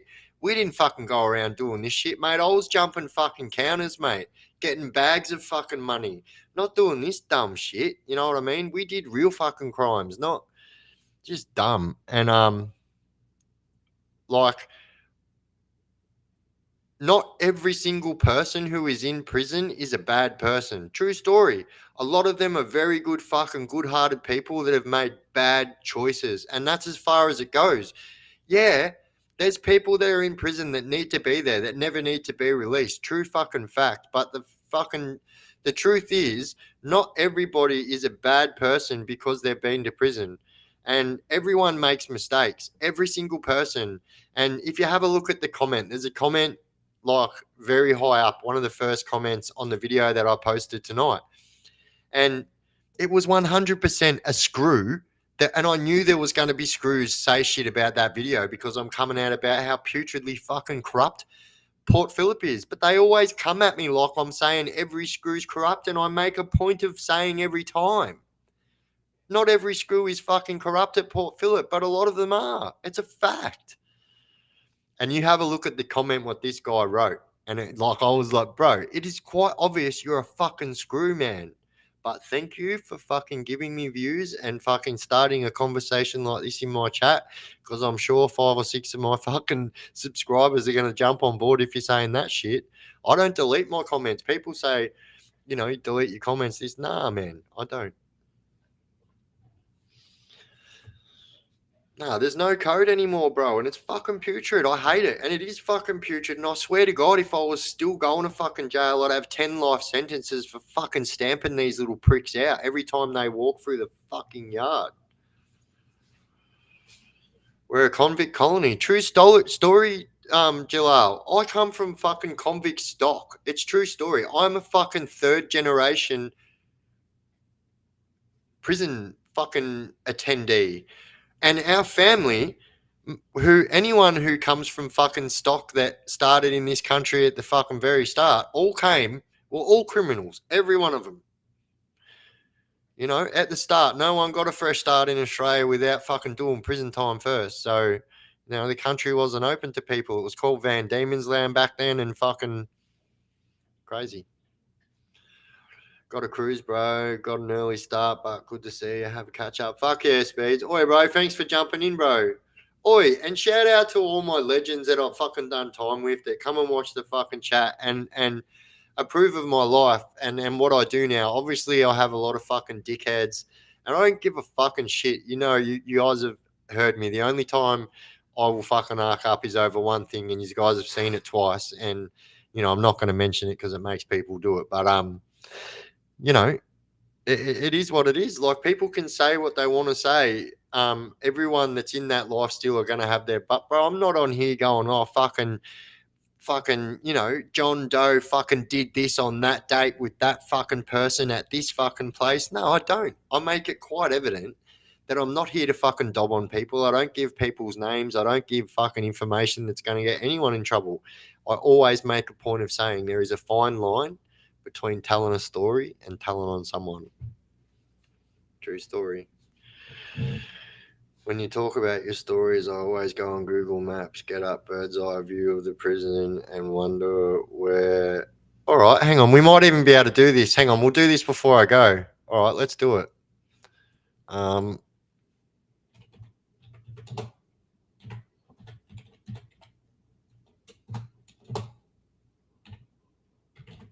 can't type fast. I've got to type around my camera like that, so it's fucking.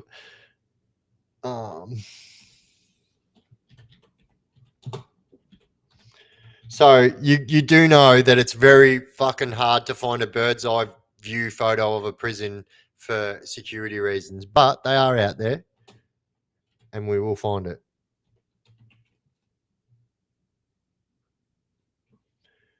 Fuck, I love the tab button. It's so handy. Oh, no fucking way. All right, we're right on here. All right, hang on. We're going fucking putting this bad boy up there. No, I want to see a fucking. Give me the whole article, mate. Tuck it on there. Oh, you know what? I'm just going to do this. Yeah, I think it does. It's got the new units on there. Oh, I'll work it out anyway. I'll work it out. I'll just save the picture. And I'll put it in the chat so it's there all the time. So instead of doing a screen share, I'll just share a picture. So it should come up somewhere here.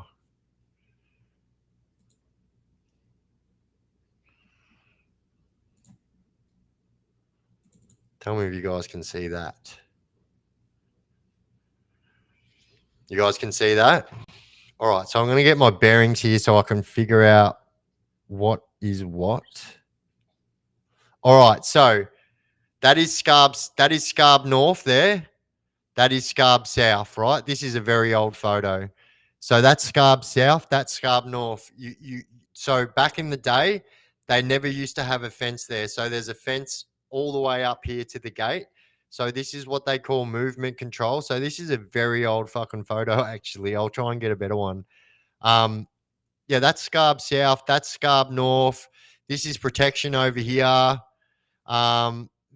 This unit right over there is the unit what everyone calls Marlborough. This unit right here is the unit what they call Pennine, which is the young offenders unit. So these buildings up here are industries. So that's industries where everyone goes to work every day. That's the kitchen there. And that's reception, the property store, all that shit there.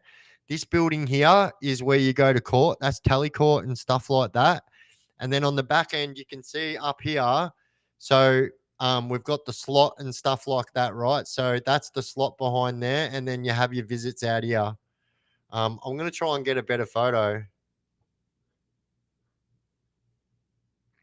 6 to 12 months, no television, no phones, no bullshit. Oi, bro, how fucked up is that? All right, so let's go. We'll see if I can get a better photo for you. Because, like, but the thing is, right, like, I think that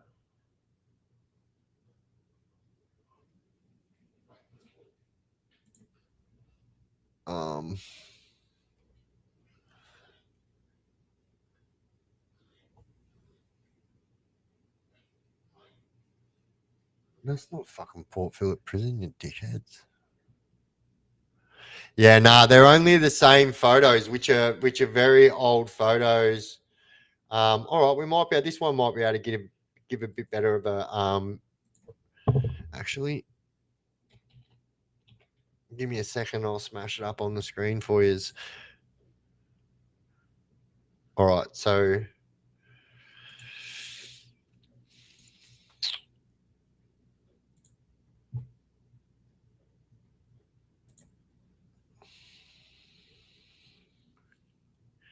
all right, oh, there it is.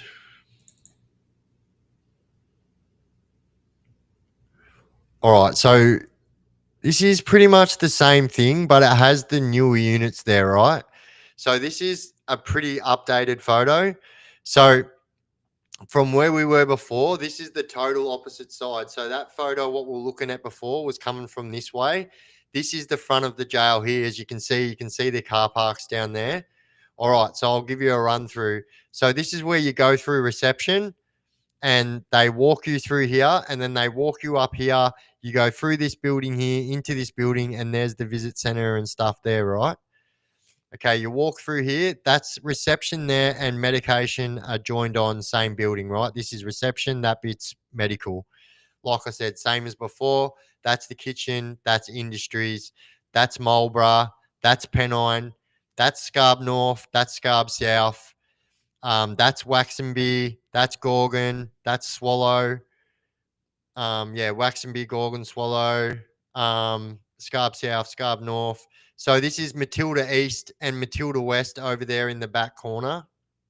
And then over here in the other back corner, you've got Fishburne East and Fishburne West.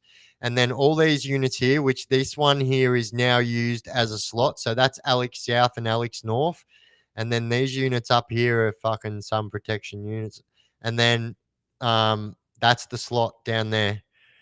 And so yeah, that's protection there. And one of these units here, which I believe is that one there, is Borrowdale, which is a management unit. There you go. I've just smashed out every unit. All right, hang on, wait. There's education. So this is education here. This is education. And then you've got the library and arts and stuff like that. And then this big building here is the gym. That's the gym. Yeah, that's the car park. This is no man's land, what I was talking about before, but this is a different jail, but that is what it is. So no man's land is the land between the perimeter fence and the fence what you can see from the inside.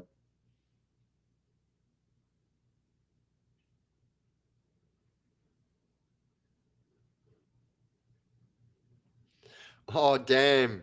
Oh, but I think I remember that, bro. Maddie.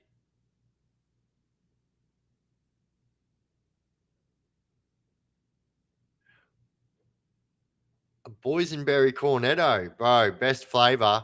Fucking, all right. Let's fucking, all right. Hang on, wait. How do I do this now? Okay, hang on. I've got to hide this. Remove. And you can nick off too. I'll tell you what I'll do. I'll do this, and it should swap it.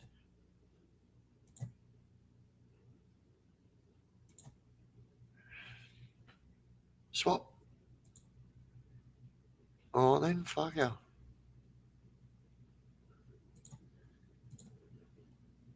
Whooshka. There you go. Great live tonight, mate. Mate, the drive home, awesome. Lots of laughs. Keep up the good content. No one else does what you do. Laters. Thank you, Daryl Black. Absolute. Oi, no shit. How long do you guys think we've been live for? We've been live. I don't know if you guys can see it on your screen, but because I'm doing this on Restream, I know you guys are seeing it on YouTube, but I can see how long I'm going live for, right? And it says right there, I've been going live for 4 hours, 5 minutes, and 12 seconds, and I'm losing my voice. Oh. How good is ice cream at 1 a.m., Drew? How good a fucking nacho fucking ew. Night Owl gives me an excuse to take my motorcycle for a spin. Oh, he loves his fucking pushies and his bikes as well. He's got the mintest car in fucking town as well. Fucking mad VF fucking GDS boost. Over 4 hours. Yep, fucking 4. This is a record for us, guys. This is a streaming record for us, like a massive streaming record. I'm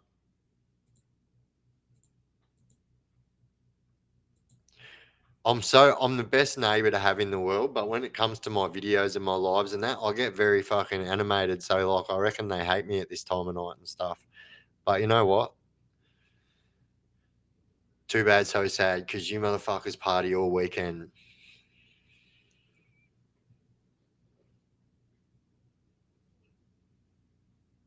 The show must go on. True. I'm literally sitting here thinking I'm losing my voice. It's 1:15. Fuck it. The show must go on. The show must go on. 2017.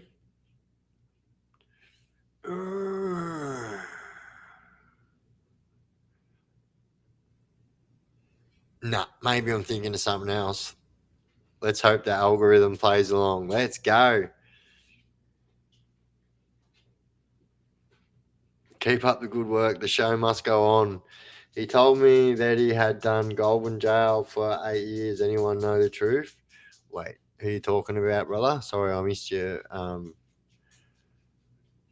Fucking telling me who it was.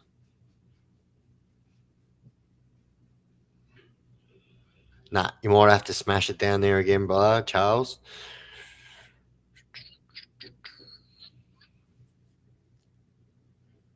Melbourne Cup party. Let's go. I didn't even do one Melbourne Cup call either. Like, I'm saving that for tomorrow night.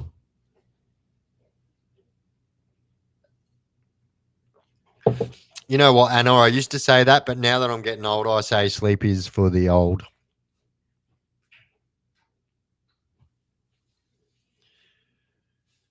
Have you done much music?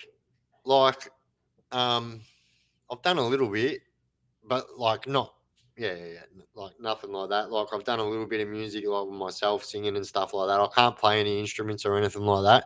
I wish I could play guitar.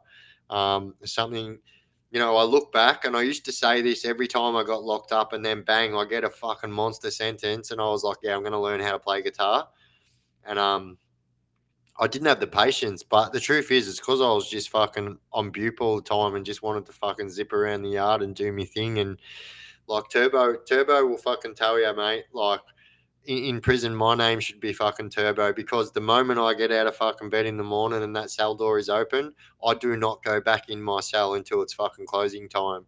So that's just the way I did my jail. Always fucking buzzing around doing something. Have you done anything music wise? Your song is great. So if you listen, right? So if you go back and you have a listen, go back to some of my earlier videos, like I'm talking from 2 years ago videos, my very earliest videos, and the ones that have like a red intro video, have a look at that one. So that is Why by Reed Southall Band, and I fucking like sung the song myself. And yeah, so I actually got done for copyright because I used Reed Southall's music and didn't use the karaoke. I just fucking was silly back then, I didn't know the go and rah rah rah. But here's the truth, right? So Reed Southall Band are the ones that put in the copyright, but they said I don't have to take my videos down. I just can't get monetized by them. I was like, man, that's a fucking good deal. I just made a deal with Reed Southall Band that I can sing their song on my videos. I'm just not allowed to get paid for it. I was like, man, that's a fucking much better deal for me. Bush, Reed Southall Band, one of my favorite bands.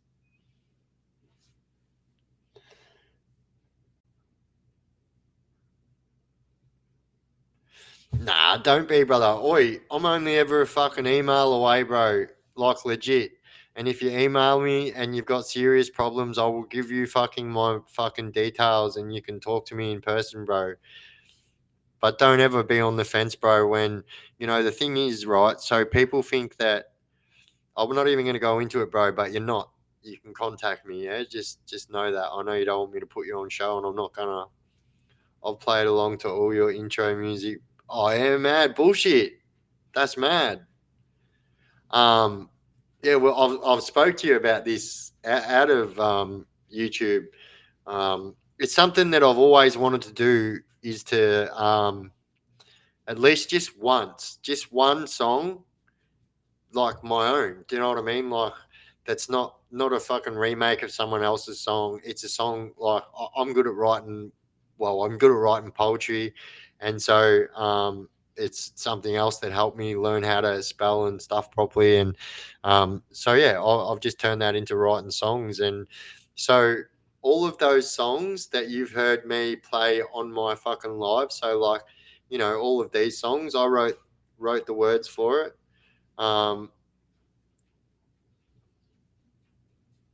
This one's a sad one. I don't know if you.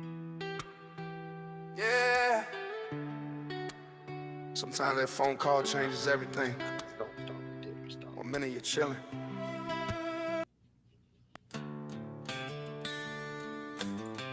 So I did write the words to this song,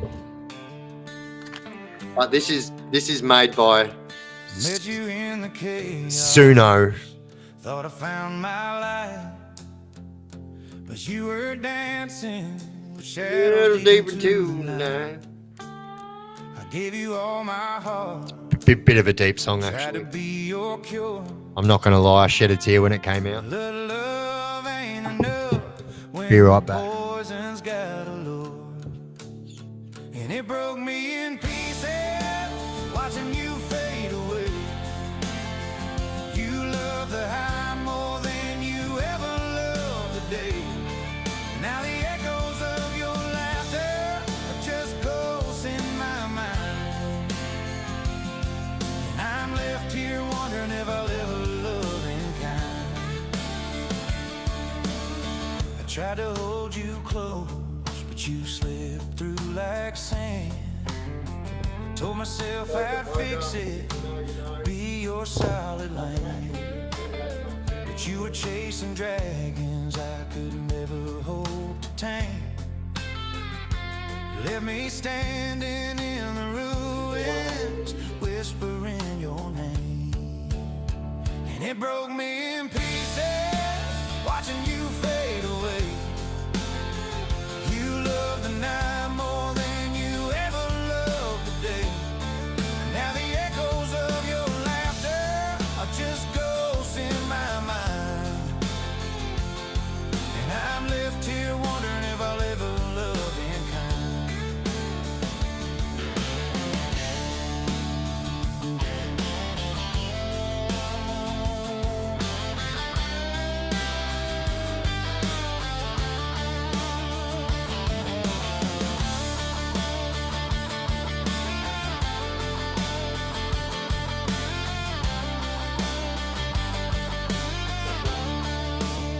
I gave you every sunrise, you chose the endless night.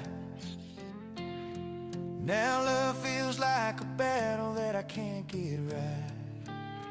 I hope you found your peace wherever you may I roam. forgot I left this on. But you left me with these shadows in the place we called home. And it broke me in pieces, watching you fade away. Hey. You love the night more than you ever loved the day. Now the echoes of your laughter. Find my way, wondering if I'll ever love again, or if my heart will stay this free.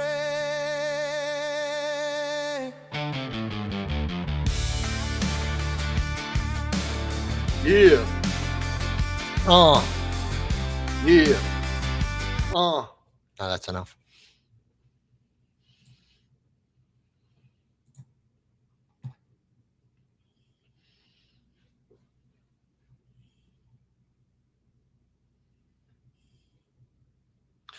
Well, I actually do have this. Wait, I'll show you.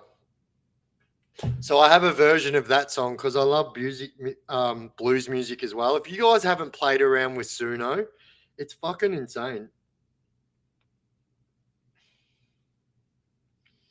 But yeah, don't go stealing anyone else's words or you'll get smashed with some fucking warning on here. I'll play you a song of that. Someone said they want a stripper song. This actually sounds like, Teddy Swims. Dun, dun, dun, dun. Something's got a hold of me lately. Oh, I feel like that song. Anyway, that was the vibes I was going for, and I think it actually done well. Wait, do you guys want to hear something? Do you guys know Ice Cube? Do you guys know Ice Cube? If you guys know Ice Cube, like 1990s Ice Cube, The Pecking Order, Ice Cube. Oi, Charles with the $20 super duper, you fucking legend. Boof. All right, hang on. I'm going to put a mad song on for you, yeah? Wait until you hear this thing. Like, actually blew my mind. So, Charles, you're a fucking legend. All right, so if you guys know The Pecking Order, wait until you hear this thing, right? I also pumped this on my jet ski up in prison. All right, listen to this, bro. I'm going to put this on my playlist. Listen to this fucking thing. Wait, actually, I will just put it on here so you can hear it. Give me one moment. Un momento.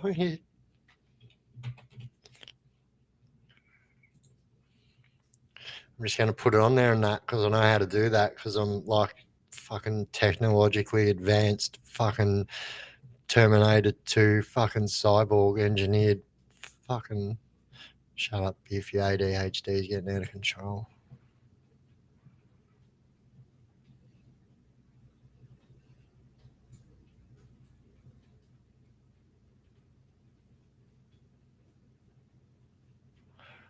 All right, what?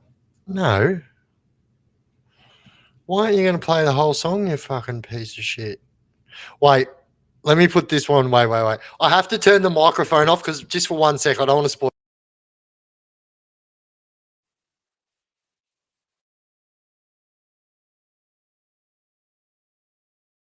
If you guys love blues music, be prepared because this is about to.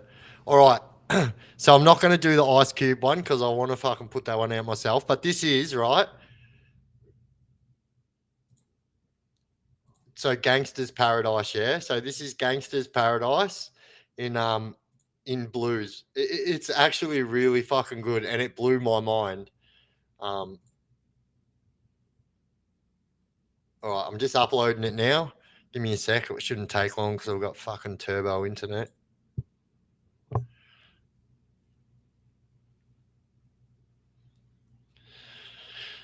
Oh, you just wait till you hear this fucking. I was like, my God, I love this fucking app. I love music and I love playing around with it. And then when I seen the people playing around with like doing certain songs and turning them into like blues songs and blues songs turn them into rap songs, vice versa. Listen to this fucking banger.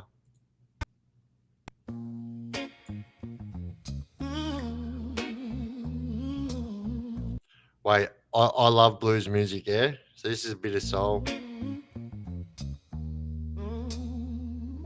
As I walk through the valley of the shadow of death, I take a look at my life and realize there's nothing left. Cause I've been blasting and laughing so long that even my mama thinks that my mind is gone. But I ain't never crossed a man that didn't deserve it. Me be treated like a punk, you know it's unheard of. You better watch how you talking and where you walking. No, you and your homies might be lying in chalk. I really hate the trip, but I gotta low. As it croak, I see myself in the pistol smoke. Fool, I'm the kind of G the little homies wanna be like. I didn't know that. It's crazy that you say Stevie Wonder wrote fucking Gangster's Paradise. It actually sounds a little bit like Stevie Wonder. Been spending most their lives living in a gangster's paradise. Been spending most their lives living in a How fucking good is Stuno? Keep spending most our lives living in a gangster's paradise. Keep spending most our lives living in a gangster's paradise. Look at the situation they got me facing. I can't live a normal life. I was raised by the streets, so I gotta be down with the hood team. Too much television watching got me chasing dreams. I'm an educated fool with money on my mind. Got my tin in my hand and a gleam in my eye. I'm a low-down gangster, set tripping banger, and my homies is down, so don't arouse my anger. Fool, death ain't nothing but a heart.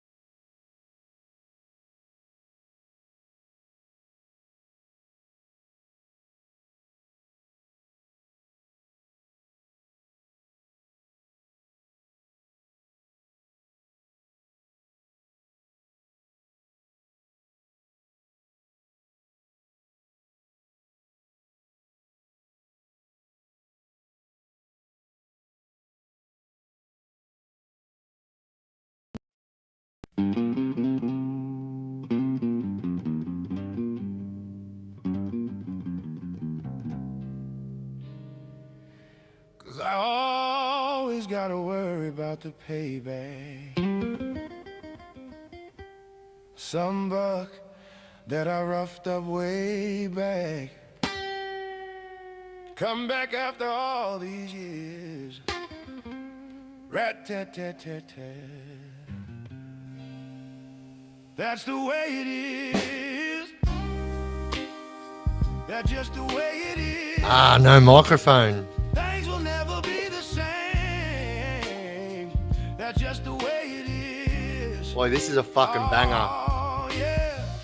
You my brother, you my sister. That's just the way it is.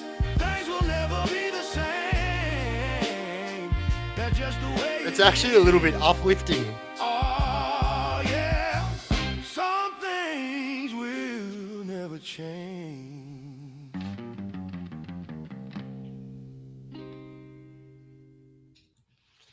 Yeah, there you go. There's a little bit of that action going on in the fucking town. Yeah.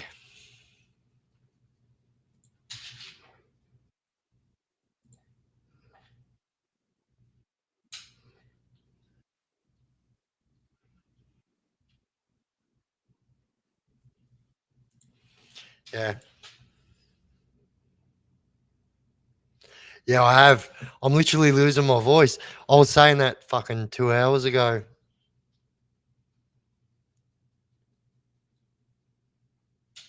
Biff's just remaining mute as always, guys.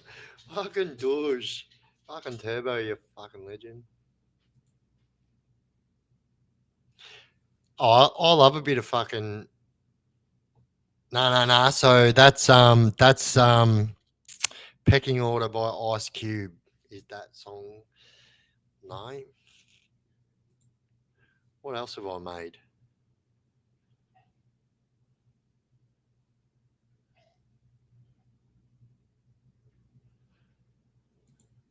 Can you guys hear this when I do?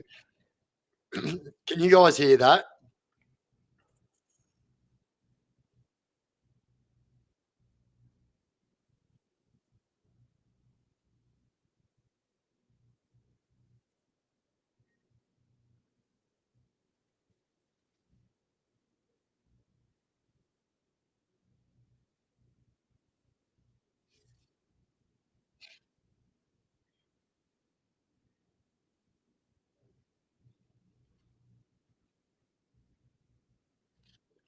Wait, see if you guys know this one actually. One more, one more.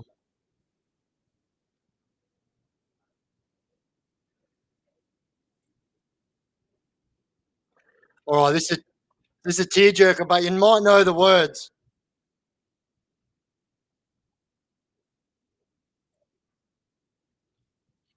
It's actually this is what we do at 1:33 a.m. in the morning. Oh, you can't hear what I'm hearing. What am I talking about? All right, hang on.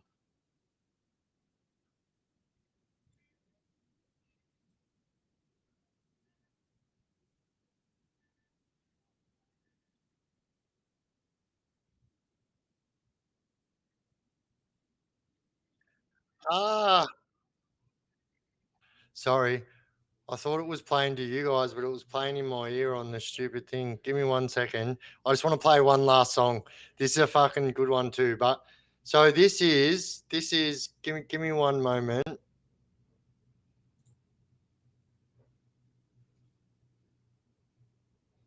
Oh, what's it called?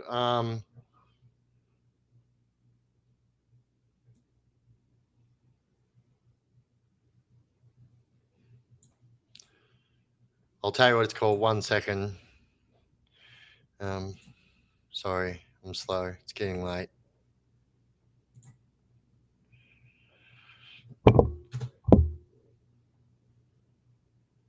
All right, so this is a song that do you guys know Elliot James Ray? So they call this song's called I think they call it Love, but I tweaked it and made it my own and turned it into a country banger. So listen to this one.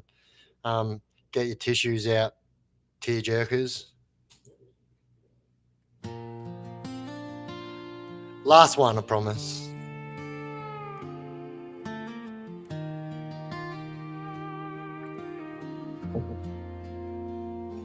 They say you know when you know. So let's face it, you had me at hello. Hesitation never helps. How could this be anything else? When all I dream of is your eyes, all I Any long dancing skills? for is your touch. And darling, something tells me that's enough. You can say that I'm a fool and I don't know very much, but I think they call this love. Aww. One smile, one kiss, two lonely hearts is all that Yes, I did do a podcast with Robin 210. It will be dropping at 7 p.m. this Sunday night. Let's go. it takes. Now, baby, you're on my mind every night, every day. Good vibrations getting loud. How could this be anything else? When all I dream of is your eyes, all I long for is your touch. And darling, something tells me that's enough. You can say that I'm a fool and I don't know very much, but I think they call this love. I think they call this love. Oh, yeah, I did. What could this be between you and me? Oh, How fucking good did it turn out? all I dream of is your eyes. All I long for is your touch.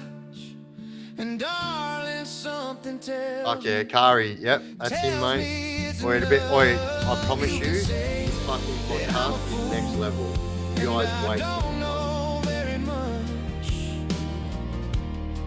but I think they Shut up, mate. Fucking sing too much and stuff. Just fucking sit down and relax. Only 10:30, true.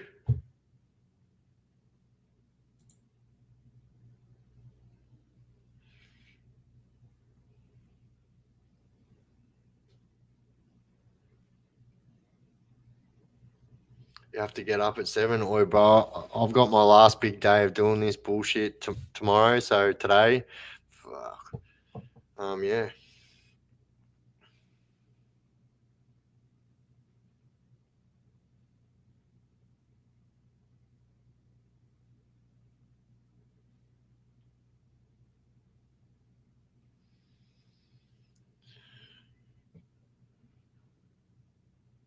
New age sensitive guy song. True, that's right. You got to fucking. It's 2025, mate.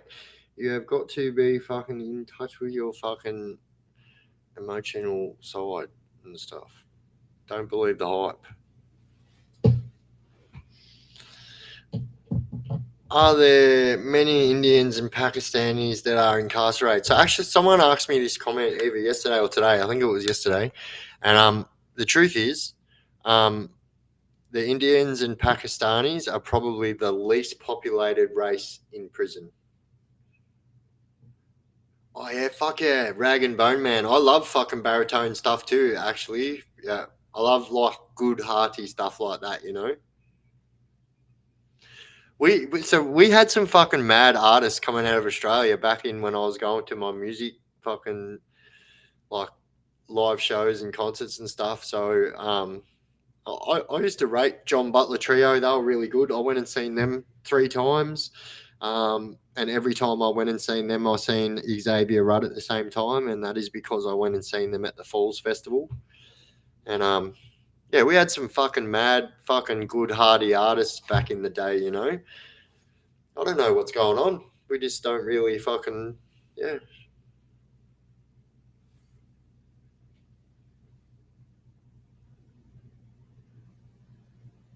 Jamie is a true fan. Let's go. Shotgun, Jamie. Boof, Bluetooth it. So, by the way, I'm not shooting you and punching you there. I'm actually like, boof, Bluetoothing your knuckles.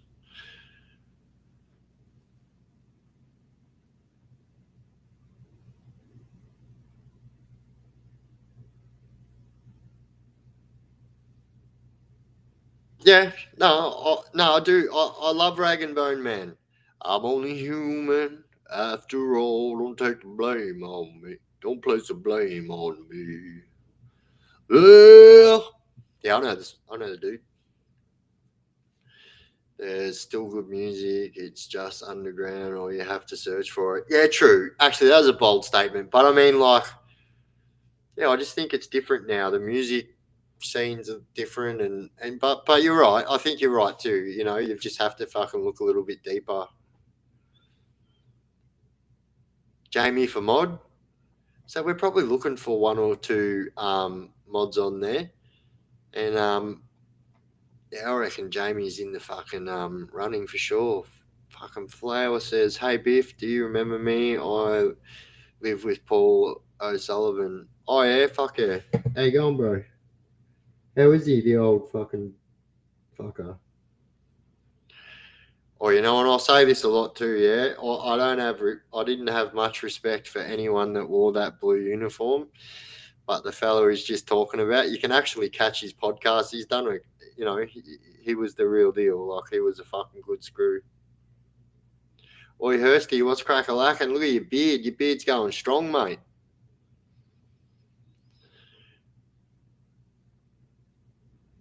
Oh, yeah, bullshit. Only 3 chords. Isn't that like the way for most songs? Like, they're only... yeah, I like Jelly Roll. Fucking oath.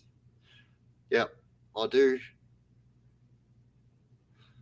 I like all these musos like fucking Post Malone's Going Country. I reckon that's fucking cool.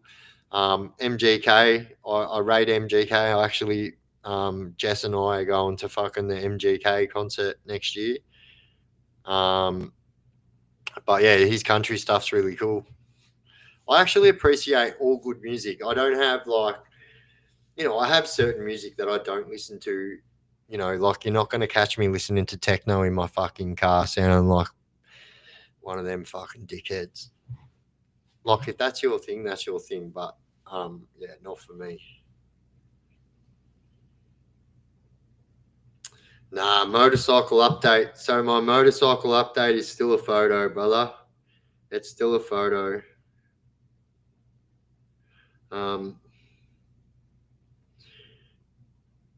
You know what? I'll be straight up honest. Moving into this house, and mind you, had I not had Jess come and help me, I wouldn't have been able to do it. But also the rest of the stuff, doing it by myself and having to pay for people to help, it's actually turned out to be quite an expensive experience. And tomorrow is going to fucking cost me another arm and a leg too.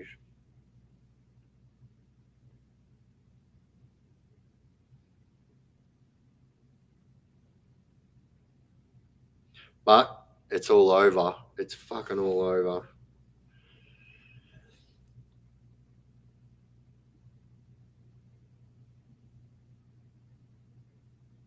Yeah, I don't know, Luke. I don't know, man.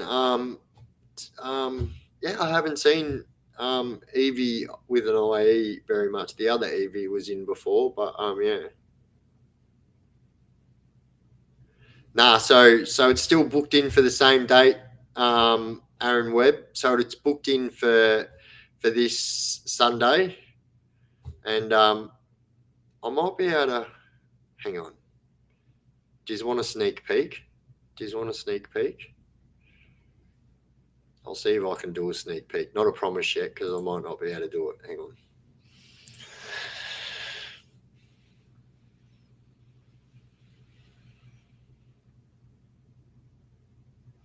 See, this is why you got to fucking join the late night lives. All the fucking good stuff's on there.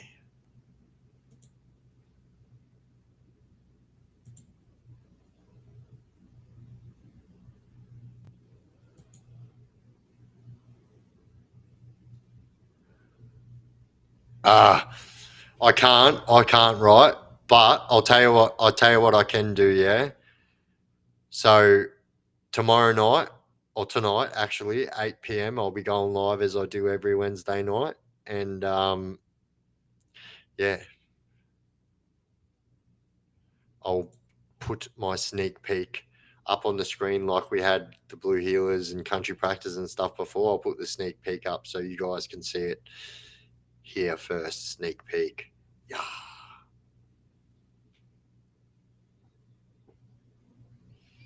As a matter of fact, you've just reminded me I need to do that so I can fucking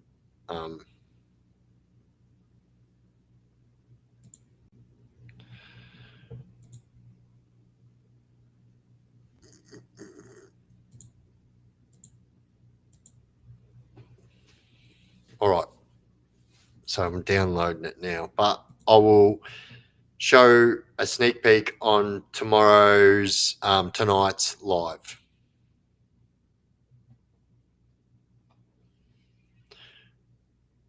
Sorry, lazy as fuck. How you going?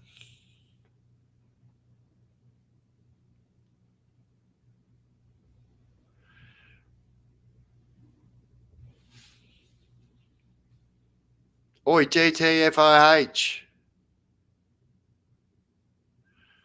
Get the fuck out of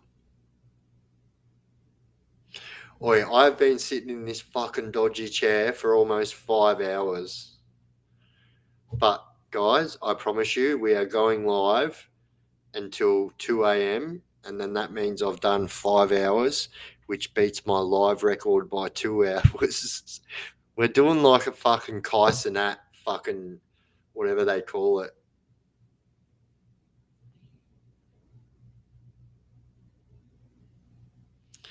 Here's mine. I have so many funny stories about Port Phillip. Ring the house and telling them to get fucked. The screws would put it on me to get up.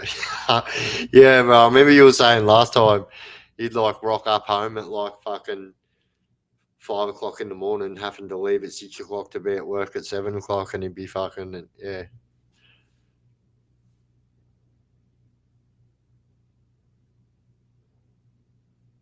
Yeah, I saw a BBC article just now. Fucking gross. Oh, bro. You're a legend, bro.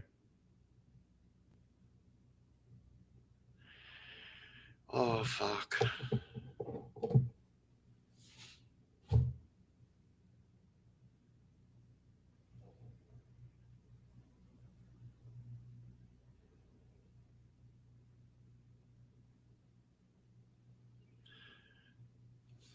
Sorry, I'm just fucking checking out my financial institution.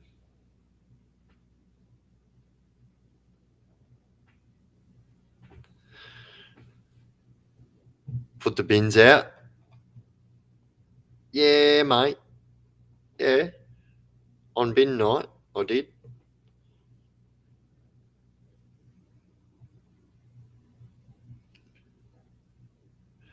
Do a 24-hour marathon and we'll donate. Fuck, bro, I'm getting old, man. I have to buy some fucking Red Bulls or something. What's the numerology story? So, like, I said my name before. It's pretty easy to find my date of birth online. Unfortunately, minus the last few years, all the stuff online is mostly not good, except for, you can find out that kind of stuff. My birth date has a lot of twos in it. Yeah.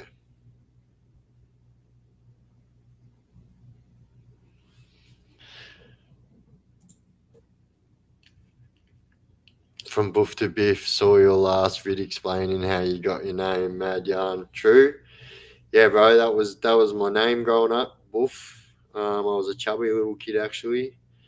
Not a kid, I was a chubby baby. That's why I got that name. Yeah, and then obviously my first prison sentence is how I got my nickname Biff. Pretty brutal actually. But yeah. I think it's funny that you and I live with Paul at the same time, 100%. Oi, that dude, right? Like, I can't say it enough how much I respect, right? So I'd come back to fucking jail, and they all know that, like, mate, we're pissed off. We don't want to fucking be there. But this time, this screw, every time, him and another screw, right? I won't say his name because he's still a screw, but they would call me down to the gym and they would go here and they'd give me a set of wraps and they'd give me a set of boxing gloves, brand new. Or if they were used, they were like very fucking good condition, you know, and the boxing wraps were always brand new because Paul does boxing shit outside. But anyway, always give me a set of boxing gloves and they said, look what you like when you fucking train. Like, don't fucking get out there and fucking hit people. Just hit the bags and shit. And so every time I got locked up, they would fucking load me up with boxing gear so I would fucking just train and instead of fucking getting in trouble. Yeah.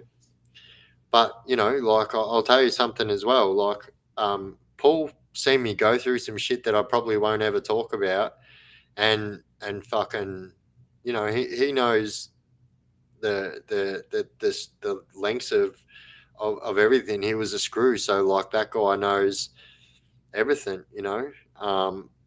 and as a matter of fact, I got pulled up after I'd finished my 9 years, right? So I had to do almost every single part of it. I only got out with a few months and then had to do that on parole. Um, but oh fuck, what was I fucking saying? Oh, my last day.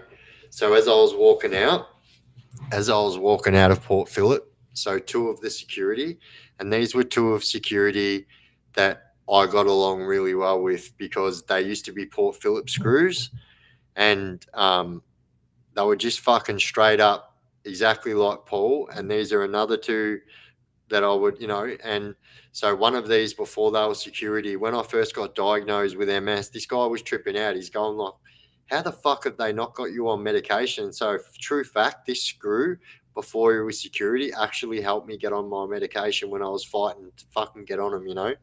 He actually gave me a second mattress for my bed and that as well. Like, he was a fucking decent screw.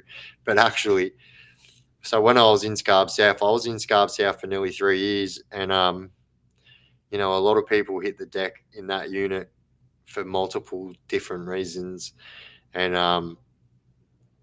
so when I was on my way out, I get walked out by security, right? And they're like, "Oh, we'll take him," and I'm thinking, "What? Why is security walking me out?"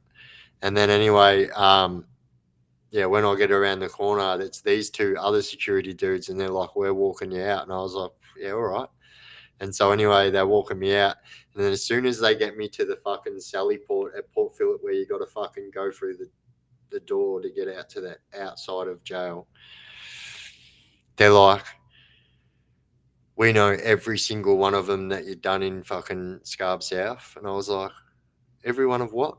And they're like, "We know every single person that you took out." And fucking, I was like, "No, I don't believe you do." I go, "If you believe that I did anything," I go, "I would definitely be fucking, I would have done time for it." I go, "You don't like me doing that shit." And they're like, "Just shut the fuck up. We're telling you, we know what you fucking done, and just kick along with it that we didn't do anything about it. And I was like, "Yeah, all right then, respect." Yeah. And so the next time that I came back, the same. So, and all of these fucking, well, except for one of them, they work at. Oh, I'm giving it away. They work at recreation at fucking Port Phillip, right? So Paul works at recreation, but he used to come and work at Scarborough South a lot too, because like not many screws want to work there, because like screws will get knocked the fuck out there. Like, it's a different world than the other part of the jail, and so a lot of screws don't want to go there, but Paul fucking goes there all the time. These other screws and that. But yeah, and then they continued on what Paul did, which was give me boxing gear when I rocked up, which was fucking mad. And I respect that because, like, they were reeling off names, what I'm not going to reel off. And I was actually laughing at them because I was like, but anyway, And I was like, respect for them, because like, here's the truth as well. So I was one of 5 Aussies in that unit for a very long fucking time. And there was a bike club in there, and there was a million Islanders in there, and there was a million fucking Lebos in there, like Muslims. And like, yeah, there was 5 Aussies in that fucking unit. And so yeah, it was a different fucking world, man. And so like, they kind of were saying to me, like, without saying it, that respect that you fucking stuck that whole time out on your fucking Pat Malone. And yeah, we weren't gonna fucking bother you for it. I got to respect that, you know.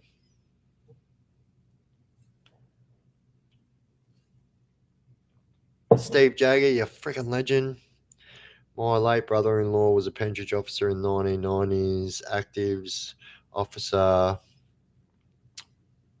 Bretchen told me stories for days. Activities officer. Oh yeah. Oh yeah, like the Pentridge screws would be able to tell you. So like, so the bloke that Flower LPS is talking about, Paul. He used to be a Paul O'Sullivan. He used to be a Pentridge screw. He's a fucking hard dude too. Let me tell you something, right?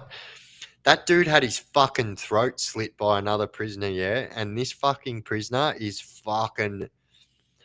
I hadn't seen this guy. I heard that he was like, his life was taken outside of prison, but this guy was a fucking lunatic. Like, I'm talking the kind of person, when you're around, you definitely always got to be holding something, because this guy is, and he's like very unpredictable. And yeah, on this particular day, he fucking snuck up behind fucking Paul O'Sullivan and slit his throat. And like, literally, that was touch and go for Paul too. And like a fucking soldier, like, he didn't leave the job or nothing. He could have fucking left the job, got a million years fucking long service leave and all that fucking bullshit for that, but he didn't. And because he knew that, like, if he didn't come back, that he was never going to be able to do it. And so, like, he literally, after he had his throat slit, was literally back at the job weeks later. And yeah, that was a fucking full on incident, actually. He was good to me for no reason, but I think he was the same to me as he would have been to you. Yeah, oi, bro, and like, he's an old school dude too, yeah. So like, his values and morals and that are from a different fucking time frame than us, bro. So um, they respect that. You know, I understand what you're saying, bro, and I think you're right, bro. Smash the like button, not your boss. Oh, it's too cold for ice cream. It is. I've got fucking mad fucking ones in the freezer, but yeah, they can stay there. I'd probably chuck them out the back. They'd stay in the same situation. All the guards mainly worked A division and did their overtime in H division, which they had no choice. Hence, most were pricks to the prisoners, apparently. Yeah, look, I'll tell you something, right? So, well, Tex isn't here right now, but Tex has done a fair bit of Pentridge, and um, I never fucking graced the walls of fucking Pentridge, luckily. So my best mate actually was the only one out of our friend group that managed to hit Pentridge. And yeah, so but anyway, um yeah, fucking H division, all that shit, like, it was a different world. So people don't understand. So like, they used to do this thing which is called running the gauntlet, yeah? Which is, they would have all the fucking screws, like the toughest screws in the fucking jail, security, whatever, all lined up in a fucking line along a unit. And so prisoners, one at a time, had to get from point A to point B, which was a door to a door at one end of the unit to the other. And they would make the prisoners run down the side, and they would all have their batons and their riot shields. And it's called running the gauntlet. And they would make you do it for fun. You know, I've spoke on the illegal fights that used to be held with prisoners that used to be taken out of the prison So this actually went on after Pentridge and continued in other prisons where prisoners were taken. So I don't know if you guys know, right? But the whole of Melbourne is full of fucking tunnels, right? And I've been in a lot of these tunnels because of prison. And so the tunnels under the tunnels under all the hospitals actually is mental, but the tunnels under the prison system is crazy. And so, true story, people used to get taken out. It wasn't just Pentridge; it went on and happened at the MAP as well. And so the MAP used to be called the Remand Center, MRC. And so before it was called the MAP. And so people used to be pulled out of there in the middle of the night and were able to earn $1 from illegal street fighting outside of the prison in underground fighting dungeons that you can only get to by tunnels. True story. This is the crazy shit you fucking hear at 2:01 a.m. It's 2:01, but we haven't hit 5 hours yet, so we've still got 7 minutes to go, legends. I'll send my driver Jeeves. What's your Addy?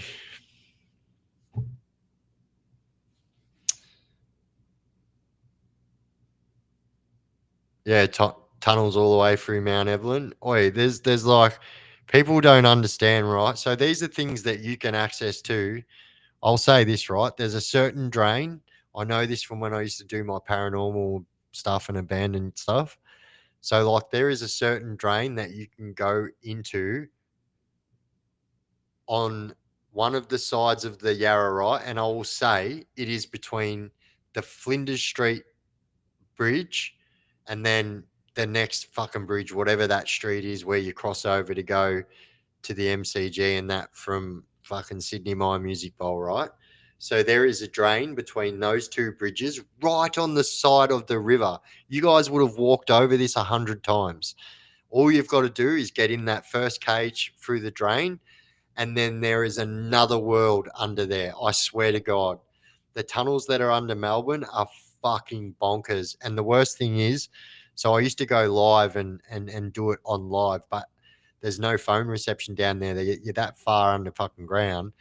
And yeah, so I had to make videos of it, but all that stuff was stolen when I had all of my recording equipment and everything stolen from the Airbnb when I was doing my TikTok stuff. And I lost so much stuff that night. But yeah, I'll fucking go back there. But I promise you, this, if you are someone that likes to explore, I promise you, this is somewhere you can all get into and it will literally fucking blow your mind. All you've got to do is walk along the grass instead of walking along the footpath and you will see it. You will see it. I promise you will walk on one side. It's on the other side. That's how everyone finds it. Yeah. You'll be walking along the grass and you'll look over and you'll see it. This big ass round fucking drain with fucking cages in it, and you can get down there without getting wet. Don't worry about that.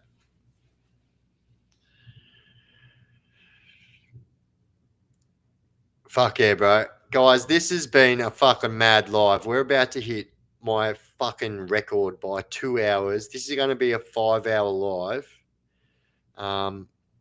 Yeah, that's crazy. I jumped on live at 9 o'clock, 9 p.m. Eastern Daylight Savings Time, the 4th of November, the 20th of October, 1950, 12.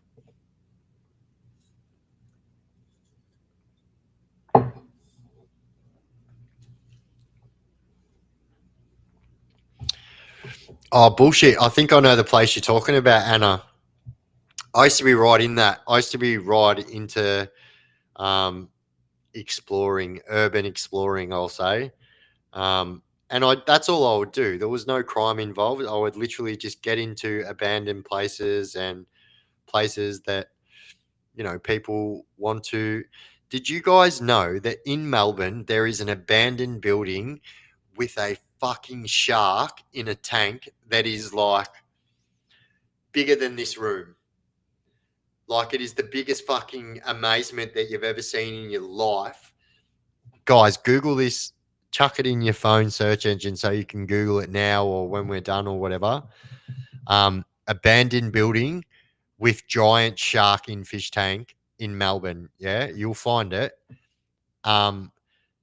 some of you people, nah. So Steve, I do know exactly who you're talking about, and those fucking you see that shit plastered all over the places where I used to go. And true story, I used to run into them people a lot. At first, they were very standoffish, but when I started running into them in all these fucking abandoned buildings, they were like, "Oh yeah, this dude loves it too," you know. Yeah, but no, I wasn't part of that crew, bro. But yeah, oi, them that cave clan has been going since the 70s, maybe even the 60s, I believe. Yeah, and still have like elderly people going doing this fucking urban exploring. It's amazing if you ask me. Instead of sitting at home and doing some crocheting, they're going over jumping fences and getting into abandoned buildings. That's fucking cool. That's living life. Do you know what I mean?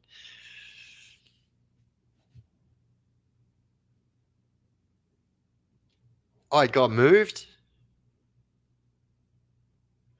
Oh, your family owned the farm across the road? No way. Oh, yeah, I'm pretty sure I know what you're talking about. Yeah. You hear whispers when you do this thing, right? Because it's very hard. Everyone's very fucking. They hold their cards really close to their chest and don't want to tell anyone about their abandoned buildings. And yeah, so you got to get the trust of people. Hey, there you go. Oh, look at fucking Gunhead go. Gunhead is a fucking legend. Look at that. You're a fucking legend, Gunhead. Let's go, douche. So there you go. I've highlighted the comment and I've also chucked it up on the screen, which I'm sure you can click on that. And that's the fucking link. Thank you, Gunhead. On fire.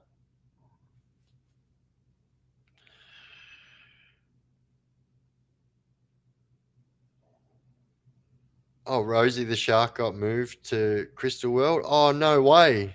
Oh, that was there for fucking ever, man. That was the craziest thing to see. Man, I have seen some fucking cool places doing abandoned urban exploring and ghost hunting and stuff. Some of the abandoned buildings that I've went to, like, have blown my mind. Literally blown my mind. So everyone talks about the big abandoned building at the mansion in Olinda.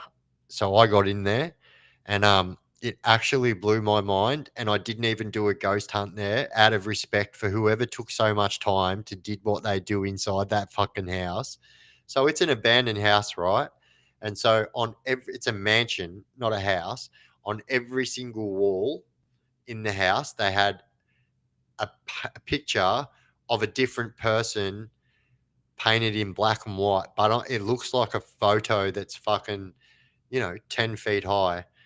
And on every single wall in the house, there was like every room, there was a mural to one person, which I tried to find out who the pictures were. There's a lot of people say that it's pictures of the people that lived in that house. Now, the haunted mansion in Olinda is probably the most well-known haunted house in Victoria. Everyone knows about it. Everyone says they're going to go there. Well, I went there, but let me tell you something, right? The first time that I went there, this fucking town is so small and they are so onto it, right? Imagine rocking up to somewhere looking like me, yeah? Middle of summer, I've got all my fucking Larrys hanging out and I've got a backpack on my back with fucking shit hanging out of it, and I'm heading up towards the fucking haunted house. I swear to God, if I didn't get pulled over by 10 people walking along that road before I got there and literally had cars sitting up the end of the road saying, I hope you're not going to the house. And I'm like, what fucking house? I'm bushwalking. Leave me alone. And that was full on. So then I realized for the next time that I went that I had to park outside that crazy fucking town and to get in there. And that's what I did. I parked outside the town and then hiked all the way down there in the brush and yeah, got in there. And yeah, that was crazy. I didn't even do a ghost hunt there either. Like I had all my ghost hunting equipment and stuff like that. And yeah, I didn't even do it. What's your thoughts on the Yowie? So I'll tell you something, right? like I'm open, right? I'm open. I'm not someone that sits here and fucking like goes crazy over that shit, but I'm open, right? And I'm old enough to know about stories about the Pilliga and stuff like that, and about um my fucking godfather, right, owned a fucking trucking business, and um his trucking business used to drive from Victoria right up to fucking Kakadu, right? And he used to take big fuck off like Tonka truck looking, those real actual Tonka trucks, you know what I mean? I don't know what they're called, but like you can fit inside the rim of one of these things. That's how big they are, right? But he also used to take machinery, and in the machinery used to get taken on a different trailer with the soft sides, and you roll the sides up, blah blah blah. So there is stories of the Pilliga Princess. A lot of truck drivers have witnessed seeing this fucking figure of a white person who is actually of Aboriginal, but wearing a white dress. They call it the Pilliga Princess. So many people, if you Google that right now, you will see it. Sometimes I say that wrong. Pilliga, Pilbara, Pilliga. Oh no, yeah, the Pilbara's over there. Yeah, it's Pilliga, and right. So yeah, I don't know. If you believe, you believe. I'm not trying to hear and say fucking, oh yeah, you know what I mean? I fucking seen fucking anyway. I'm just saying this is yeah. And so the reason I'm saying the Yowie or the Bigfoot is because this is something that I know of that happened close to our family. Now this could have been a hoax, it could have been anything. So but anyway, as you know, you get to a certain point in your truck drive and you're not even allowed to drive anymore. Even if you want to, you've got to be dodging up the books. It's a fucking fuck around to drive on more anyway. So truckies pull over, right? And so um, he pulled over to have a sleep. It was like 11 p.m. So anyway, he wakes up the next morning. He's had a fucking deep sleep. You know, may or may not have had substance. I'm talking 90s, 80s, 90s. So, you know, you'd be fucking hard pressed to find an interstate truck driver that didn't at least take some kind of Duromine or something like that. And that's a fact. So, but anyway, and this could have been, like I said, it could have been a hoax. But if the fucking trailer didn't come back the way it come back, it wouldn't make me think the way that I think, right? Now, like I said, this could have been a hoax, but chances of people being all the way out there where he was, very close to Kakadu, very fucking remote, um, just it's that quiet out there when you're out there that if someone was coming, you'd dead set hear a truck coming or a car coming from fucking miles away. And so on the back of this trailer, I'll get to the story because I want to go to bed at some stage. But on the back of this trailer, which was a fucking trailer with a dog trailer on it, right? So which is a semi-trailer with a little trailer on the back. Both of the fucking trailers. So my mum, if you guys remind me about this story, because this was my godfather, yeah, and so, um, yeah, so both the fucking trailers had like claw marks from the tip of the trailer all the way down to the start of the soft side, right? So if you know, that's fucking got to be 10, 11 feet. I don't know the exact measurements, but it's fucking high. And even if you are 6 foot tall, you ain't fucking touching that unless you fuck, do you know what I mean? Like, and so, I mean, yeah, you probably could, people dunk rings and stuff like that. That's what I'm saying. It could be a hoax. But to have that happen and on both the dog trailer and the fucking main trailer, and nobody heard a thing, right? So the people that were in the cabin did not hear one fucking thing, not a car pulling up, not people walking up. You've got to understand, right? So you've got bitumen roads and then you've got stones. Stones, like, it's different up there, yeah? So even if someone's walking, it's that quiet out there. Like I'm talking, it's flat fucking land. You can hear a fucking mosquito coming, like it's that quiet out there, right? So you would hear somebody walking around your truck, and when you fucking got your hyper vigilant anyway, because you know what could happen up there with locals that don't like people doing that, um, I don't have to go into it. You all would have heard the stories, people breaking down and then never being found and stuff. So, people, they could be lies as well, but like they are the old wives' tales that get around between truck drivers. But yeah, I like cassowary on crack. But yeah, you know what I mean? Like, and yeah, the 411. How good's the 411? Make those stories as videos. True. I fucking could, eh? I watch people's local town stories on YouTube about random places like that. Oh yeah, I could do like a little fucking series, like fuck, I don't know, what would you even call it? Chaos Nostalgia. Oh, that's a good name. Nostalgia Chaos. Chaos Nostalgia. Chaos Nostalgia is a good name. I've seen some wild shit growing up on farms. The worst were haunted farms. Fuck yeah, bro. And like I've seen some shit too, bro. If you have a look at my TikTok, so if you just type in the Chaos Chronicles on TikTok, you'll be able to find me now because I changed my app on TikTok. So anyway, you type in the Chaos Chronicles on TikTok, you'll find me. But all of my before I started doing this YouTube stuff, right? I was doing TikTok and I was doing ghost hunts, right? I've always loved fucking ghosts and all that fucking creepy, scary shit that's unexplainable and fucking it really fascinates me if I'm honest. So, I started doing ghost hunts and like my lives were fucking crazy. Like there was not another creator on TikTok that could manage me. So my most people in my live at one time was 2,800 people, and they would be from all around the world that would tune in on every single one of my ghost hunts.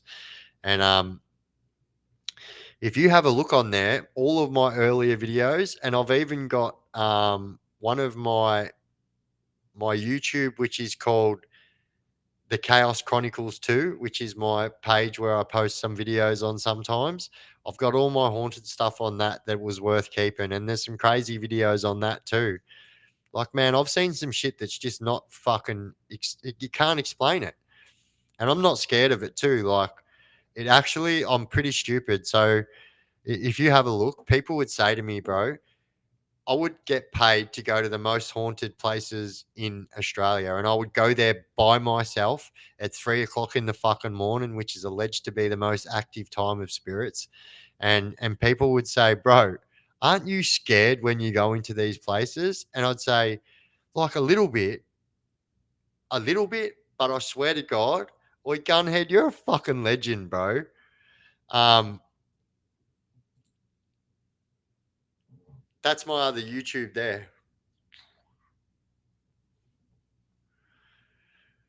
But yeah, I've seen some shit that you just can't explain, and there's no other explanation for it that we're not alone. And like, I think let's look at now. Yous have got me into it. You could literally get me going on this for hours, to be honest. But like, let's look at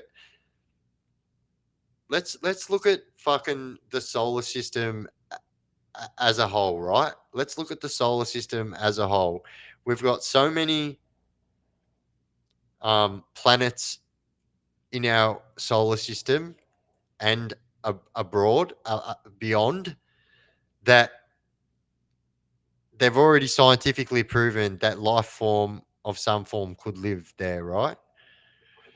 Um, I think it's 2025. I think it's a little bit naive to think out of all these thousands of fucking fantastic planets that are just buzzing around somewhere in our solar system. I think we're silly to think.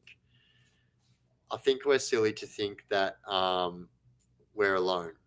You know, like out of all these millions of fucking planets and stars and solar systems on solar systems, like I think it's a little bit naive to think that we're the only lucky ones that are in it. Now, I'm not saying, mate, I'm fucking seeing fucking green aliens fucking down the street smoking doobies and all this shit. I'm not saying that, but I'm just saying even the governments are starting to release information. Once again, you don't know what to believe anymore, but like I think we're all experienced enough in life in 2025 to know that we're not alone. And like the things that I've caught on camera myself with thousands of people watching is just bonkers. And like um, I'll tell one last story, ghost story before I go. So I used to go to this place in Marupna. It's an abandoned hospital, which in its time has been an asylum, a mortuary. It's been a so during World War II, they actually sent children there that were infected with tuberculosis. So this place has been around since 18 fucking 60 something, right? It's a very old building. It's actually heritage listed. And so I'd heard about this place. This is where I started doing all my stuff actually. And so um yeah, fucking so I used to go to this place and there was stories of the ghost there that was called the Grey Nurse, right? And the stories were that, and you look in the records say it. And so there were people that were dying there at a rate of numbers that was very suspect, like people being pushed downstairs in wheelchairs, being people being pushed underneath elevators in wheelchairs. And so they suggest that the person that did this was all the same person and they call her the Grey Nurse. I can't think of her real name at the moment. But if you look up Grey Nurse Marupna Hospital, you'll be able to find all the information. And so, um, like, it's one thing to try and tell someone about ghosts and say what you've seen, but it's another thing when you're doing a live ghost hunt and you've got thousands of people that are seeing exactly what you're seeing, right? So on this particular night, it was once again about 3 or 4 o'clock in the morning, and it was like just before springtime, so it was like still cold, but it was warming up a little bit, right? And so it was the clearest night, clear as fuck. It was so clear. And then I've got all my equipment set up this hallway in this hospital, and it's dark as fuck, right? Other than the lights, I don't use like lights. I use lights so the cameras can see. Like, but I have everything's on me. Do you know what I mean? Other than my equipment that I'm using on the ground, I've got all my equipment in there actually. And so on this particular day, this fucking weird mist just rolled in. And to be honest, I didn't even pay any attention to it. It was other people that said something to me, right? And they're like, bro, what the fuck? And so, like, this building is that abandoned. You can literally almost see from one side of the building to the other side through windows and doors and shit. Like, so I could see that there was no fucking mist or smog or whatever the fuck you want to call it, fog, anywhere else except for in this section of the hospital, right? Random as fuck. I didn't notice. Everyone else pointed it out. I was like, fuck, that's random. And so that's what happened. And sorry, I'm just cleaning it. And um yeah, the mist rolls through, which brought my attention, right? And at this time, like I think I was over 1,000, I can't remember, but it was a lot of people watching, right? So a lot of people used to watch on their TVs, their PCs, but most watch on their phones. And so I used to tell everyone at the start of the lives, I'd be like, get your headphones, plug your headphones into your phone, so you're hearing everything fucking high definition. We started hearing these fucking random sounds, right? And it was like to the point where, like, I'm there by myself, right? And so it was to the point where I start saying, if there's somebody else here and you fucking walk up on me, I swear to God, there's going to be trouble for you. Do you know what I mean? Like, don't sneak up on me in the dark here. I promise you. And I used to have a cattle prod, right? I used to have a fucking massive cattle prod. And so, which, believe it or not, I'm legally allowed to carry because I was living on a farm at the time, a dairy farm. Anyway, so I used to have that on me. And so I start yelling out because I'm hearing what's like footsteps. It sounds like, um, yeah, true. Keeping you up for a ghost hunt. And I hear what's like footsteps, right? So my fucking guard goes straight up.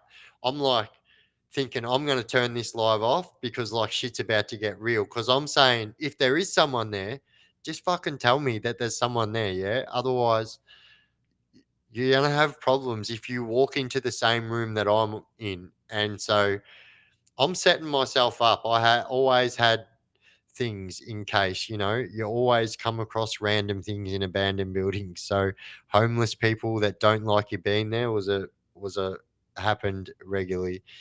And at this place too actually happened like 3 or 4 times where I was approached by the homeless people and they found out very quick that yeah, they're not going to talk to me like that. And anyway, but that's what I thought was happening. I thought a homeless person was coming to fuck with me, troll me, whatever, which had happened on a number of occasions. And police actually ended up at these ghost hunts on a number of occasions. So if you have a look on my TikTok, I actually go ghost hunting with my mum, and then these people rock up and yeah, shit goes south quick. But it's on my TikTok. You can see that whole story. I think it's on my YouTube too, actually. That YouTube that it's there, that one.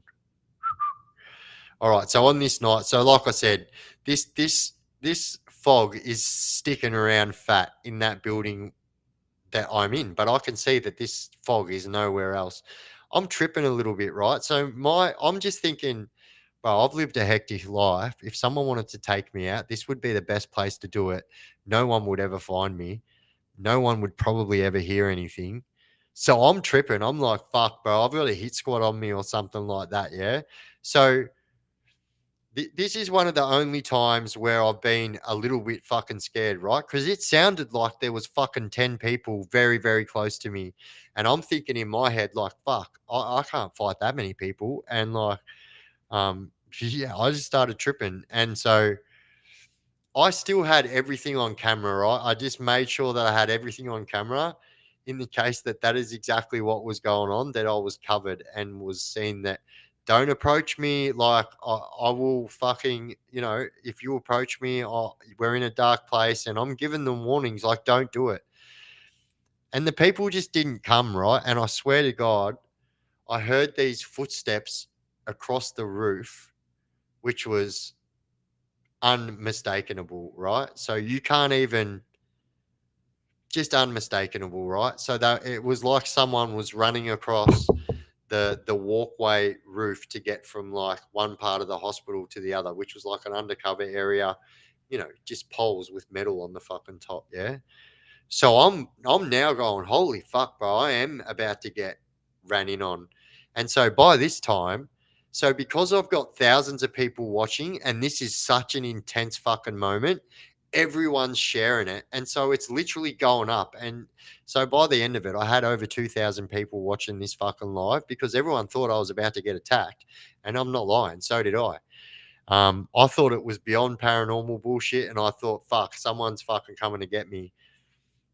Anyway, respectfully, it wouldn't have happened as easy as they would have liked to think if that was the case. But I'm waiting for this shit to happen and it's not happening, right? So I'm starting to think, righto, I've got to get out of here because in my head, there was no way around it that there was a multitude of fucking people starting to circle around me. And like, it was unmistakable. There was no two ways about it. The fucking footsteps on the roof was just bonkers. And I was like, I honestly believed that I was going to get taken out, right? So like, bang, bang, see you later, taken out. So obviously all I've got is my cattle prod and like knowing damn well that if I stick that straight in someone's eye sockets or their fucking mouth or in their neck, like it's going to drop them 100%. And it's got a meter fucking arm on it so I can press it from back here and keep you at bay and fucking sword fight you. But anyway, so I'm starting to leave, yeah, because I'm legitimately starting to get worried that I'm about to get fucking kidnapped, killed. I don't fucking know. Anyway, I start leaving and I start leaving the opposite direction to where I'm hearing this fucking noise coming from. Obviously, I didn't want to walk into a fucking hornet's nest of fucking people. And that's honestly what I believed at this time. My senses were heightened. I was literally paranoid as fuck. And I was like, you know what? Yous have got me. I was in my head. I was thinking, yous have fucking got me and I can't do anything about it. I'm literally a kilometer into this fucking hospital. It's a over fucking, but I am a long way into this hospital, right? Doesn't matter what way I want to leave, I've got to leave and go a long way in the fucking dark. Got to be quiet because I'm not wanting people to fucking. So I've got my camera on my. I used to wear a fucking what do they call it? A fucking harness with a tripod on it here for my camera, right? And so I used to wear it on my chest like that. Same as like when I did the map videos and when I go into Melbourne and stuff like that. And as we're walking out, right, I swear to fucking God, this video is, I've got, I don't know, I'm sorry, I've got over 1,000 videos on fucking TikTok. So go sick, guys, go sick. So my TikTok is the Chaos Chronicles Oz. So, but if you type in the Chaos Chronicles, you will find it. But anyway, I'm walking out, and then next thing you know, I see kind of like what I just said before with the Pilliga Princess, but I see, and every single other person that was there waiting for me to get taken out, everyone believed that that's what was going to happen. And so before I left, 10 minutes before I left, everyone's saying, please leave, bro, please leave. Like we're scared, bro, like please leave. And so next thing you know, this fucking thing just cruises. Keep in mind, I said the fog, right? The fog was sticking fat around this section that I was in. Wasn't over there in the grassy section.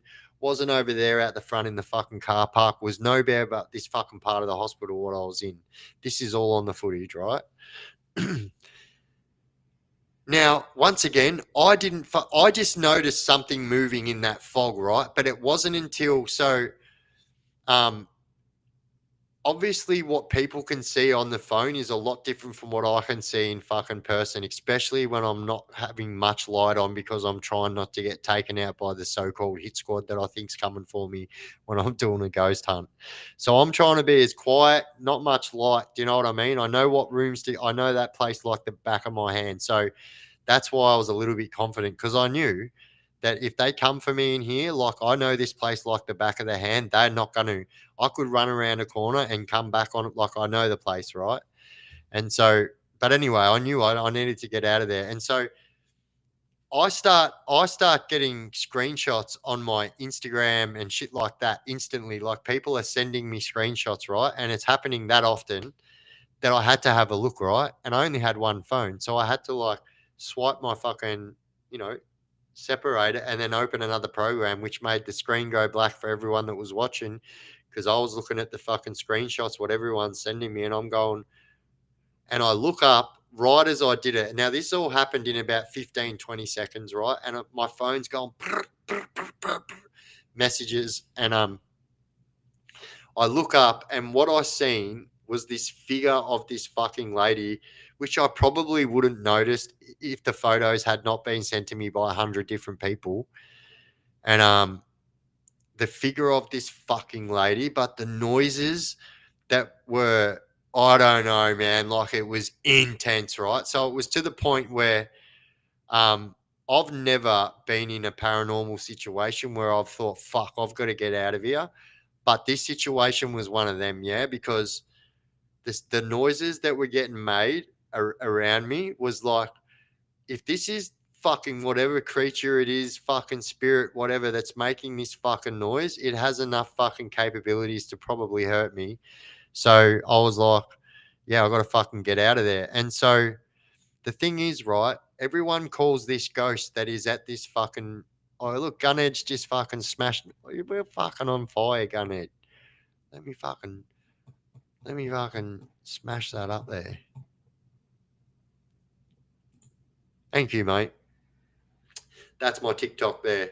And yeah, so I didn't leave straight away. I got enough because I knew I had my camera rolling. And so TikTok saves every one of your lives. And yeah, so I saved it. And like I'm not gonna lie, I've never done that since, never done it before where I felt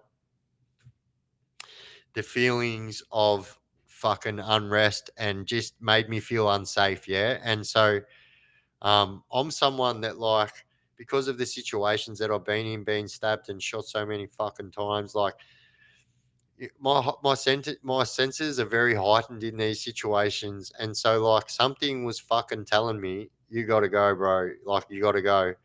And to get home and watch that fucking footage back was just mind blowing. So I got home, and so I went live straight away and was showing it on my live with everyone, and it was just fucking crazy. And as a matter of fact, so Mr. Paranormal is one of the biggest paranormal YouTubers in the world, actually contacted me over that video and asked me if he could put that video on his page as well. So if you go to Mr. Paranormal on YouTube and type in his search engine on YouTube, Big Biff's Haunted Stuff. So that's what I used to call my page, was Big Biff's Haunted Stuff. And that's how all this stuff started before I go. That's what I was getting into. So all of this stuff, what I talk about now, my prison stuff and like trying to help the youth, all started because I was doing this paranormal stuff. And I used to get trolls come on my live that knew me from my past life and were trying to tell people, oh, he spent most of his life in prison, he's a serious violent offender. And I was just like, well, if people are going to fucking come on here and talk shit about me and say it, well, I'm just going to tell everyone how it is. And so that's how it all started. And everyone was like, fucking hell, bro, are you serious? They're like, bro, you've got to fucking put these stories out there. Like, what the fuck, bro? You were just TikTok fucking Big Biff. Now you're fucking like, whoa, bro, that's a spin out for all of us. And then, when I started, I put my first video out there on YouTube and it got 30,000 views. So I was like, oh yeah, fuck yeah, let's give it a go.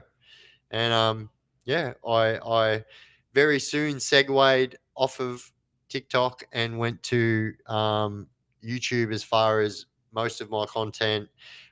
Stepped away from the paranormal stuff because it's not for everyone. And not that I want my content to be appealing for everyone, but I don't want my content to be not appealing. I want people to watch my content and go, like, fucking hell, Biff actually fucking tells it how it is. It's as, there's no gray area with me. I'm very black and white. And so, I think people appreciate that haven't watched me before. And so, but, yeah, man, that's how this fucking all came about.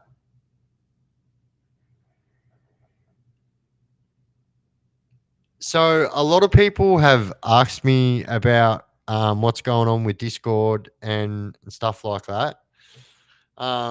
So Discord is something that was created for me by AB. So of course, AB said I can have all the rights to it. You own it, it's yours, blah blah blah. But the thing is, right? So the person who creates the Discord, you have to keep that fucking email address, blah blah blah, which is one of his email addresses. And so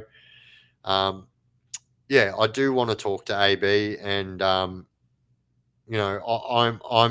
being just as distant with him as he is with me, and I'll be straight up about it.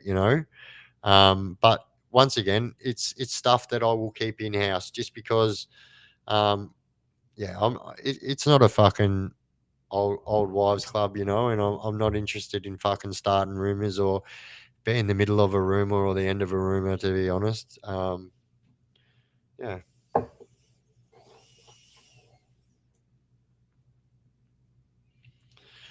I got 3K followers from a video with 2.5 million views on my old whippet jumping a fence. Internet is crazy. Oi, Steve.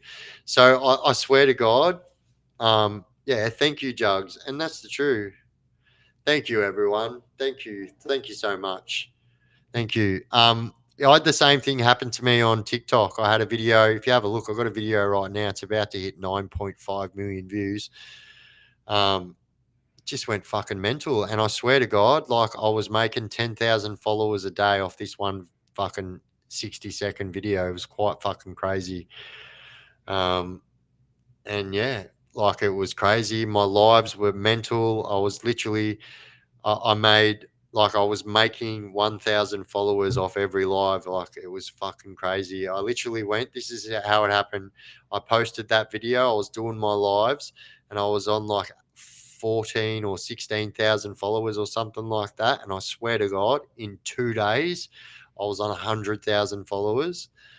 And yeah, and then I just worked at it. I've got a lot of videos that are in the millions now. So I got videos on YouTube that are in the millions. Yeah.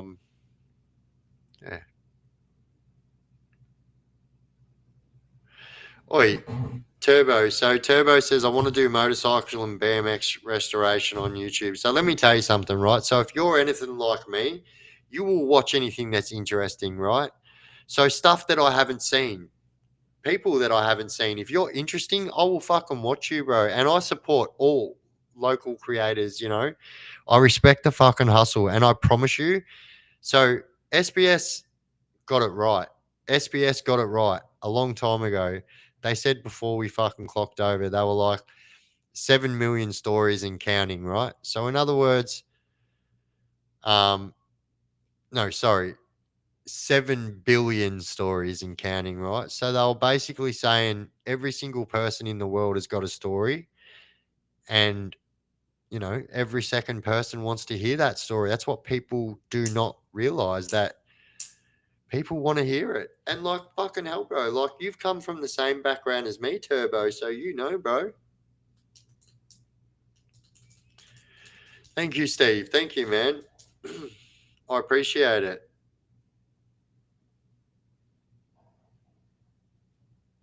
Wazza says, Biff, I've got this fucking Desi Freeman video. I don't know if you've seen it. Look, I'll tell you, I use the best of the best fucking software to find some of the content that I bring to you guys first. So, yeah, just in a roundabout way, what's on that video, and I more than likely will be able to finish that video for you. I think more than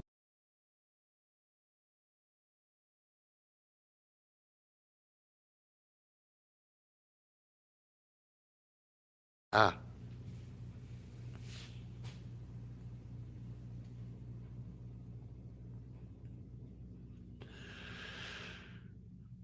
Yeah, thank you, Gunhead. Yeah, you can email anyway. Anyone can email me at any time. My email is this bigbiffsgaming@gmail.com. Yeah, anyone can email me at any time. I'm like an open door for all you legends. So yeah, I have been flat out with moving at the moment. Tomorrow is going to be another big day, but I will be yeah, back to 100% normality with no moving to go on Thursday. Biff, is it harder through? So yeah, YouTube's a whole different beast. It's a lot easier to get views and stuff on TikTok. Um, you know, you have a lot of fucking people that are younger, that are, you know, very fucking, I don't know what the word is, fucking ADHD, and just fucking can't take the phone out of their hand. And TikTok's one of those apps, but TikTok is a brilliant tool to use for anybody that's looking at um, starting the social media, because right, TikTok's a very hard beast to tame, right? And so it's very hard to start on YouTube without an audience, right? So the best thing about TikTok is you can gain an audience on TikTok, and it is very easy to segue your people over to YouTube from TikTok. And so, you know, you get a feel for the social media and what it's like being a content creator on TikTok. You know, you'll experience ups and downs. TikTok is very hectic. I used to call it TikToxic because that's where all the trolls live, on that app. And as you see, I very rarely get trolls come on here, and I've got legend mods if I don't see it anyway, if we're not having a laugh at them anyway. So, yeah.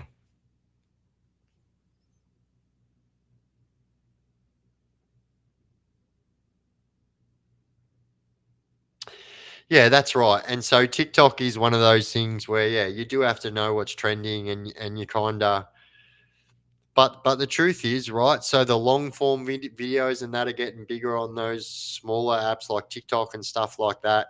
Instagram's another good one. You can make a lot of money on Instagram. So as far as like content creating goes for me and money, you know, I very rarely talk about my monetary fucking situations or anything like that. I just think it's just inappropriate. But if you want to earn real money and like I'm talking money that you can support a lifestyle off and your family, YouTube is the go, right? You're never ever gonna there's another no other apps or no other platforms that you can get views on that, well, put it this way, right? That video of mine that's on fucking TikTok that's on 9.5 million views. Google now how much you get on YouTube for 9.5 million views, and you'll see you can almost buy a property with that money. That's the difference. And do you want to know how much money I made off that video on TikTok? No word of a lie. And this is going to blow your minds. 9.5 million views. How much money do you think I made off that money on TikTok? You ready? Write this down because it's going to blow your fucking minds. Zero. $0, 0 cents, zero. So unless you've got over 100,000 followers on TikTok, you're not eligible for money.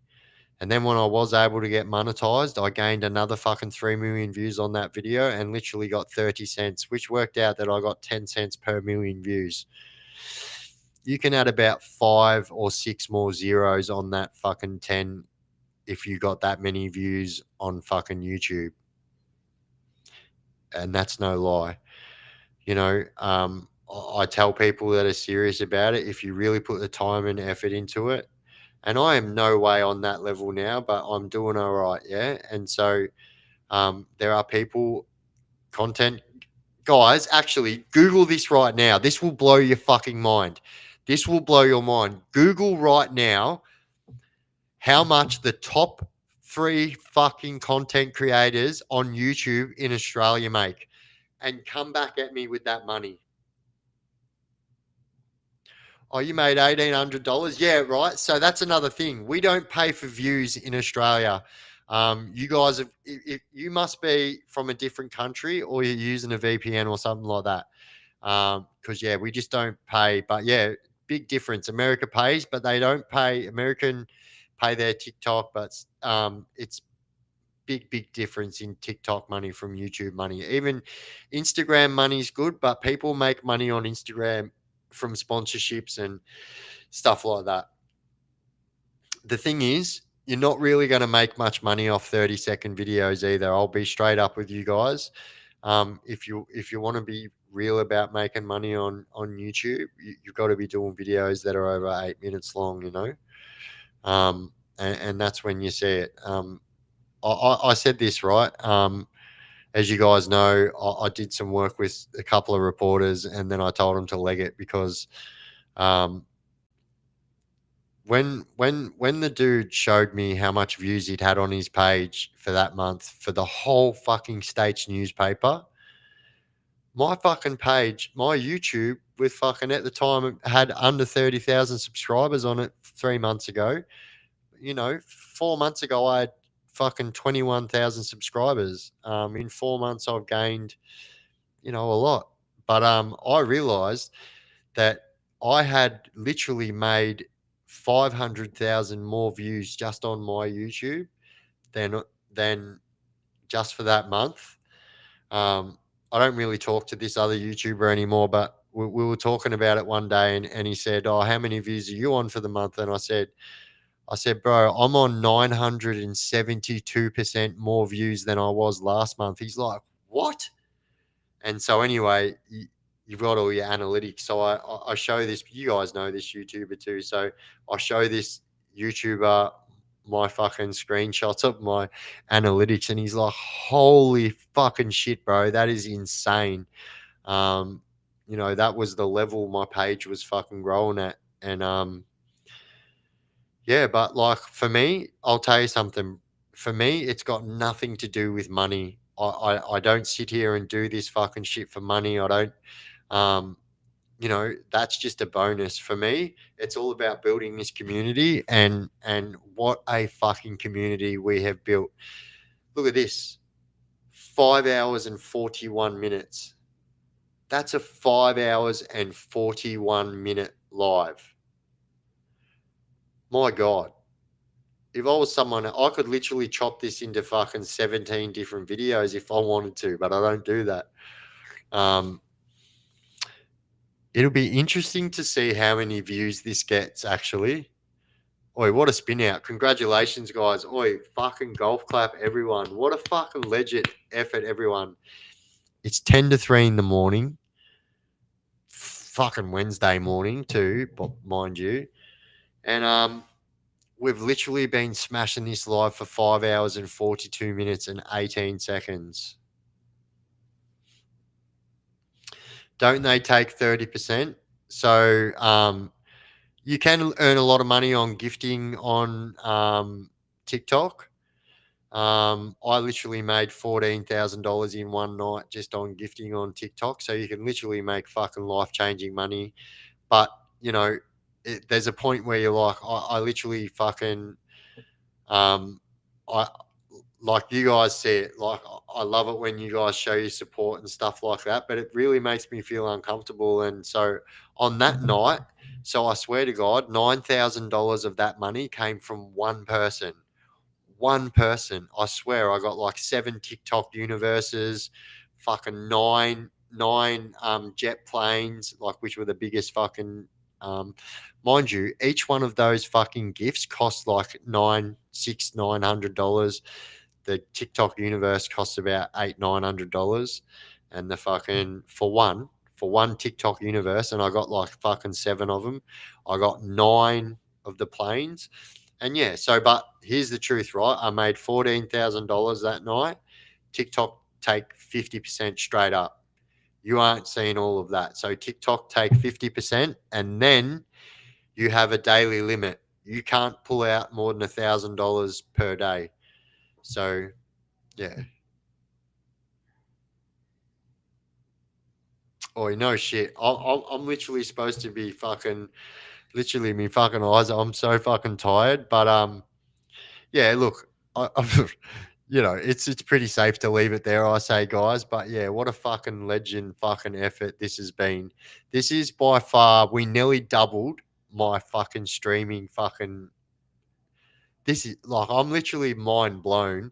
And we've kept a steady crew of people we had over 100 people for fucking more than 4 hours. So that's insane.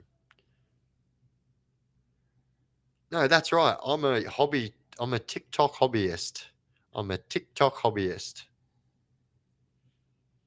I'm a YouTube hobbyist. A YouTube hobbyist.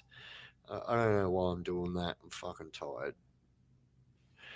Have you ever done or thought about doing any sit down chat interviews with other interesting people? Steve C.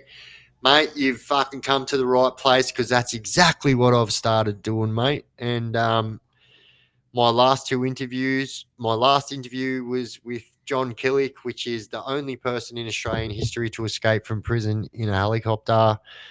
My interview before that was with Dane Mulavai. And so Dane was somebody who lived a pretty colourful life like me and then turned his life around so he could make his father proud and became a professional fighter in so many different martial arts, became, world title fighter. And now he's about to go into the bare knuckle boxing. So, yeah, Dane's an absolute legend as well. John's an absolute legend. And then this Sunday night, I actually been filming it today as well. So I will do a sneak peek tonight when I do my live at 8 o'clock. Fucking hell. Bloody hell. I've got to go live tonight as well. But yeah, I've got my interview on Sunday night dropping with Todd Carr, aka Kari, Robin 210, absolute fucking legends. Lived a pretty fucking brutal life.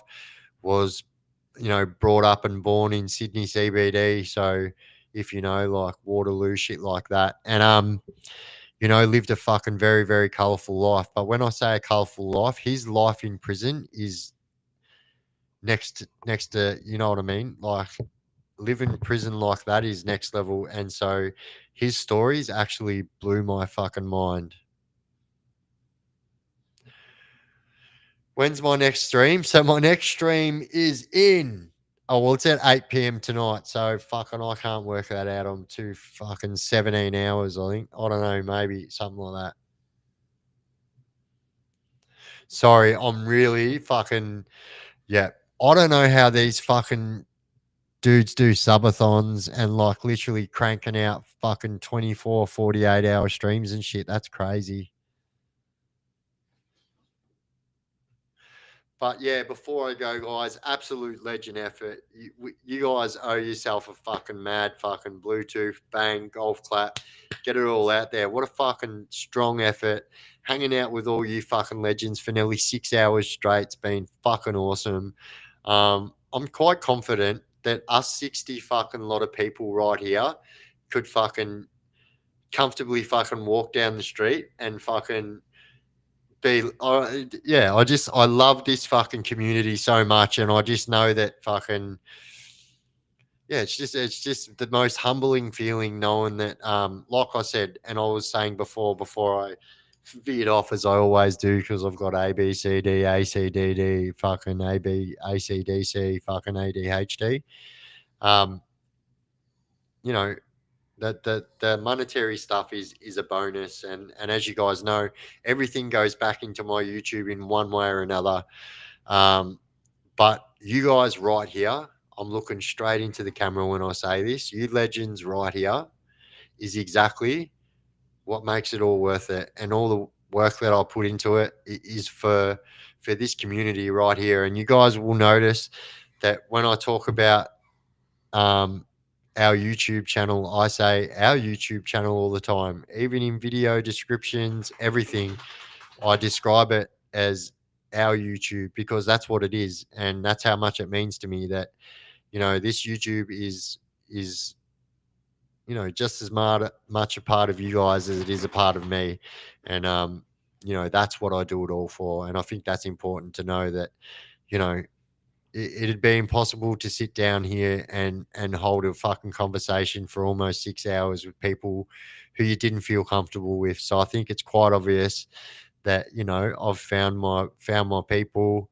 They say water finds its own level. And another thing that we actually found out is like we had this kind of a fucking epiphany when we were doing a live one day when I said that I had ADHD, and then literally like 80% of the chat was like, me too, me too, me too, me too.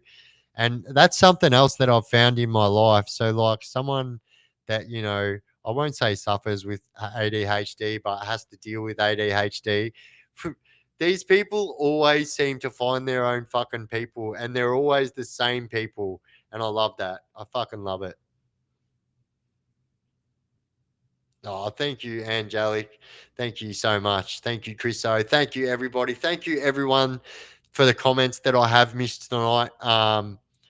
But yeah, it's been fucking yeah, it's been fucking mad, and like it's hard to keep up with every question. Obviously, I can't answer every single question, but I think we had a pretty fucking solid flow going the whole time, and I couldn't be any happier with the way. Yeah, fuck yeah, mate. What's KB stand for? Oh, KB. True, of course. Sorry, my bad. My bad. Fuck this. Oi. And I've been saying this. I've been fucking screaming this out since the start. Oh, nothing worse than one of your mohairs comes out in your mouth. It's like fucking dental floss. Anyway, there's just there's nothing better, and this is like I said, I found my groove, I found my people, and yeah, I couldn't be happier with our YouTube guys, and fucking onwards and upwards. And I promise you guys, watch me quantify this shit when I don't have hassles of moving a whole house into a new house. Um, you know, I would say by myself, but that would be a lie. Had it not been for Jess, but the last week I've had to do it all myself because Jess is in South Australia seeing Metallica, and um, but yeah, you guys watch me. You guys watch. And for all you guys that are sitting off the sidelines there, trying to fucking sit off and clip me and stuff like that, running back to your people, listen to me when I say this. Watch me quantify this shit, right? Like, when I say quantify this shit, that doesn't mean sitting in this same fucking chair I've been sitting in for 2 fucking years telling you guys the stories. I'm getting out there and I'm getting amongst this shit. And when I say watch me quantify my just everything about myself and our fucking YouTube, 100%.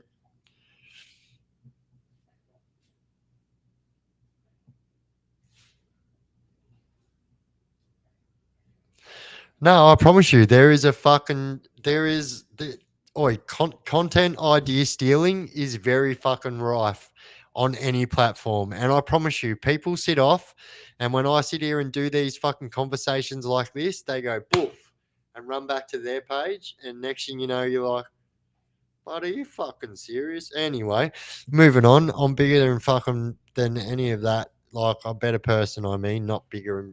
Anyway, I'm a better person is what I meant. But anyway, legends, all right, fucking absolute legend effort. Bluetooth it, bang. We got left and right fucking Bluetooths going on here. Yeah, what a fucking absolute fucking legend effort, guys. But yeah, we'll be back again tonight, Wednesday night, 8 p.m. Eastern Daylight Savings Time, Victorian time. Oh, fuck.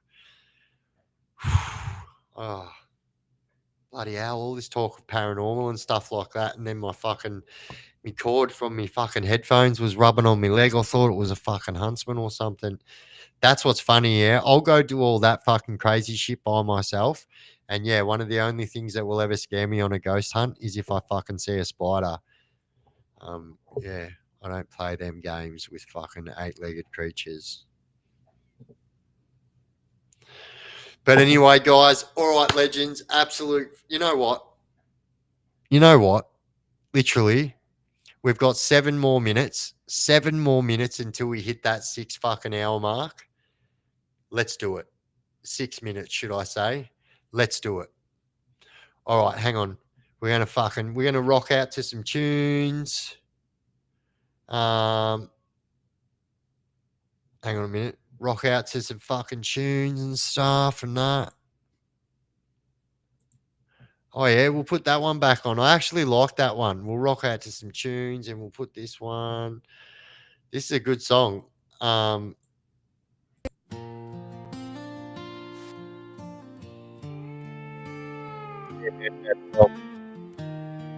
What's that, mate? Yep, all right, coming. Okay, good boy.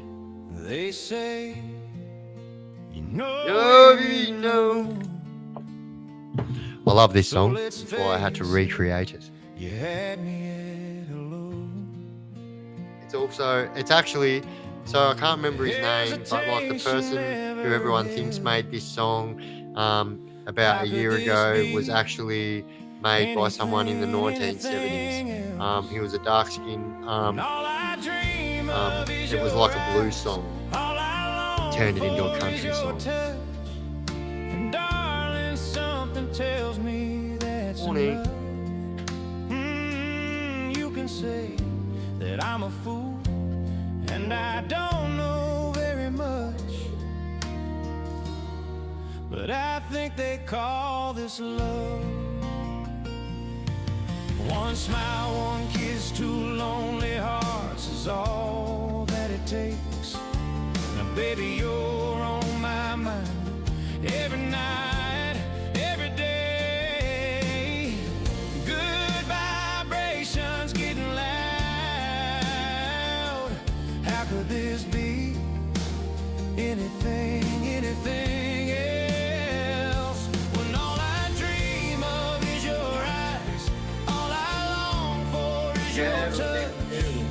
And darling, something tells me that's enough.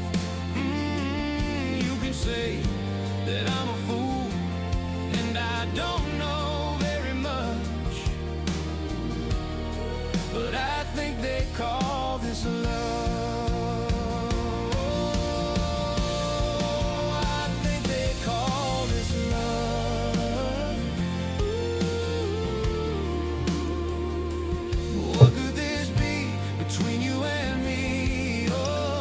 Hi, and welcome to the Chaos Chronicles Morning News. And tonight on the news, sorry, I'm not going to do Bonica Gray, whatever her fucking name is, Jonica Gray, Bonica Drake, I don't know, Drake, let's just call her Drizzy Day. That I'm a fool and I don't know very much, but I think they call. Want to reward a non-member for their loyalty? Do I want to? Is that a question mark? I always want to reward. My non-members are just as important as the members, and as a matter of fact, I've got about fucking 7,000 more subscribers than I do fucking members.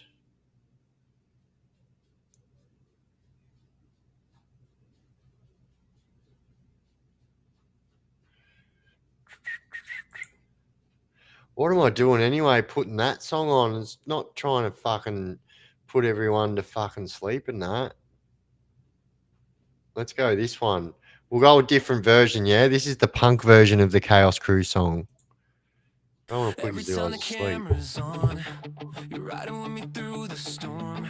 From the stories to the struggle, yeah, you've been there all along. Late nights, real talk, truth, spilling through the mic, and the chaos crew shows up Every single time. every single time. You ain't just views, your family. Every comment hits like loyalty. Through the highs and the lows, you ride for me, and that means more than you'll ever see. Shout out to the chaos crew, the best on YouTube. It's true, you keep this whole thing real. Every word, every view, from the heart, yeah, Biff's got you. I'm grateful every time I do what I do. No one else compares to you. The Chaos Crew. The realest crew. From Port Phillip tales to streets Why? so cold, you've heard my pain, you've seen it unfold. But through the dark, your light breaks through. Ain't no love like the chaos crew. You've been here since day one, holding me down. From nothing to something, we built this ground. I say it loud, I say it proud. Chaos crew, you wear that crown. Shout out to the chaos crew, the best on YouTube. It's true, you keep Oh, this whole there we go. thing real. Every word, every view, from the heart, yeah, Biff's got you. Oh. I'm grateful every time I do what I do. No one else compares to you. Ready? The chaos crew, the realest crew.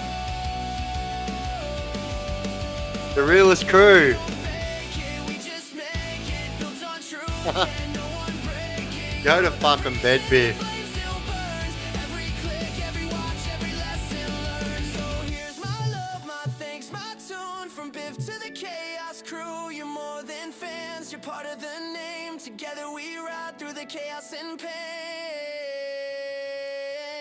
Shout out to the Chaos Crew. best on YouTube. It's true, you keep this whole thing real. Every word, every view, from the heart, yeah, Biff's got you.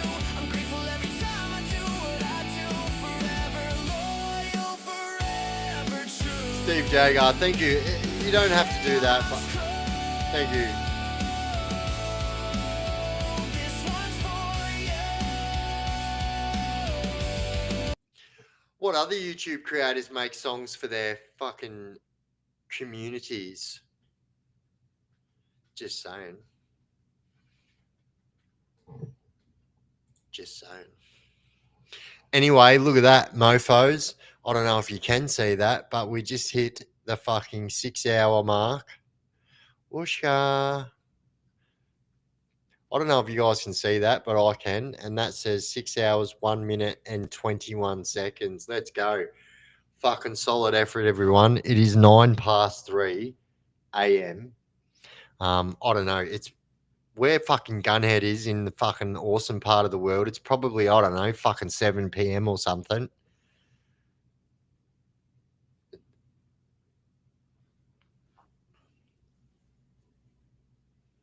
Going for a fag and a Dr. Pepper before bed.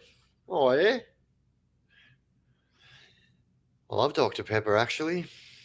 I can remember them ads. Ah, why it's Dr. Pepper flavour, silly. All right, legends. I really am going to sign off now, or I'll be stuck here talking for another fucking hour. And I've got to get some sleep. Got a lot of shit to do today. And but yeah, guys, this has been absolutely fucking monumental. Such a fucking mad effort. Oh, legit. Thank you to everyone who has fucking persevered for this absolute insane live. What a crazy fucking time. I sing Bushrangers traditional folk songs. Oh, no way. Have you got a Jaws harp? You know, one of them things. I bought one of them from a music shop when I was about 15 years old, thinking I was going to be a fucking bluegrass fucking jaw harp fucking player. Loved that kind of music all the way back then. But turns out they're pretty hard to play and I couldn't do it. But yeah, all right, guys. I don't want to be stuck on here talking again. I really need to get to sleep. And you guys have been absolutely fucking solid. So much love, so much respect. Thank you so much, guys. What a fucking mad effort. Do you know we just doubled my live? We literally just doubled my live. Oi, Steve's about gifted one membership. Oi, absolute fucking legend. So Fire Lotus, you just received a free membership from Steve Jager, and that means that you can watch all the members only content now. You are now a member. Absolute legend, Steve. Boof. Thank you, legend. Johnny Gilbert used to play one. Oh, yeah.